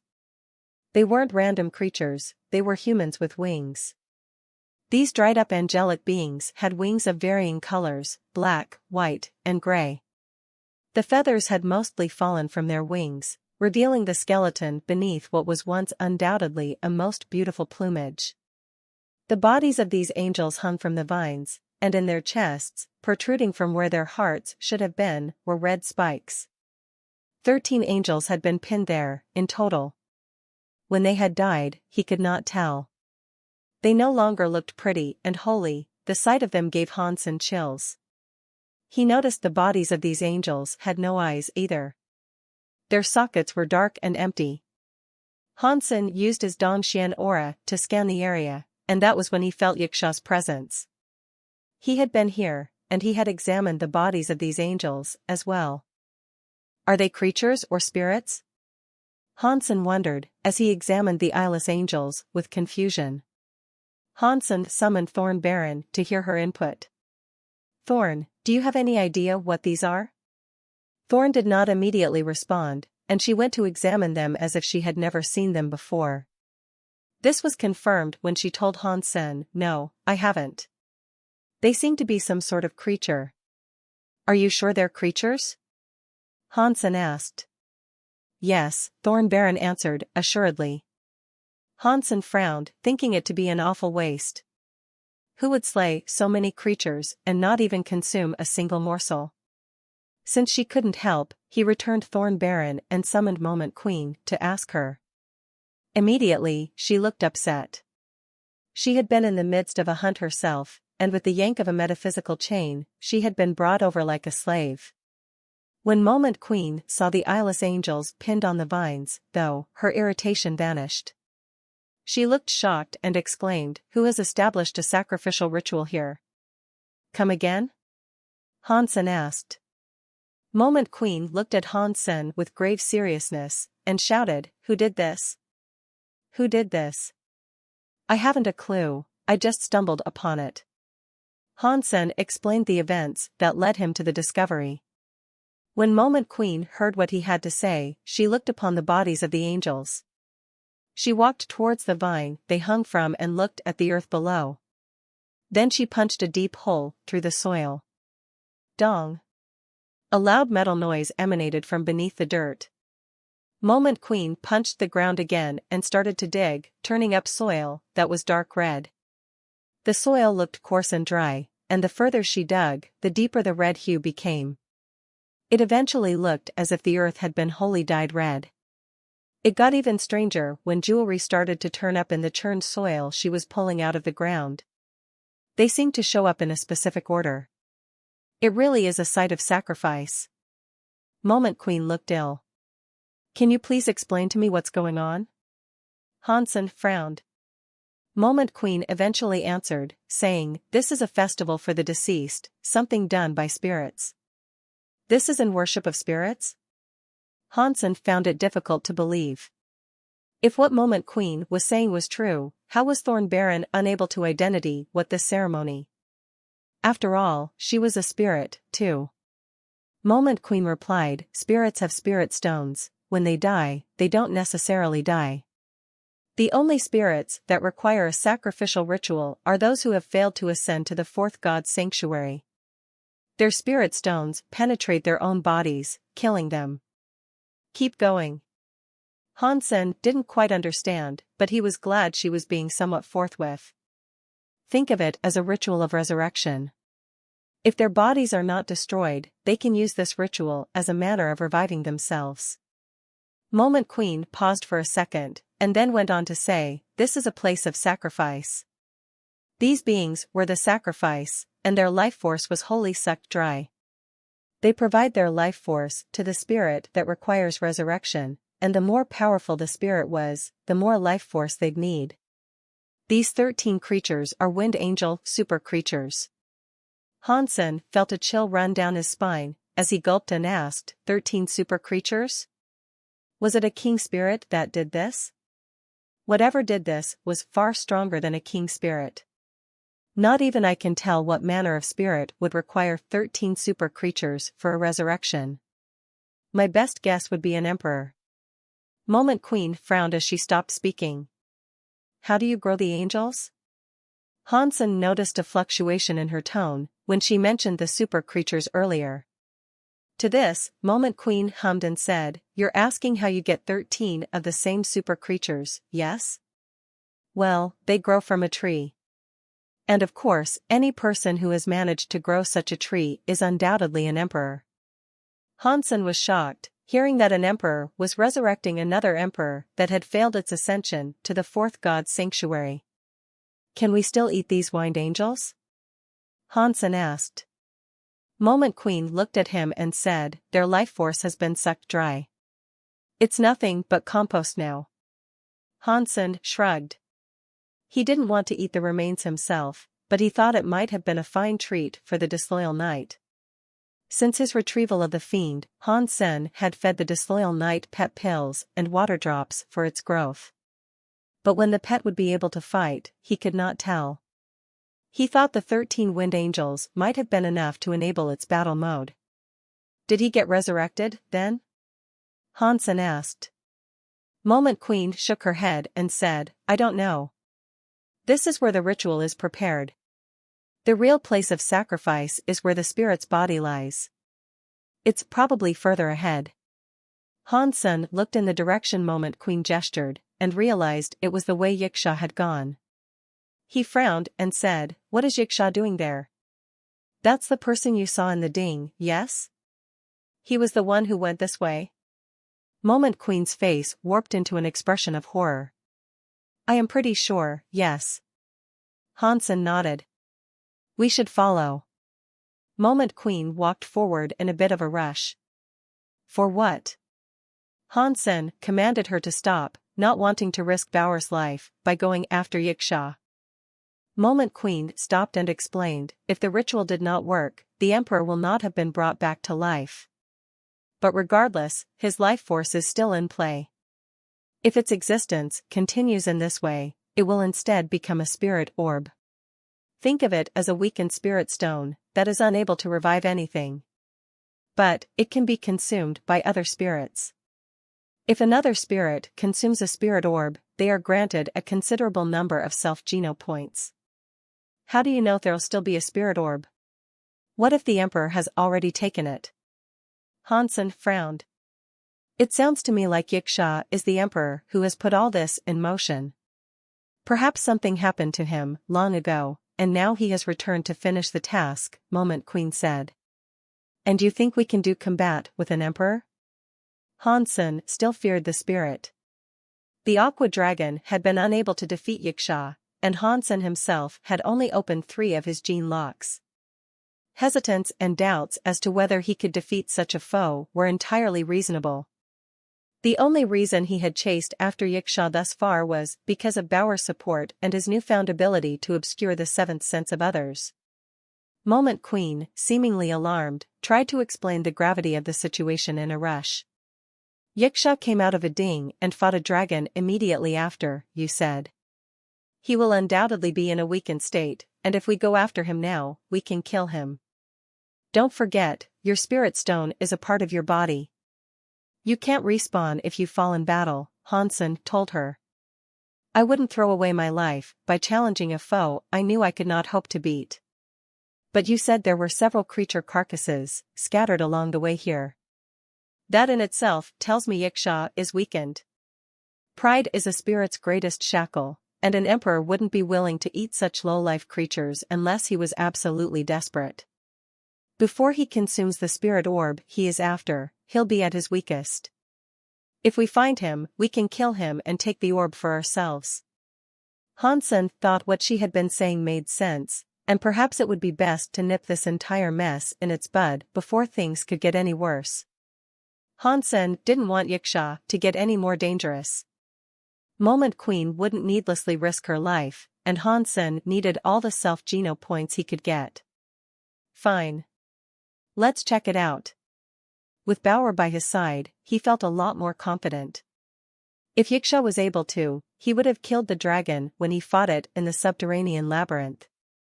Yiksha had suffered much damage, and it was clear he had not yet recovered his health.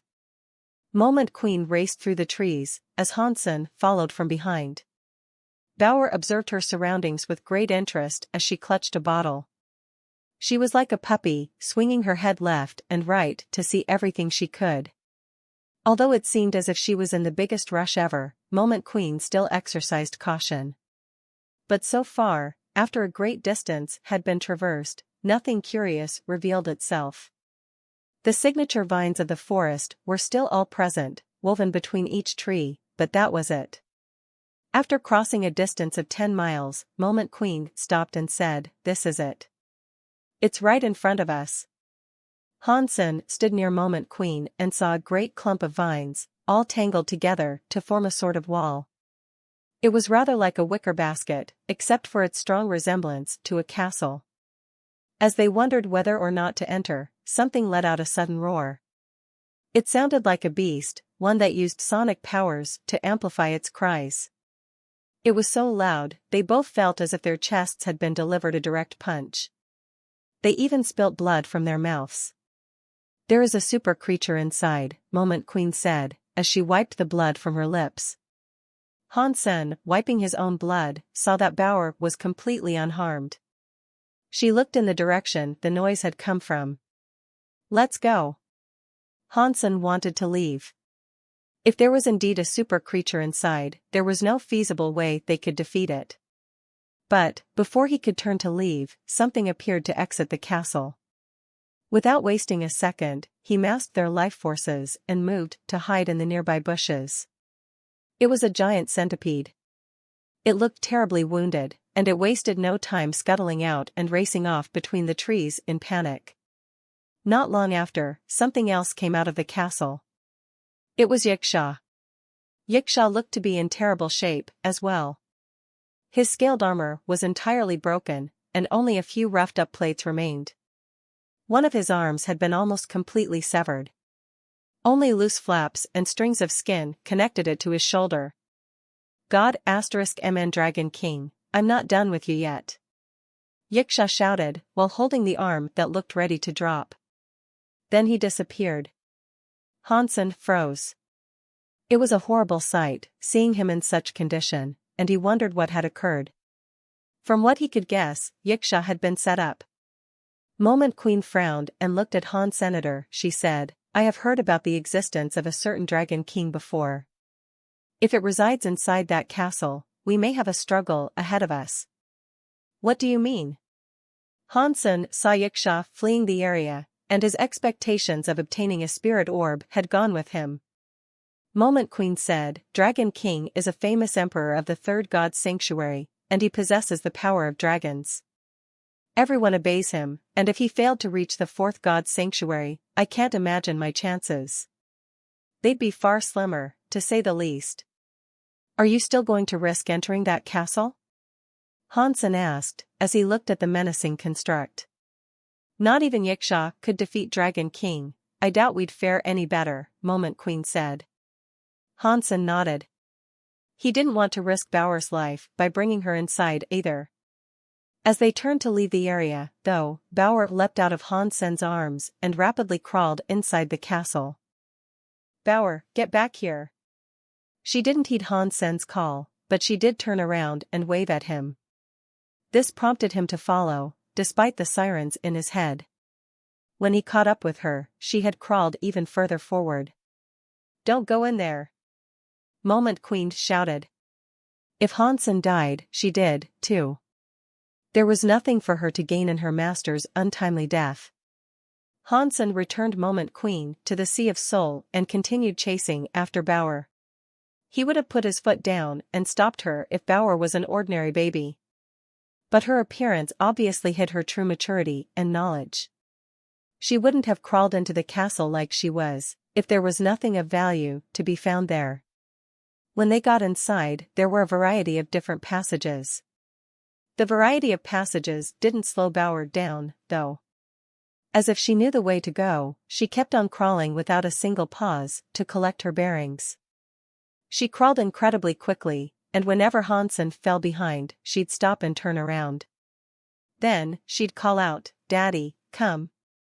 Hansen continued to follow her, and was surprised by the distinct lack of action. They walked through the labyrinthine complex of the Vine Castle without anything attempting to get in their way. The castle was massive, and Hansen had been walking for at least 10 miles within its walls. He projected there'd be many more directions to travel since paths branched off in every which way, as awkwardly and obtusely as the very vines that twirled around each other to form the castle structure. Suddenly, Bauer stopped. She pointed forward, and at which point, Hansen decided to pick her up. In front of them, the corpse of a dead creature barred their way. It was a golden tiger of sorts, and its body was wedged into the passage, with its backside facing them. There were no visible wounds, but blood coated the area around it. Did the roar come from this thing? Hansen summoned his disloyal knight. When disloyal knight saw the body, it emotionlessly approached the corpse and began chomping on the flesh and slurping its blood. If disloyal knight was so interested in eating the creature, then there was a high chance the fallen monster was a super creature. Disloyal knight ate as quickly as little angel had, and it wasn't long before Hansen could see the front of the tiger. The tiger did not have a head, and he was unsure why it was missing or who had severed it. After a brief look around, he couldn't find the head, and neither could he find a life geno essence to consume. Disloyal knight was almost done with the creature. With most of the flesh gone, it began gnawing at the bones, before snapping them and sucking the marrow inside with a revolting, feverish excitement. Hansen had no clue how it could eat so much. When it was done, Hansen put disloyal Knight away. Then, Bauer crawled forward and said, "Let's go, Daddy." Hansen was unsure whether or not he should keep going, as the way that monster had been killed concerned him a great deal. But with Bauer hurrying him, not dismayed by what they had just seen, he was okay with following her forward.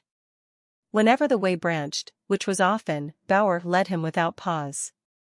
There was no fear of getting lost, with her leading the way. Shortly after, they came to a big room. In its center, there was an altar that had also been formed by the vines of the castle. Upon it lay a man. Dragon-like horns protruded from the man's head, and his body was clad in black-plated armor. He had long, blue hair. As surreal as the scene was, it was so quiet, you would assume the man was just peacefully in slumber. Upon closer inspection, Hansen noticed a glowing orb atop the man's magnificently still forehead. It was beautiful. Looking inside it, the image of a dragon appeared. It seemed to swim around inside the orb, as if the glowing lights were the sea it resided in. So, this is the spirit orb? Hansen was overjoyed at the discovery, but he wasn't willing to be so reckless as to attempt to steal it without learning more about the situation he had found himself in. The man did not look dead, and his sleep may have been true. If Hansen snatched the orb, and the man woke up, he'd be the one who was dead. Deciding it was time to bring Moment Queen back, he did just that. She looked angry and ready to complain at first, but when her eyes glanced across the man, she screamed and said, "Spirit orb. It's Dragon King's spirit orb. Can we take it?" Hansen asked. Moment Queen inspected it carefully, but came to a disappointing conclusion. No. The Emperor has not been revived, but the body is active. It looks as if it's missing a key ingredient that is necessary to complete the resurrection ritual. Moment Queen paused, and then went on to say, Dragon King's body is connected to the orb. The life force inside the orb, if stolen, might compel the body to attack and kill us. And that would be no hassle for an emperor, believe me. So, does that mean we should leave it be? We can't take it? Hansen frowned. Moment Queen had a wry smile, but then said, his resurrection is only half complete. I still fail to understand how it wasn't a success. See the dragon inside the orb? That is the spirit's soul. He should have been revived, so it is very strange to learn that he has not. The spirit orbs you can take and consume are those that have yet to achieve any such activity. This is far too tricky for us to attempt. Moment Queen seemed to be out of ideas. Hansen wished to say something, but Bauer suddenly held up her gourd. Then she aimed it at the dragon orb. Over the course of a single second, the orb was sucked into the gourd. Moment Queen froze, looking at Bauer as if she had just seen a ghost. Hansen, seeing Bauer take the orb, then turned his attention to the body, in case it moved. But then, the strangest thing occurred, the lifeless body withered away, drying up like a long-deceased carcass. Dong. Something fell from the Emperor's body, after it dried up. Hansen saw a red jade ring drop to the floor. It had been on the man's finger, but it slipped off when the body withered. He was not interested in jewelry, but he gave it a scan to see if it was significant, anyway. It wasn't, to his knowledge, so Hansen paid it no mind. But when Moment Queen saw the ring, she was shocked.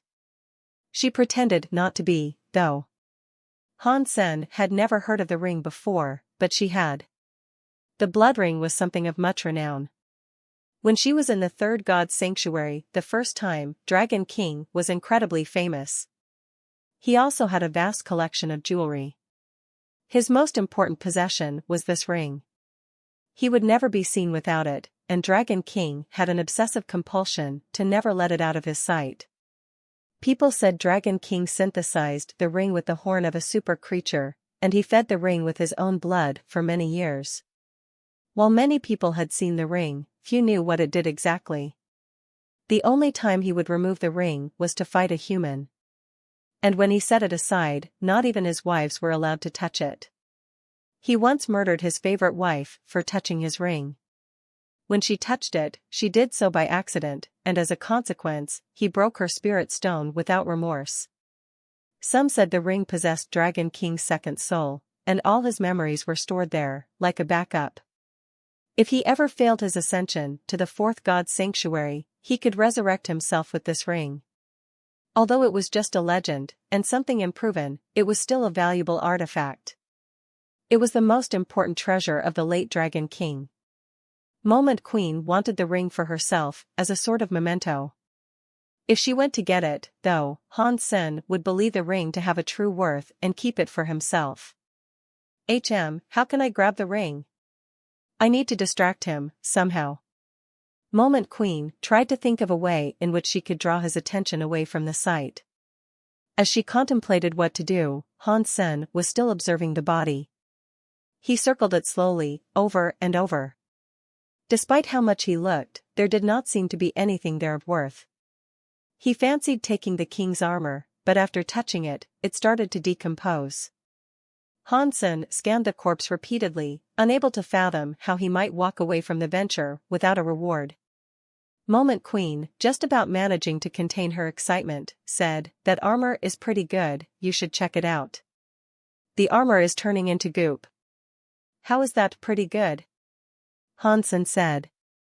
Moment Queen then said, "The reason it decomposes is because of the scales. It decomposes with the body." "Okay, and what's your point?" "It's ruined now." Han Sen frowned.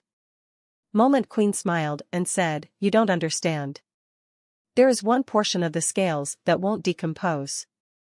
"Which part would that be?" Han Sen asked with confusion. "There is a dragon scale that grows upside down. Even when Dragon King dies, that scale won't decompose. It will absorb his life force, and thus be quite precious," Moment Queen explained. "You're saying it's that good?" Where is it?" Han Sen said. "I don't know.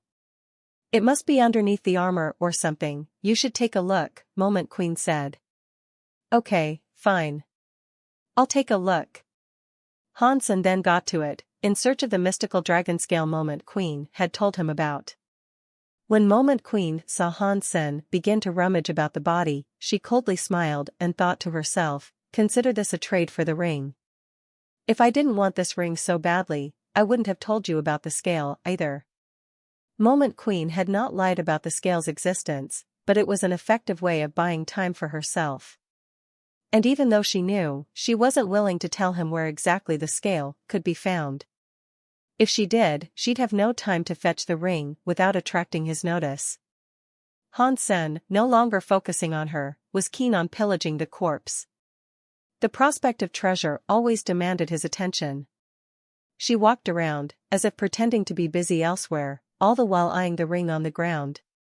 The dragon blood ring was near the altar, and as if she was pretending to examine the altar itself, she inched her way closer to the ring. "Wahaha, it's mine. If the legends are true, perhaps I can use the Emperor's help to get rid of this asterisk shoal, for good," Moment Queen thought. As Han Sen plundered the body, she did her best to control her heartbeat and act as normal as possible. "It's mine." Seeing the ring so close, Moment Queen was exuberantly joyous. She believed the ring would aid her in escaping Han Sen's control. Just as her finger touched the ring, a fat little hand reached out to grab it. Moment Queen froze. Bauer looked very curious, holding the ring. Moment Queen's heart pounded in her chest as she watched Bauer hit the floor with the ring in gleeful child play. She wished to snatch it back. But if she showed any interest in the ring, she knew Han Sen would take it away from her for good. Bauer continued to play with it, and Moment Queen hoped she'd soon lose her interest in it. As Bauer swung her arms around, with her fist clenching the ring, it looked as if it'd slip out from her grasp any second. "Bauer, that belongs to the dead. You shouldn't do that." Han Sen was afraid she'd end up eating the ring. Bauer was stronger than anyone he knew, but on a certain level, she was still a baby. He still felt compelled to be as protective as any reasonable parent should. When Moment Queen heard him speak, she hoped Han Sen would tell her to discard the ring. She knew she still had to act cool and not show any interest, so she held back for a while and just watched Bauer. But then, Bauer stopped messing about and just sat there. She fiddled the ring between her fat, wrinkly baby fingers. It seemed as if she was actually considering whether she should keep it or throw it away. Suddenly, she raised her hand as if to prepare a throw. Moment Queen's glee and excitement immediately returned, and in her heart, she started shouting, "Throw it! Yes, throw it!" Bauer's hand raised the ring, and stopped. She didn't throw it, and the baby's crooked face suggested she was still deep in thought over whether or not to keep the ring. Moment Queen's face turned dim again. Soon, Han Sen would find the scale. And when he did, her opportunity of nabbing this ring for herself would go, too. But then, Bauer pulled back her raised arm, as if to finally throw the ring away. This delighted Moment Queen. But the roller coaster of emotions showed no sign of slowing down, as Bauer's arm dropped with the ring still in her possession. Moment Queen's mind was furious, screaming, "Just do it!" Finally, Bauer came to a decision. Her face looked serious, and she seemed ready to throw it in Moment Queen's direction. "Yeah, that's it. Come on, baby. Come on." Moment Queen opened her arms, as if to gesture that she should really throw it her way, and prepare to catch it. Bauer's face dropped its baby-like glee, though. She was serious, like a baseball player, preparing to throw the game-saver. Seeing Bauer ready to throw, Moment Queen's hands opened wide. The baby's arm launched forward, but no ring left the clutch. Bauer smiled to Moment Queen like a little demon. She stood up, with the ring firmly in her hands, and ran over to Han Sen. Bauer climbed on top of Han Sen's back and forced the ring on him. Han Sen accepted the ring and smiled at Moment Queen. Moment Queen, after seeing their impish smiles, knew she had been tricked. Han Sen must have known there to be something special with the ring a long time ago. To test her faithfulness, and whether or not the ring was a worthy item for the taking, he pranked her. *Shoal. *Shoal father. *Shoal daughter. Moment Queen's mind was an inferno of raging hatred, particularly so when she realized she had been tricked by a baby. Han Sen took the ring. He didn't know what good it would do him, if any, but if Moment Queen wanted it that badly, then he knew he'd be better off with it. Han Sen did not say anything, though. He ignored Moment Queen and continued searching. He lifted up the armor and saw a scale that looked like that of a fish. It almost looked like a shell. "Brother Dragon, you're very dead, aren't you? That means you won't be needing this, right? Don't worry, Skeletor, I'll make good use of it. You have my word. And who knows? I might make you famous again," Han Sen said to the withered husk, as he plucked the scale from its bony torso. Perhaps it was because the body was dry, but he had no problems taking the scale. When his fingers felt the scale, it was cool to the touch. The scale was white and semi-transparent. "Moment, is this the reversed scale you mentioned?" Han Sen asked. "Yes," Moment Queen coldly answered. "Is there anything else around this place worth taking?" Han Sen asked, with a tone of slight mocking. Moment Queen wanted to kill Han Senator. If it wasn't for the ring, he wouldn't even have learned about the scale, either. "No," Moment Queen coldly said. Dragon King died because of his attempt to level up. It was not his tomb or shelter, so it was likely she was telling the truth and there really was nothing else worth taking. Finding the ring was lucky enough. And it was only through the Emperor's stubbornness it was there for Han Sen to claim. "Well, if there's nothing else for us here, we should take our leave." Han Sen then returned the way he had come, and placed the angry Moment Queen back in the Sea of Soul. With Bauer up front, leading the way, the return trip to the shelter did not take long. Resting in his hall, Han Sen fiddled with the ring and scale he had retrieved. Moment Queen wanted this thing pretty badly. "I wonder what it does, exactly?" Han Sen couldn't discern what made either item special. "Well, treasure is treasure. and besides, I've been needing a ring to pull my bow. Hansen then placed the ring on his finger. When he wore it, though, the red of the ring seemed to come alive. It glowed menacingly, and the sound of a roaring dragon boomed through the hall. A light, manifesting in the shape of a dragon, shot out towards Hansen's forehead.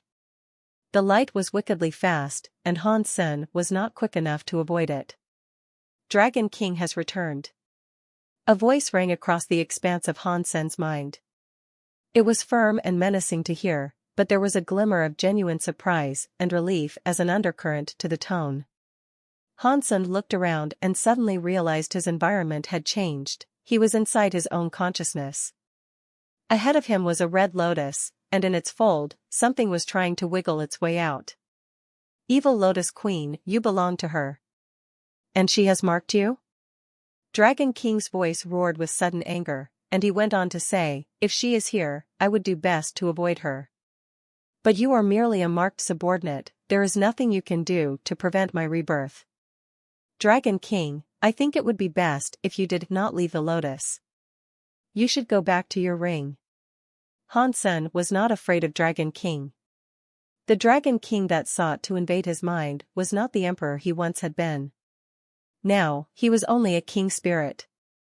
If his body was there, then perhaps Hansen would have been unable to beat it. But with only his mind there, playing an away game, he was nothing compared to Hansen. After all, Hansen was a super king spirit that also possessed a super king body. Dragon King was only a king spirit and had no body at all. What a fool! Do you think me feeble, without a body? I will make a good vessel out of you. The encased dragon raged against the lotus folds and did its best to escape entrapment. Cracks began to run the length of the petals, and it looked as if it would soon break. Suddenly, the lotus began to shine. And then, fresh petals began to grow to replace the near-broken ones and keep the dragon contained even tighter. I am a dragon, break! The dragon roared, and then, the red lotus burst into flames. Seeing the red lotus get destroyed, Hansen was delightfully happy. He had never lifted the mark that had been stamped on him, in fear of triggering the lotus. Now that Dragon King had removed the lotus stamp on his behalf, he was actually grateful.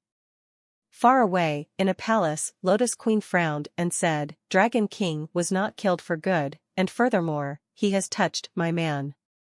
Even the Demon Emperor has returned. Oh, I'm going to make that Dragon King suffer. Dragon King, breaking free from the constraint of the lotus, exclaimed to Hansen, now, I can use you as a vessel. And when I return to the world outside this pitiful mind. Before Dragon King was able to finish his dialogue, the shadow of a holy white light beamed in front of him. Against that, even his draconic powers were no longer intimidating. How can your mind be so strong? In front of that shadow, his dragon body was stripped of all its fierceness. It looked weak and frightened, by comparison. I told you to return, you brought this upon yourself. Hansen's super king spirit mind prepared to attack the blood dragon. Dragon King roared and attempted to flee. The figure of a super king spirit leapt forward and palmed Dragon King, making it wheeze blood. Of course, it wasn't physical blood. It was Dragon King's actual life force, and as it seeped out, Hansen was able to consume and absorb every last morsel of it. Super King Spirit Self-Gene +1. When Hansen heard this, he was delighted. He squeezed the frail dragon repeatedly, to gain more and more self-geno points. Dragon King was in utter shock. He was so powerful, but against the spirit that now pounded him, he was helpless. The blood dragon was like a dying lizard, unable to withstand the hits. Escape was impossible for it. I am a true dragon. Dragon King knew he'd be broken for good soon, and he'd never return. He had to do whatever he could to ensure his survival. But Hansen wouldn't let him, and in response to Dragon King's proclamation, he made the spirit's draconic body explode with a bright white light. Amidst all the brilliant light, the dragon tried to slip away. You can't just come and go whenever you please. Hansen reached out his hand and grabbed the dragon blood life force. Arg! Dragon King shouted, as the tiny sliver of life force was taken by Hansen's hand. Dragon King was being dominated, and Hansen would not show mercy to someone who had sought to usurp his body. Absorbing every glint of light he could, Hansen's Super King Spirit self-geno points count continued to increase. Reaching down to the flailing dragon, Hansen squeezed it tight. Super King Spirit self-gene +1. More of the dragon's life force was absorbed, and with it, Hansen's geno points increased again. After squeezing some more, the dragon was beaten. It only had the strength to let out a pitiful scream. Don't kill me. I can give you something wonderful in return for your mercy. Please, just let me live and it is yours. Dragon King begged and pleaded for his life. Okay, then tell me what I can have. This better be good. And if I don't like what I hear, you're dead meat. Hansen coldly said. Dragon King quickly responded, telling him, I am one of Demon Emperor's generals. When he went to the fourth god's sanctuary, he left me his armor. I can give it to you. Please, just don't kill me. Dragon King had been returned to the ring by Han Senator when Demon Emperor entered the fourth god's sanctuary. Not a single sanctuary had been discovered by humans yet. When he was about to enter the fourth god's sanctuary, his equipment became useless, so he gave all of it to his subordinates. Dragon King received his armor, and when he tried to ascend to the fourth god's sanctuary, it saved him from certain death. His ascension failed, but he was not killed outright as was expected. Therefore, Dragon King made preparations for a future sacrificial ritual that would allow him to one day be reborn in full. The dragon ring was his last resort, but neither method had worked out well for him. Furthermore, the armor was damaged. But regardless, Dragon King hid it someplace special, so he could recover it upon his return to the world. Hansen put the ring on and hid it with his Dongxian aura. He summoned Moment Queen so he could ask for more information regarding Demon Emperor.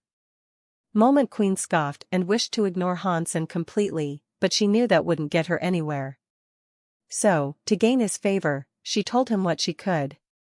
When she first reached the third god's sanctuary, Demon Emperor had already been in the fourth god's sanctuary for 10,000 years. What she heard were only whispers, murmurs, and rumors regarding the figure. And she never even knew Dragon King was associated with him.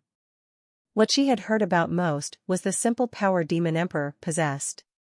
She had no idea about what he owned or anything. Hansen put Moment Queen away again. Then, he touched the ring and asked, Dragon King, do you know someone named Yiksha? He is another subordinate that belongs to Demon Emperor. We were never friendly, and he was always jealous of the armor I was given. Still, he never could beat me, Dragon King told Hansen without fuss. Did you know that he went to your sacrificial ritual? Hansen asked. That asterisk shoal must have come for my armor. Little did he know that it was not with me. I foresaw the possibility of something like this occurring, and so I set up a trap. If he sprang it, he should be heavily wounded now, Dragon King explained.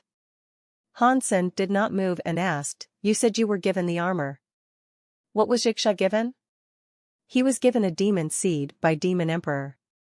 It takes 100,000 years to grow. The tree that grows, upon maturity, can bear many fruit that provide spirit genes.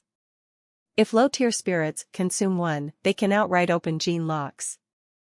But like I said, it takes 100,000 years for such a tree to grow, Dragon King said. It's no wonder Yiksha wanted to kill me, if it took that long. Now Hansen was understanding Yiksha's motives a whole lot more. Dragon King also said that if a king spirit ate one, it could increase a few self-geno points. But whenever Hansen ate one, it only provided him a single point. It seemed as if things were far more difficult for a super king spirit. I need to find a way to move that tree. Maybe I really can get it to grow some more fruit, Hansen thought to himself. Hansen kept Dragon King in the ring. He planned to leave him there for a while, as he wasn't going to get the spirit's armor just yet. Even if the location he spoke of was true, the armor resided deep within the forest. and venturing there could prove too much, even for him. It was likely he'd encounter a variety of super creatures if he was to go there. Even if he used the underground shelter, there was no guarantee it would work. And Han Sen was now responsible for the lives of everyone else who lived in the shelter, meaning he could not take so many risks. If a super creature attacked the shelter, it was likely they'd all be killed. Han Sen looked at his self-geno points and noticed he had 163. 45 of those had come from Dragon King. Han Sen recalled he had to battle Split Space King, so he decided to return to the spirit base. I hope he was patient enough to wait all this time, Han Sen said to himself, as he drove the island to where he had proposed that the fight be held. All the spirits were still gathered at Shinshao, waiting for the much-anticipated fight to commence. Split Space King had waited there for 3 days, and when the shadow spirit never appeared, they believed it was due to cowardice. Unfortunately, Han Sen's absence only fueled Split Space King's arrogance. I expected more from the spirit that beckoned me to fight. Split Space King feigned disappointment, but the mocking of his tone was hard to miss. You really want to have a self-fight with me? A voice came from an incoming island, with a handsome spirit atop it. The king. Is the nameless king spirit actually the king? It would appear so. Nias. Split Space King said the king is garbage. I guess now we'll see. When many spirits recognized Han Sen, they began to talk amongst themselves with great fervor. You are the king spirit that wished to fight me? Split Space King asked. Yep, Han Sen answered. And you are the king? Split Space King asked. Yep. Han Sen nodded. Well, that saves me some trouble. Let me kill you so we can get this over with, Split Space King said. Han Sen started the self-fight. Due to Split Space King being first rank in the entire spirit base, he was able to send him an invitation immediately. Split Space King promptly agreed, which led to his statue going bright. Self-fight? It really is a self-fight. All the spirits began screaming with excitement as the hype consumed them. Only the greatest of enemies would commit to a self-fight, so it was rare to witness such a battle. A white light shone brightly as Han Sen stepped onto the physical clouds of Shinshao. Then, he said, I'm afraid this will be my final fight in the third spirit base. No one will dare fight me, after what they are about to see. That being said, I'll grant you the opportunity to forfeit before we begin. The spirits that watched all believed Han Sen was trying to bluff his way out of the fight. At first, Split Space King did not say a word. He silently stepped onto the clouds of Shinshao, then said coldly, You're afraid, huh?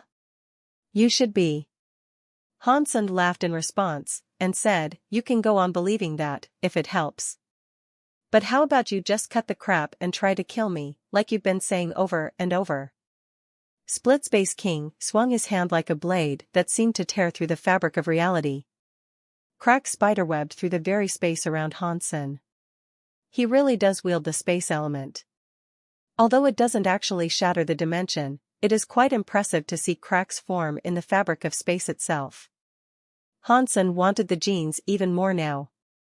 But seeing what was occurring around him, Han Sen did not try to fall back. He wanted to see if his Super King spirit could withstand the attack. If he could not go up against space, then that meant he was not indestructible. So, Han Sen stretched his body as light coursed through his veins and muscles. The light of his exterior was amplified.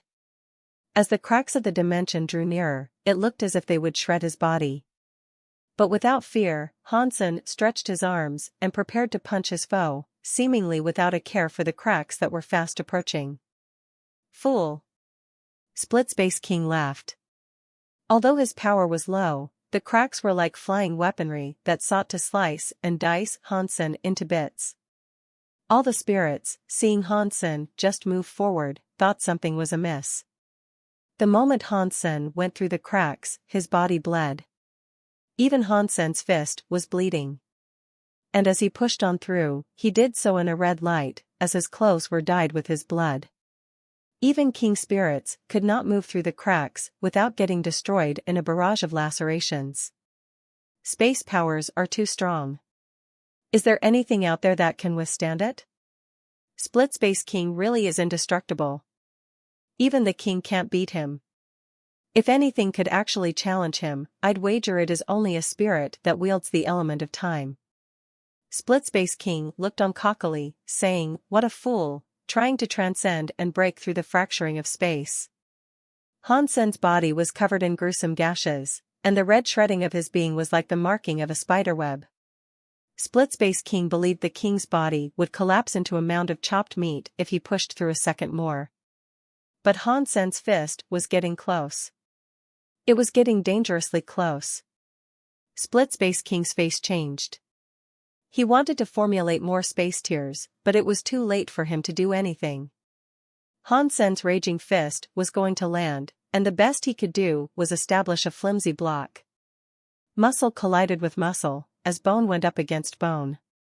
The spirits, seeing Hansen's body approach with a glowing fist, watched with rapt intensity as it broke Split Space King's arms and drove itself directly into his smug face. Boom! The white light drew together to create an orb of incinerating power, one that destroyed Split Space King's head. The arrogant spirit was sent flying back, crashing into statue in a bloody heap of broken bones and blood. Space King Spirit Gene +1. Shen Xiao was so quiet you could hear a pin drop. No one could believe what their eyes had just witnessed. They could not believe Split Space King had lost to a single punch delivered by the king. The eyes of the audience stared unblinking in disbelief of the sight. In continued silence, their eyes flickered between Hansen standing still and the crumpled body of Split Space King and the bloodied statue. "I'm going to kill you." Split Space King respawned and did not wait a moment before racing forward to attack Hansen again. Split Space King created a multitude of cracks across the arena.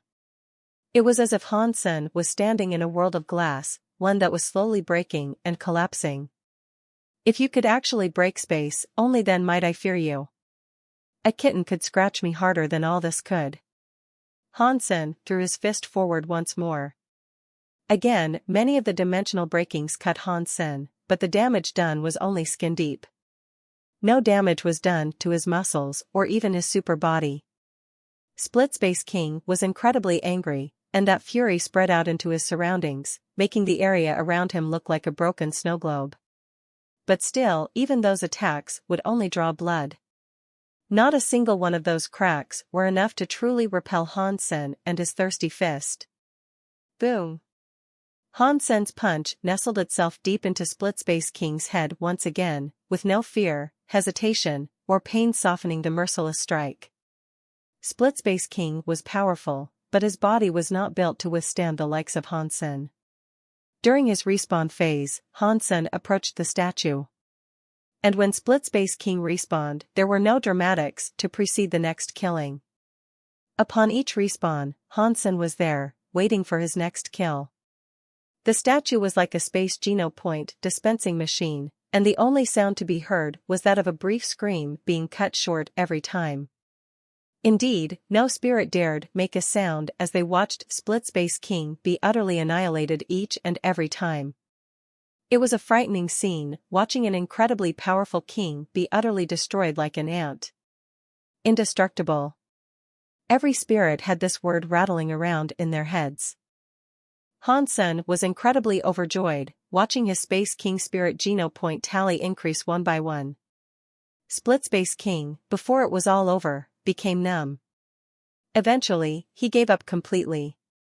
Whenever he respawned, he stood there silently, awaiting death. Again and again, he allowed this to happen. "Oh my spirit! The king is terrifying. What element does he wield? Physical, maybe? But if that is true, can plain, physical power even reach such heights? Unless someone has more gene locks open, the king is unbeatable. The king won't be a king much longer. He is sure to become an emperor. This is the sort of spirit that will bring great change to the third god's sanctuary. The king is indestructible. The quiet chattering between the spirits soon turned into a frenzy of praise and fawning, and whenever they looked at the king, their faces fell slack in complete awe and admiration of him. Boom. After killing Split Space King 99 times, Han Sen's space geno point tally reached 100. He couldn't increase it anymore. I've gone up against many king spirits in my time here, and still, none are able to defeat me. Is this to continue forever? Han Sen spoke aloud and put on an expression of disappointment. Then he turned to leave. Only the king can say something like this. And to be honest, he has every right to. The spirits all looked on him in amazement. Han Sen did not really mean what he said.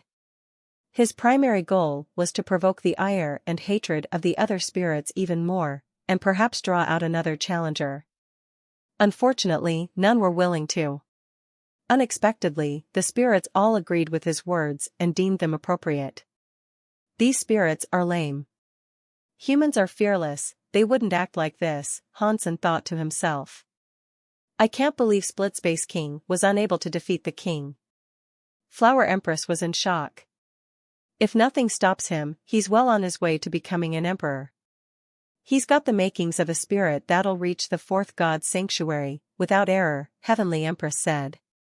The emperors have had no luck so far, but they won't relent in their pursuit of him. And when they do find the king, they'll kill him. Flower Empress spoke with a soft and worried tone. I don't think that is necessarily true. If they find out where he is, I'm not sure they'll be able to do much, Heavenly Empress commented. I wonder who his parents are. I'd sure like to meet them. Flower Empress said. You want to be their daughter-in-law? You're thinking that far ahead, are you? Heavenly Empress jested with a laugh. Flower Empress said, well, there's no denying it'd be great if I could marry a spirit such as that. The baby we'd conceive would be something quite special, for sure. And regardless of that, I still owe him kisses. Moment Queen had been sent out to retrieve creatures, and when she entered the spirit base, she heard the news. Whoa. That sounds like a scary spirit. I wonder where he came from? Moment Queen did not think highly of herself, and she did not even reckon she could defeat Space King spirits of her own tier. After hearing the tale of the king, she thought to herself, if I can ally with him, I can most certainly exact my revenge. But I've only opened one gene lock. I doubt I'll be able to catch up with him. When the image of Han Sen's smug face flickered across her mind, Moment Queen said to herself, ugh, this is that asshole's fault. If it wasn't for him, I'd have opened a multitude of gene locks a long time ago.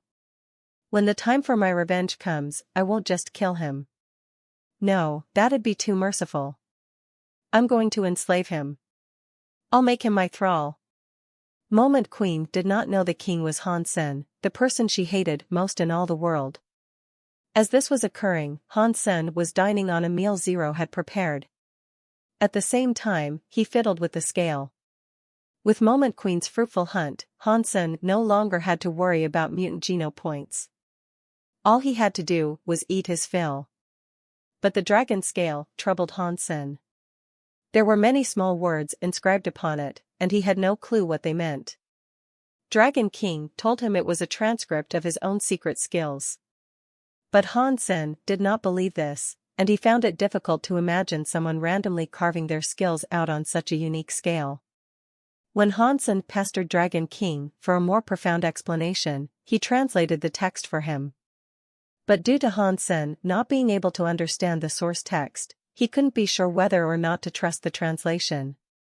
And still, Han Sen believed he was lying. He asked Thorn Baron and Moment Queen what they thought, and they both told him the same thing. The words on the scale were not written in any spirit language. Han Sen then went to do some research, and he found a few languages that possessed similar runic systems to the ones on the scale. After a deeper analysis, Han Sen was surprised to discover an exact match with a Shura language. Han Sen had learned how to read, write, and speak the Shura language. But he had learned a modern variant of the language. The dialect written across the scale was ancient, and it was almost entirely different. Not wanting to jump the gun, Hansen spent some time with his research and was careful to confirm his findings. It wasn't long before he realized he really wasn't mistaken. The text on the scale belonged to an ancient Shura writing system. It was prehistoric. It was a shocking discovery, to say the least. The Shura could not enter the sanctuaries, so why in the universe would their runes be inscribed on the scale?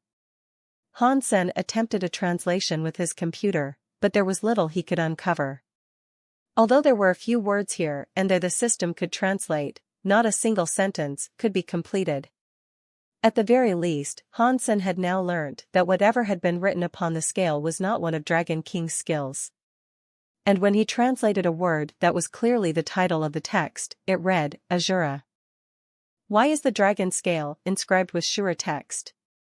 Hansen had tried his best to translate it, but it was mostly to no avail. So he turned his attention back to Dragon King and started interrogating him for information. But the spirit was tight-lipped, and no death threat Hansen could make was enough to force him to talk. It's like the sky, but it is not. It is Azura. As Zero returned, bringing back the meat feast of a hunt to the shelter, she started talking to herself when seeing the dragon scale. Did you say something? Hansen asked Zero to repeat what she had said. Zero pointed to the scale and said, It's like the sky, but it is not. It is Azura. You know what's written on this thing? Hansen's excitement perked. His excitement did not stem from Zero being able to understand the text, though. Zero was a Shura, in some way or another. Although he was surprised to learn she was able to read the ancient Shura language, this was not what excited him. What excited him was what Zero had said. He recognized them, as they were the opening lines of the falsified Sky Sutra. Zero nodded. Can you read it out to me? Hansen asked, in a rushed manner. Zero took the scale in her hands and started to read, as requested. It's like the sky, but it is not. It is Azura. Hansen was frozen, as 90% of the text was the falsified Sky Sutra. His heart pounded and his head pulsed as if it was going to explode. Hansen could not understand why the falsified Sky Sutra had been written in an ancient Shura language, on a dragon scale in the third god's sanctuary. It gave him a headache, as he tried to comprehend all the possible implications this revelation conveyed. What's going on? Hansen asked himself, in complete disbelief. After Zero finished reading what was written, her hand gleamed with a power. All of a sudden, an invisible force was cast outwards against a nearby pillar with great intensity.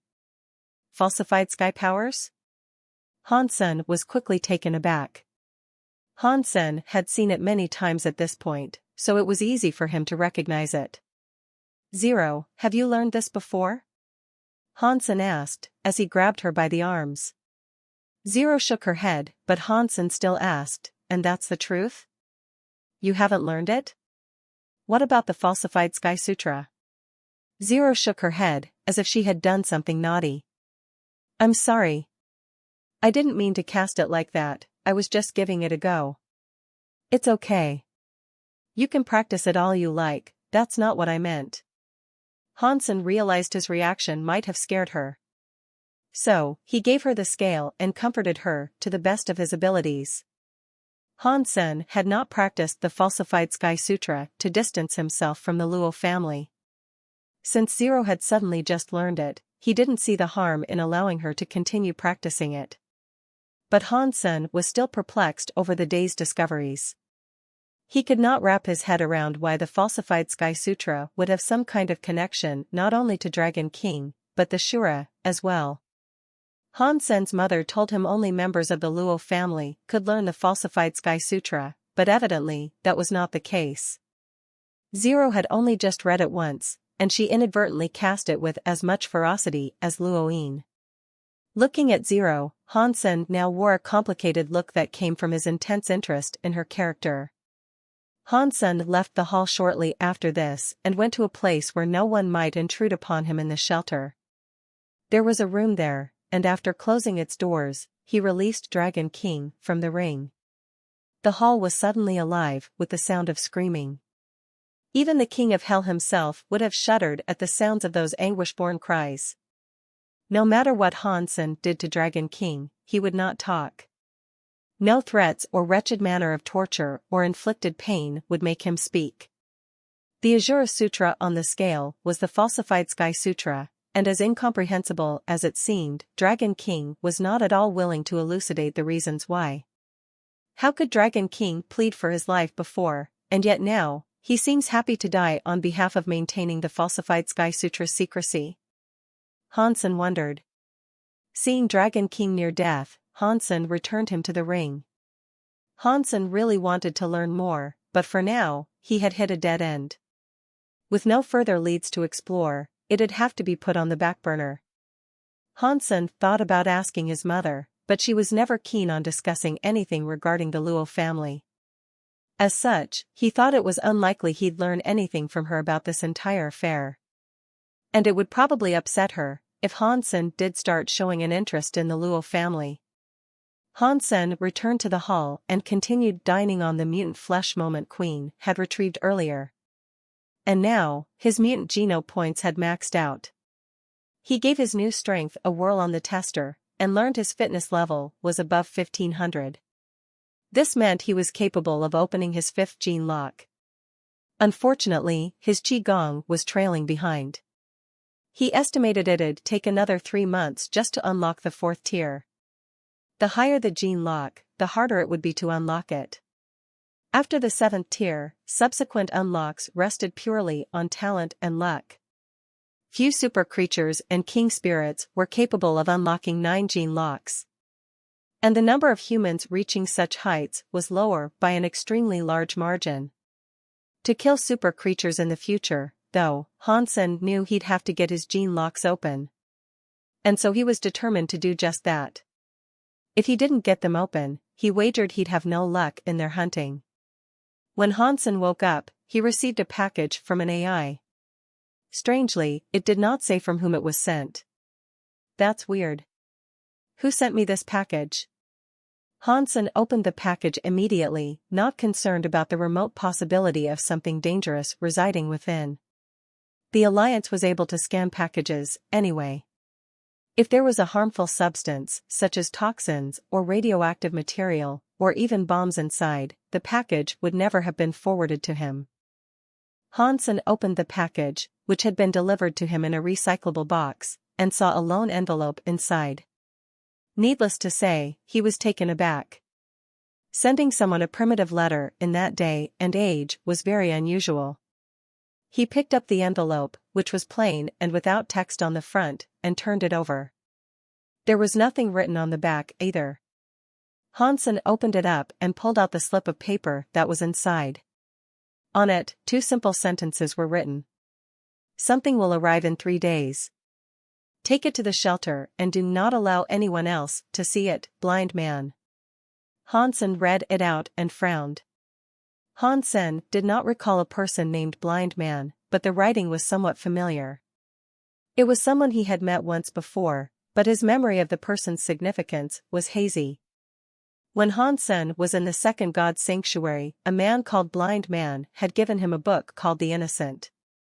He only saw him once, and after their encounter, he disappeared and was never seen again. Why he would send a letter and ask him to expect a package in 3 days, Hansen could not tell. What a strange person. Whatever was going on, it didn't feel like a mere prank. Regardless of what was to occur, Hansen decided to wait 3 days and see if anything did indeed come. When that day rolled around, a package showed up at Hansen's door. Strangely, it was delivered to him by an actual person. This person was well cloaked, though, and it was difficult to even discern their gender. The person placed the item in the mailbox and left. Because this item had not been scanned, Hansen brought it to the sanctuary and got Moment Queen to open it for him. If there was something dangerous inside, it was best if she handled it. When the box was opened, nothing bad happened. And on the inside was a miniature purple cauldron. It was around 20 centimeters tall and 10 centimeters wide. There was a lid on it, so if there was something within, it was obscured from view. Curiously, though, emblazoned on the cauldron was the symbol of the nine-life cat. Is blind man a member of Blood Legion? What meaning could there be to him sending me this cauldron? Hansen frowned and gave the cauldron a good shake to determine whether or not there was something inside it. No sound was emitted, which told him it was empty. This actually disappointed him. Removing the lid, though, proved his little test wrong. And what was inside gave him quite the shock. Sitting inside the cauldron was a red jewel shaped like a ping-pong ball. It was rather weird, in that it had made no sound when he shook the cauldron. How is that possible? Hansen was really confident in his abilities of perception, and being able to sense the presence of something, even if it was out of sight. If there was something inside, he should have been able to detect it. Hansen closed the lid and gave the cauldron another shake with the jewel still inside. Like before, no sound was heard. It was as if the cauldron was empty. When Hansen removed the lid, the jewel was still there. He now also noticed a pleasant, herbal fragrance being emitted. What is this? Hansen took the jewel out. It felt warm to his touch, and it was lighter than any stone he had felt before. Hansen wondered if the jewel was actually a jewel, or was instead some sort of pill. If it was, it didn't look edible. Swallowing it would be like swallowing a rock, or so he thought. He didn't fancy digesting something like that.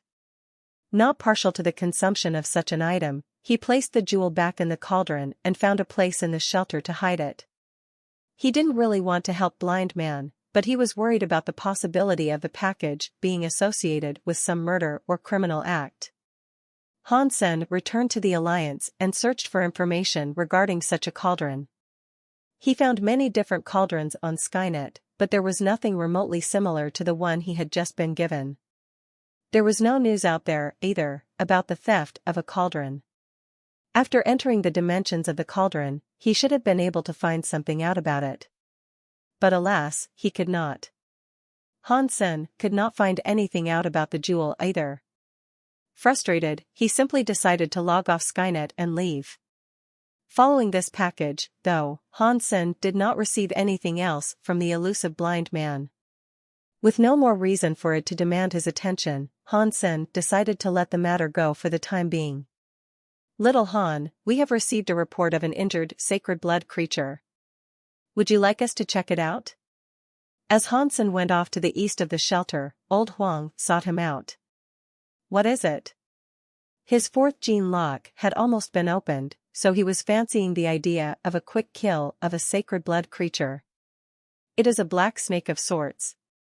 It appeared to be dying, but that didn't stop it from swallowing a mutant-class frog. Still, that's what told us it was most likely a sacred blood creature, Old Huang elaborated. Let's take a look, then. Hansen followed Old Huang out of the shelter, and they ventured west. After 10 miles of travel, they encountered a black snake resting on a rock. Its body was as thick as a barrel, and it had to be at least 50 meters long. Concerningly, its scales had been shredded by what appeared to be massive claws. It is a sacred blood creature, you're right. Hansen scanned it and took notice of the life force. And as they suspected, it was indeed legitimately damaged. Little Han, is it a sacred blood creature? Old Huang asked. Hansen nodded, saying, yes, it is. Hansen brought out his bow and summoned a saber-tooth bee arrow. Then, he took aim at the giant snake's weak spot. Old Huang, ready yourself for a fight. Hansen then commanded the party to establish a formation. Hansen loosed the arrow. It pierced through the snake's already shredded flesh and embedded itself entirely within the beast. The black snake shrieked in agony, and took off after Hansen. It expelled a black smoke from its mouth as it went, and it looked terrifying. The snake can breathe a horrid mixture of fire and toxic smoke. Run. Hansen summoned his dragon blood snake as he ordered them all to fall back. The two monsters lashed against each other. Although the giant snake had been severely wounded, it was still more formidable than its new opponent. Without wasting a second, it slithered its way around the dragon blood snake to ensnare and choke it.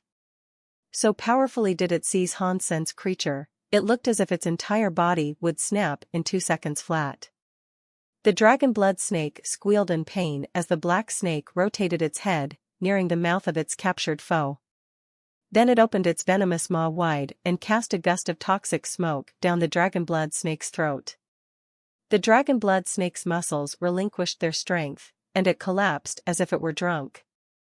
It wished to escape, but it longer had the strength to even attempt to free itself.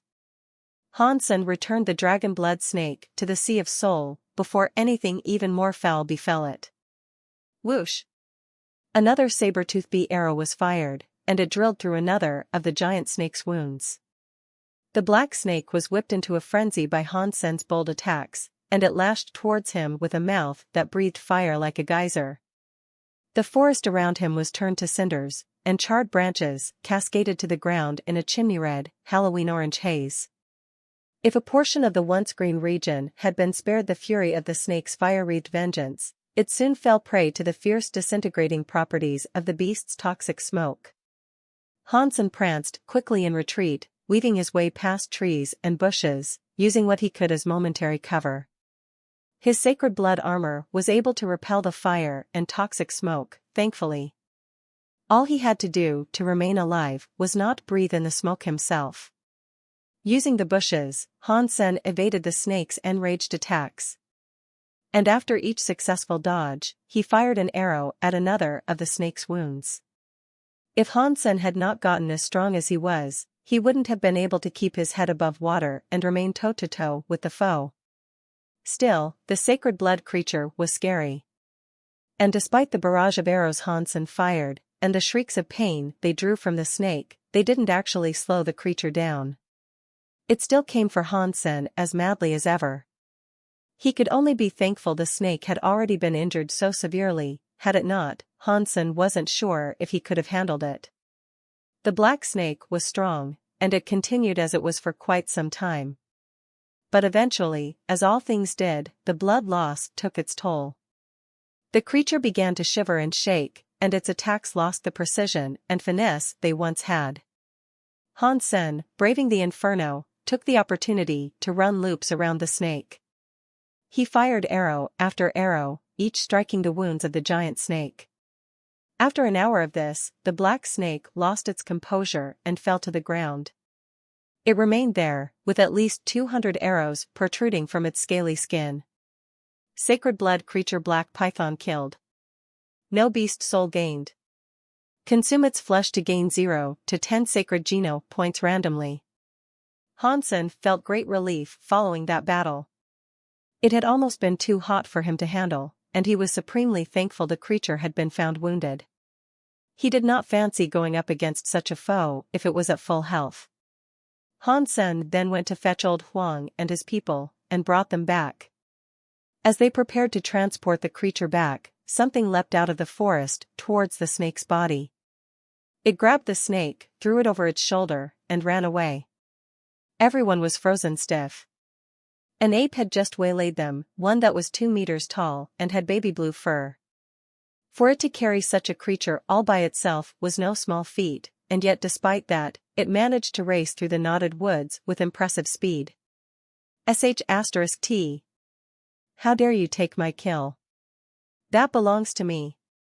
Han Sen's wrath was quickly incited, and he fired arrows as he yelled at the fleeing simian. But the ape did not look back, and off it continued to go. It had positioned the snake across its back, too, so that the corpse would be the recipient of any arrows fired at the ape's back.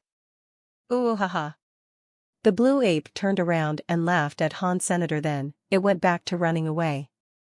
*CKU, monkey. Han Sen was furious. He had to do something, but first, he told old Huang to return. The blue ape continued running through the tangled overgrowth of the forest, and Han Sen planned to go after it. Unfortunately, it too was a sacred blood creature. And so, to ensure the safety of old Huang and the others, he made sure they did not follow. What's more, he had seen the ape's claws. It was quite possible that the blue ape was the one responsible for the snake's initial injuries. As Hansen gave chase, the blue ape sped up. It ran faster than Hansen could. That surprised him, too. It was as if the blue ape had suddenly activated a speed boost. Is it just fast, or has time just sped up? Hansen was quite surprised. The blue ape shone with a blue light as it went, and further it raced. When there was a wide enough berth, it would even turn around to taunt Hansen with a cheeky grin. Hansen was unable to catch up, and after a while of chasing it, the thief had gained a lead that increased until it was completely out of sight. Regretfully, Hansen had to give up the pursuit. There was no use in Hansen getting mad, as it was his fault for not being able to match the ape's speed. He returned to the shelter empty-handed, but did not make a fuss. What had occurred with the ape did not weigh on his mind, either. He soon forgot about it entirely. Failure was to be accepted sometimes, and it was something that happened frequently, when someone wished to hunt creatures. But a few days later, there were growing reports of a blue-colored fiend making a habit of stealing kills and even wounding people. Hansen frowned. With the ape's power being what it was, he knew the ape could have killed the hunters if it chose to. So, it seemed as if the ape had returned with the desire to provoke them. Stay in the shelter over the course of the next few days. I will check it out, Hansen commanded his people. Then, he went to the spirit hall and picked up Bauer. With the baby in hand, he left the shelter. Hansen had been unable to chase the blue ape before, but things might be different with Bauer in tow. If the ape made an appearance and did something to upset Bauer, Hansen was fairly sure she'd use the gourd to make quick work of it. Hansen left the shelter with Bauer. He killed a few primitive class bugs at first, to see if that would draw the ape out. Not long after, it had indeed come to steal his kills. It crept near to Hansen and watched him. It was possible the ape knew Hansen was special, more accomplished than the other fighters it had boorishly stolen from. This time it did not make an immediate appearance and try to tackle Hansen before running off with the goodies, it just waited and watched. Hansen was aware of the ape's presence, but pretended he wasn't. If he revealed he knew it was close by, there was a chance the ape would scarper. And if so, he'd most certainly be unable to pursue the ape if it was empty-handed. Hansen faced away from the ape, and holding Bauer, he looked for more prey he could kill. When he started to move, so did the ape. Hansen found a black scorpion lying ahead, and noted it was primitive class. He fired an arrow. The scorpion's carapace was broken by the sudden shot, and the insect quickly died. And just as this happened, a blue flash leapt out of the bushes. The ape spared no time in picking up the scorpion, shouting mockingly at Hansen, and running off back into the tangled depths of the forest. The ape could have easily killed the scorpion if it wanted to, and it was clear it was interested in annoying Hansen more than anything. Hansen immediately opened the 3 tiers of his Danshin Sutra. As he did, he covered the ape and sealed its 7th sense. "Where are you going to run now, you little imp?" Hansen pulled out his bow and fired. Having been unexpectedly robbed of its 7th sense, the blue ape was quite shocked. It frantically panicked as if it had been blinded, and a saber-toothed bee arrow had already made a home on the hairy fiend. The sharp arrow hit the monkey's soft belly, and it accelerated as it came into contact, spinning as if it were a drill. Surprisingly, the arrow was only able to ruffle some of the ape's fur, and was unable to break the ape's skin. The blue ape squealed in fright, but it didn't let Hansen's meddling stop it from trying to escape. Although its 7th sense was still sealed, it was still able to reorient itself and try to flee. Perhaps, Hansen thought, the monkey was familiar with the area, and thus it could still run off in a certain direction with great speed. Hansen gave chase, determined to fire another arrow that would strike the monkey's arse. Through the boons of Danshin aura, Hansen was able to fire the arrow silently. And because of this talent, the arrow managed to avoid the attention of the ape. As planned, the arrow dug into the monkey's meaty backside. Roar! The blue ape's arse was bleeding. It pulled its arms back to finger the wound, which oozed blood. It looked rather funny. Haha. Bauer clapped and laughed at the sight. Hansen was going to fire another, but the ape's blue light appeared. And after this occurred, the speed of the ape greatly increased. He tried giving chase to the monkey, but Bauer looked unmoved, and it didn't appear that she wanted to bring out her gourd and kill the ape before it could escape.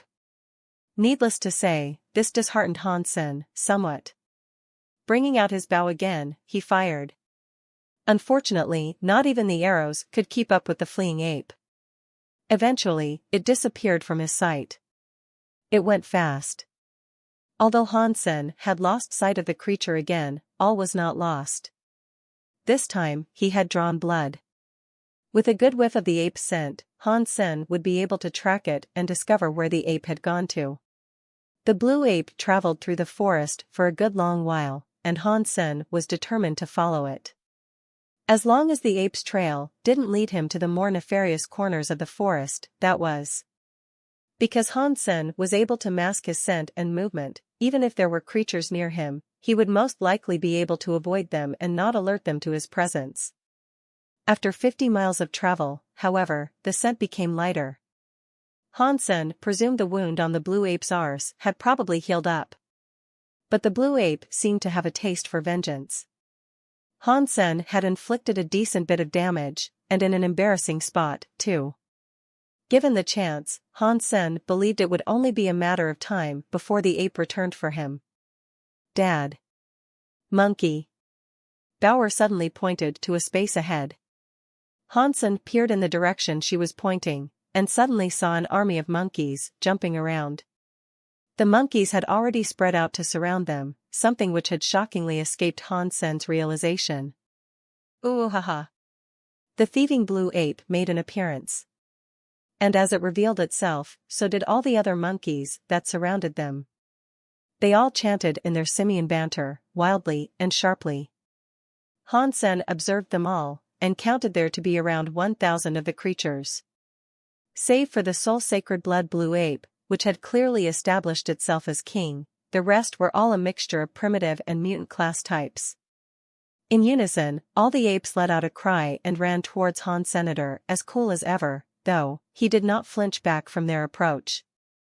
And as this occurred, Bauer clapped her hands as if she was applauding grand theatrics.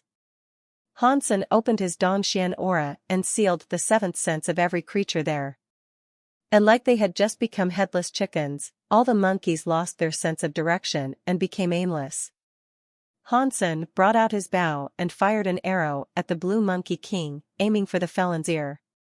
The arrow drilled neatly into the spot he had selected, but it did not remain there long. Immediately after it had settled, the ape grabbed the arrow, pulled it out, and broke it.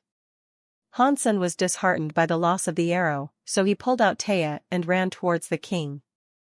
The ape king could no longer hear or see, but it looked as if it was able to do just fine with guesses. It turned around and sought to run off again. The blue ape's behavior was starting to aggravate Hansen. The beast was too cowardly, despite its dastardly acts. Hansen wanted to fight it face to face, but his inability to do so annoyed him. Hansen was even angrier at the thought he could never actually catch up with the fiend if it chose to flee. Still, this area was home to many such monkeys. Wherever the blue ape lived, it had to be near. I don't think so, Hansen said, with Bauer on his back sucking a dum-dum in excitement.